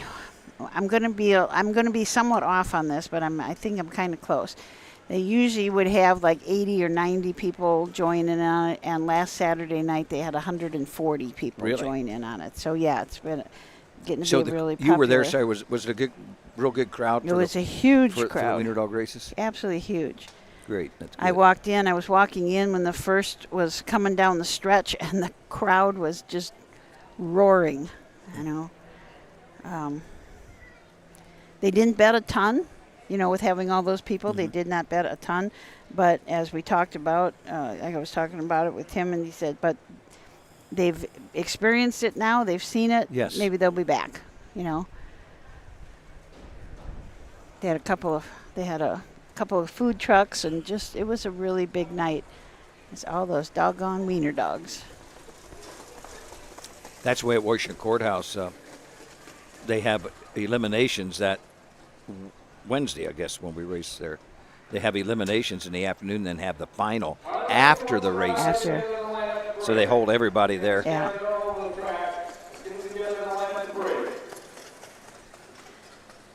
Oh, I see the trucks are pulling in. This upcoming race 20. Oh, yeah. Number 2, Tom's Queen, changing driver to Drew Neal. Drew Neal driving number 2, Tom's Queen. So Drew Neal on the 2, Tom's Queen. That's the only change that I know about. Yeah, we do have the mud trucks coming in now for tonight's performance. They do have some lights up here in the front, facing the track. They don't have lights all the way around, but I see they've got lights in the back, so they must light up this whole area inside. Not so many fairs anymore. That's why we're seeing this 5 o'clock post time or 11 o'clock or afternoon races.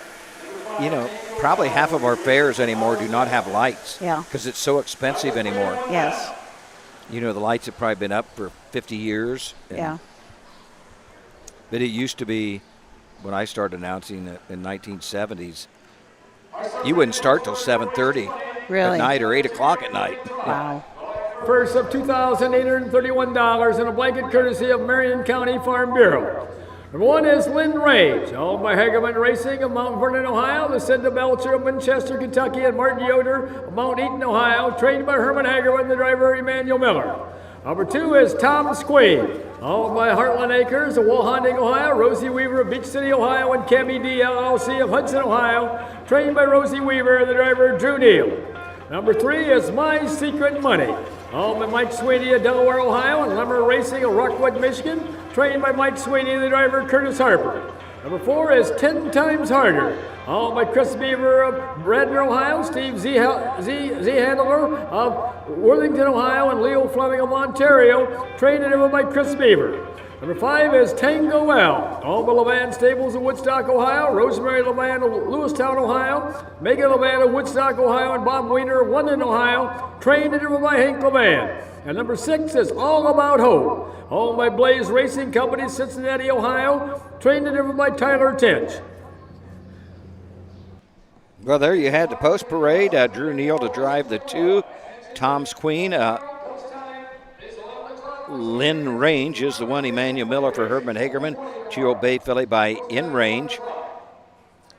Has 1 start this year. Made a couple breaks leaving the gate at Paulding. Did not hit the board. Tom's Queen, Drew Neal up for Rosie Weaver, Heartland Acres, Rosie and Cabby D LLC.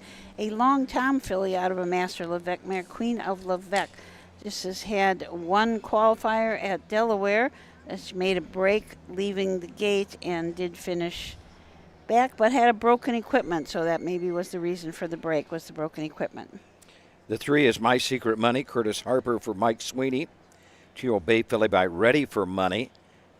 Has a start earlier this year at Paulding on the 10th of June. Finished second, beaten 2 3/4, timed in 2:11. But last time out was just a week ago tomorrow to be at Delaware in the qualifiers there at Delaware. Finished second, trotted her mile in 2 minutes and 4/5. That's the 3, My Secret Money.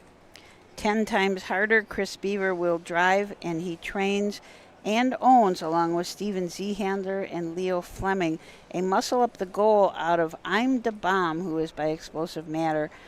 10 Times Harder has had a start at Paulding where he finished second, and then 2 qualifiers at Delaware, trotted in about 2-4 and 1 and 2-4 and 3 at Delaware. Hank Levan, the 5 Tango L. Hank also trains. Chiro Brown filly by Ready for Money. 3 starts this season, has a third. That third last time out at Ottawa, timed in 2:09. All About Hope, Tyler Tinch up. Tyler also trains for Blaze Racing, a What the Hill filly out of a DeJarmbo mare. Had 2 starts, Circleville and Ottawa, finished distanced at Circleville, but did finish a nice third at Ottawa.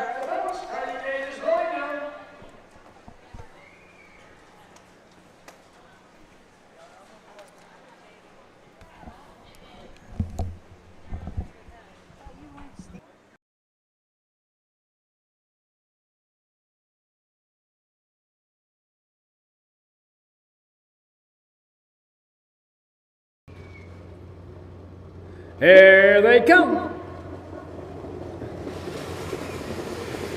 They're off and trotting. The first horse away is Tom's Queen. On the outside, second is My Secret Money. Third is 10 Times Harder. Moving up fourth is All About Hope. Racing in their 5th, that's Tom's Queen. That is Lynn Range. And the last horse is Tango Well. As they head down the backside to race over toward that quarter-mile mark, Curtis Harper has My Secret Money on top by 4 lengths. Trotting in their second is Tom's Queen, driven by Drew Neal. Third is 10 Times Harder, driven by Chris Beaver. Off stride fourth is Lynn Range, driven by Emmanuel Miller. 5th is Tango Well, driven by Hank Levan. The last horse is All About Hope, driven by Tyler Tinch. 32 and 4. First quarter trotted in 32 and 4/5 seconds. As they race around that upper turn to come down past the stands for the first time, that's My Secret Money by 1 length. Racing in their second is Tom's Queen. Third is Tango Well. Racing down to the half-mile mark. That is still with the lead there. Coming to the half-mile mark.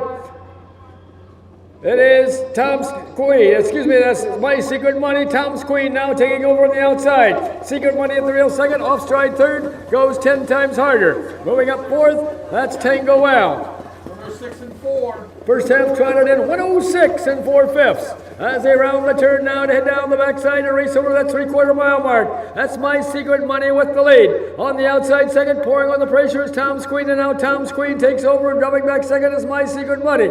Moving up on the outside third is 10 times harder. Tango Well races in their fourth. Fifth is All About Hope, and the last horse off stride is Lynn Range. Going to the 3/4 mile mark. That's Tom's Queen with the lead. Racing second is My Secret Money, and racing in their third is 10 times harder. 39-1. 3/4 in 139 and 1/5. As they race around that upper turn, now Tom's Queen goes off stride. Regaining the lead is My Secret Money. Racing second is 10 times harder. Back trotting third is Tom's Queen with Tango Well fourth. As they race toward home, that's My Secret Money and 10 times harder. My Secret Money at the rail, 10 times harder on the outside. My Secret Money and 10 times harder. It's going to be My Secret Money, and here the outcome. 10 times harder, holding on for place. Up for show was Tango Well.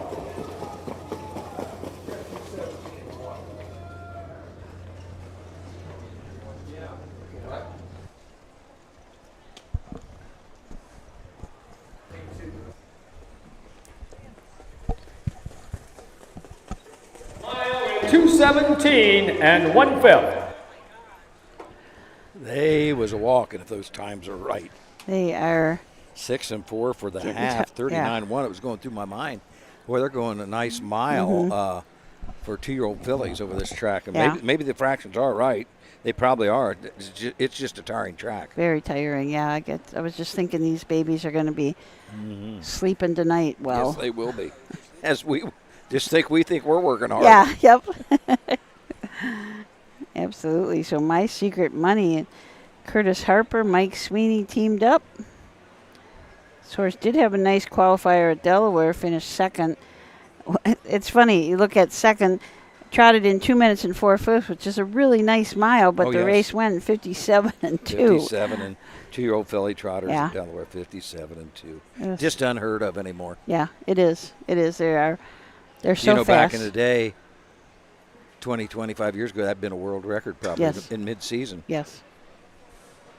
Absolutely. It is just, the speed is incredible.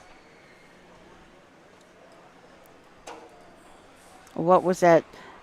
Matt, what was that, the 2-year-old, how fast did that go the other night at Scioto? 52 and 2 last quarter, 26 and 1, and non-winners of 1. That is insane. Ohio and Rockwood, Michigan comes number 3, My Secret Money. All by Mike Sweeney and Lemmer Racing, trained by Mike Sweeney, and driven to victory this afternoon by Curtis Harper. Now the Marion County Farm Bureau blanket will have a picture taken with the My Secret Money, but this horse will not win this blanket. Let's have a big hand there for Curtis Harper and My Secret Money, the winner of race 20.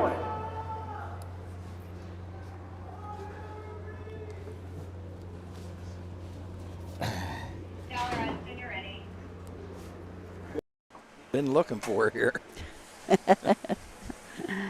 The last. I didn't think we'd see it today. I really didn't didn't. either. I never would have, in 100 years, thought we would have Yeah. got to race 21 today the way it was raining earlier. Yeah, gotta say, I'm gonna give a lot of the credit to those guys on the tractor. Just kept going around and around and around. They never quit. Number 1, Lynn Range was 6th. Number 2, Tom's Queen was 4th. Number 3, My Secret Money was the winner. Number 4, 10 Times Harder was 2nd. Number 5, Tango Well was 3rd. And number 6, All About Hope was 5th. Time of the first quarter was 32 and 4/5. The half was in 106 and 4/5. The 3/4 in 139 and 1/5. With a mile in 217 and 1/5.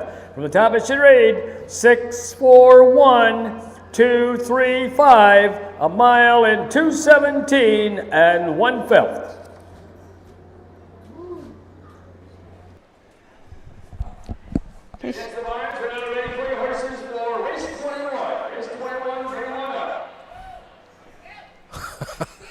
We're getting getting cheers, I think, from the charter up there, race 21. I hope they don't want to go 2 heats. Yeah, yeah. Oh, yeah, we're coming back, right? So, really good job by all the horsemen, though. Like you said, you mentioned before, Bill, yes. We're not real worried about what the post parades look like today. Yeah. They can't. We were just trying to get these things and get through them. We're running out of time that we can occupy the grandstands. That's track right. crew and Mike and Becky Wepkenberg. Becky for driving that gate, getting it away. Mike controls everything until he says go, and then Becky has it. And, getting away from those field of horses up into that turn.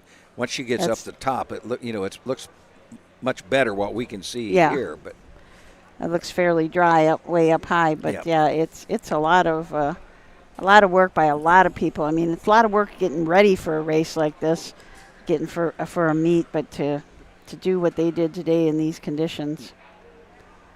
It's never fun racing in the slop. No. It just isn't. And then, having multiple in and then the delays and stuff. I mean, it was a long day for everyone today, for sure. Yeah. But everyone got to race and hopefully made a little money. Horses and people are going to be tired tonight, that's for sure. You think of how much water we use back there to train, and you'll probably take those horses home and you'll have to give them another bath because you'll see that there's still dirt everywhere. So this is the 5th of 5 divisions of the 3-year-old filly trot. Lots of divisions today. It's surprising to me, 6 divisions of the 2-year-old filly trot, and 5 of the 3-year-old filly. That's what really surprises me. Yeah, it's a lot of horses. I didn't hear about any changes in here, so we should be. But I looked at my Huff Guide from last year just yesterday, because head-to-head next week is Wilmington and Bellefontaine. And I think Wilmington had 17 and Bellefontaine had 15 on opening night. So still, that's a lot of horses. And this is the place to race, Ohio. This is where the money's at. And I don't know the number. What do you know the number offhand? How many 2-year-olds were foaled this, yearlings last year, 2-year-olds this year? I do know that. Would it be 2,500? That's my guess. Yes. Somewhere I'm thinking there. I just got a list the other day, not that long ago, of yearlings registered. So they'd be yearlings now, born in 24, and there was over. There was well over 2,000. Yep. I just can't remember exactly. Back in the early 2000s or whatever, before the slots and that came into play, we were down to about 600 or 700. Yeah. Courtesy of Genuine Motor Car. One is Stars in My Crown. All by Anthony Miller at Dundee, Ohio, and Hagerman Racing in Mount Vernon, Ohio. Trained by Herman Hagerman, the driver Emmanuel Miller. Number 2 is Mia Sangria. All by Chris Beaver, Radnor, Ohio. Jim Burnett, Wilmington, Ohio. And Tim Holman of Mainville, Ohio. Trained and driven by Chris Beaver. Number 3 is Muscle Swept. All by Watson Harness Racing, Tiffin, Ohio. Trained and driven by Ryan Stahl. Number 4 is Tom's Julie. All by Don High of Cardington, Ohio. Trained and driven by Mike High. Number 5 is Dublin's Martini. All by Kimber Clegg of Matamoros, Pennsylvania. Trained by Betty Clegg, the driver Nick Clegg. And number 6 is Green Hill Spurs. Owned, trained and driven by Mike Spearman of Mount Vernon. Well, there you had the post parade. We got a field of 6 for the final. 3-year-old filly trot, the 1 Stars in My Crown, Manny Miller for Herman Hagerman. They've teamed up today for a couple winners. 3-year-old Bay filly by Marseille. 2 starts this year and 2 wins, correct, and 9 starts, second and a third. 46,000 lifetime for the 1 Stars in My Crown. Winner last time out, 55-1 at Scioto Downs. The Kineski final for 30,000. Mia Sangria, Chris Beaver trains and drives and co-owns along with Jim Burnett and Tim Homan. This is a Muscle Up the Goal filly out of a Pilgrim's Ta Mare Ivanora. This horse had 9 starts this year. Has been racing well. I mean, he's been trotting in 56-2 at Northfield, 59, trotting some nice miles, but just hasn't had a whole lot of luck this year. Did have 12 starts as a 2-year-old and a win in 2 minutes and a 5th as a 2-year-old. Ryan Stahl, the 3 Muscle Swept. He also trains this 3-year-old Bay filly by Muscle Up. 6 starts, has a win on the year. That win in 2 minutes and 3/5 at Northfield. Tom's Julie, Mike High trains, drives, and Donald High owns a long Tom filly out of a Muscle Yankee mare. This is horse had a qualifier at, has not raced since the fair at Delaware last September. 5 Dublin's Martini. Betty Clegg trains, Nick Clegg drives. 3-year-old bay filly by Uncle Peter. 6 starts, a win, a second and a third, right at $5,000 this year. Was a winner once last year. Lifetime earnings pushing $20,000 for the 5. Dublin's Martini. Green Hill Spurs, Mike Spearman drives, trains, and owns. This is an OU man out of a Pegasus Spur mare, Image of Spurs. Just 1 start this year. That was at Northfield. Had 17 starts last year with 3 wins, the fastest of those, 2, 6, and 2 at Paynesville. I think there's a theme for the end of the program. Mia Sangria and Dublin's Martini. I think there's somebody's trying to say something here. Mia Sangria is not being very cooperative back No, there. She I still know. hasn't been What's by Roger the- Houston call this race, or is it the one before? The 20th is the penultimate, yeah. 20 is. This is the done. We're getting a lot of people coming up here getting ready for the Yeah, they're trucks late for the tonight. horse races. Yeah, yes. Glad you finally came to watch races. Oh. They got her going. I think she's going. She's coming. Was she just stopped there? Oh, she was just playing them. Like, I mean, there was Ooh. 4 people trying to push her, and she just had them planted. Oh, my was gosh. not going. Boy, that girl is still running alongside her. Oh, please don't have to turn around, got her. right? Yeah, she could have used an outrider there for sure. Yeah. It would have been a lot easier on a lot of people. Well, he's got her nose up on the car. So. But we got some trailers They're at the way post. back Starting here. is rolling down. Final race of the day. Can't see, but I'm sure Mike's got to about be walking with that gates trying to get the others up there because he doesn't want to have to turn them. They're going to make it. Oh, there they all are there. So let's turn it up to Bill Peters for the last time today, the 21st from Marion.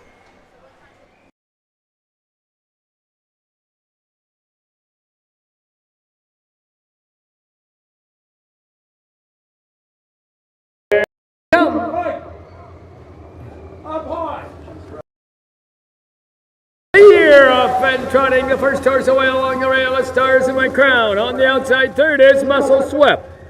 Racing in their fourth, that's Tom's Julie. Excuse me, his third is Tom's Julie.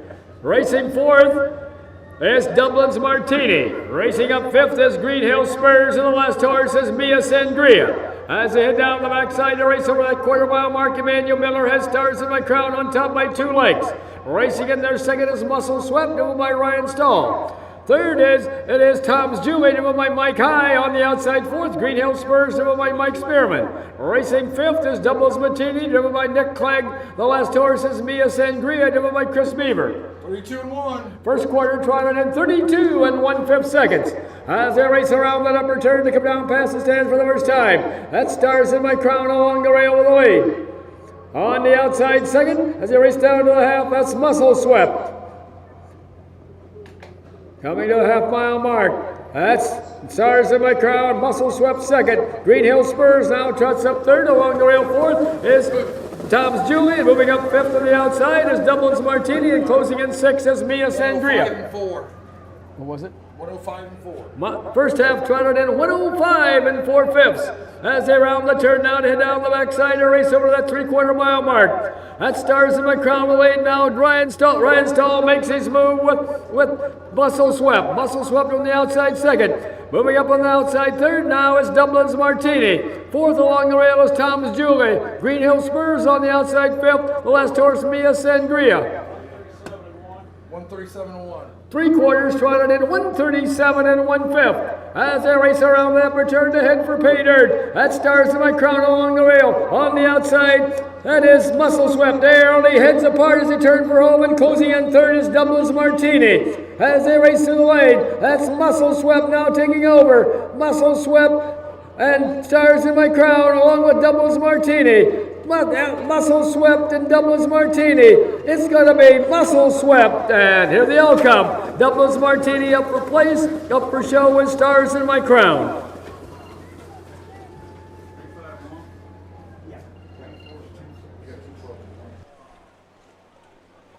A mile in 2:12 and 1/5. 2:12 and a fifth for Muscle Swept. Got the 2-hole trip. 3-year-old Bay filly by Muscle Up. Ryan Stahl trains and drives for Watson Harness of Tiffin, Ohio. Second of the season for Muscle Up. I have to admit, I had my eyes on Mia Sangria most of the time watching that horse because she was so naughty and so made such a bad break to start and came back and finished fourth and really trotted a pretty nice mile. Yeah, that's got to be driving them crazy. Like she can go some for sure. Those are the kind you hate to give up on because you know they've got speed. So I caught Muscle Swept, your winner, Dublin's Martini second, and Stars in My Crown talking third. about Mia Sangria, she trotted in 55 and 2 back on the 13th of May at Scioto. Yeah. She just out of the 9-hole. Wow. So yes, she does have trot.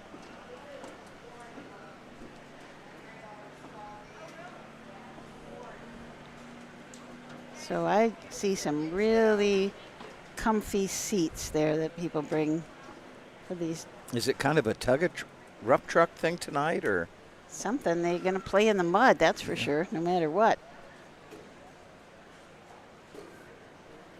I guess they figure if we're crazy enough to race in the mud, they're going to do pretty much the same thing tonight. Absolutely. Absolutely. So here comes Muscle Swept back to the winner's circle for our final of the day. And now we go to track the winner's circle where the winners go. Coming in from Tiffin, Ohio, comes number 3, Muscle Swept. All by Watson Harness Racing and trained in number victory by Ryan Stahl. Now, this is a genuine motor car trophy race. We'll have a picture taken with this horse with this blanket, but this horse will not win this blanket.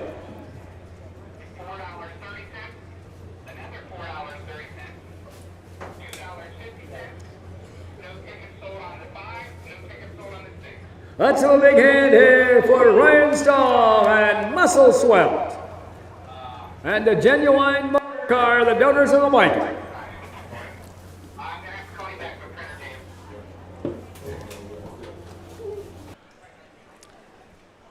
I believe that is it. We're probably going to get the rundown for you, here. And then we'll back at it tomorrow. You'll be back, Susan, right? Yep. Michael Langer is going to join you. 20 of them tomorrow. Only 20 tomorrow. 20. Yep. Easy day. Yeah. Hopefully the weather cooperates. Yeah, that's for sure. Ladies and gentlemen, we'd like to thank Chris Baker and Tim for running all their operations today during their. And coming up here at 7 o'clock will be your Marion County Tough Truck. Driver registration will close directly at. Yeah, they might have. They started just a little early, didn't they? Yeah. Did they take the mic from Bill? Yeah, they must have. A driver meeting will be held directly after. All right. Well. Thinking they're going to get the.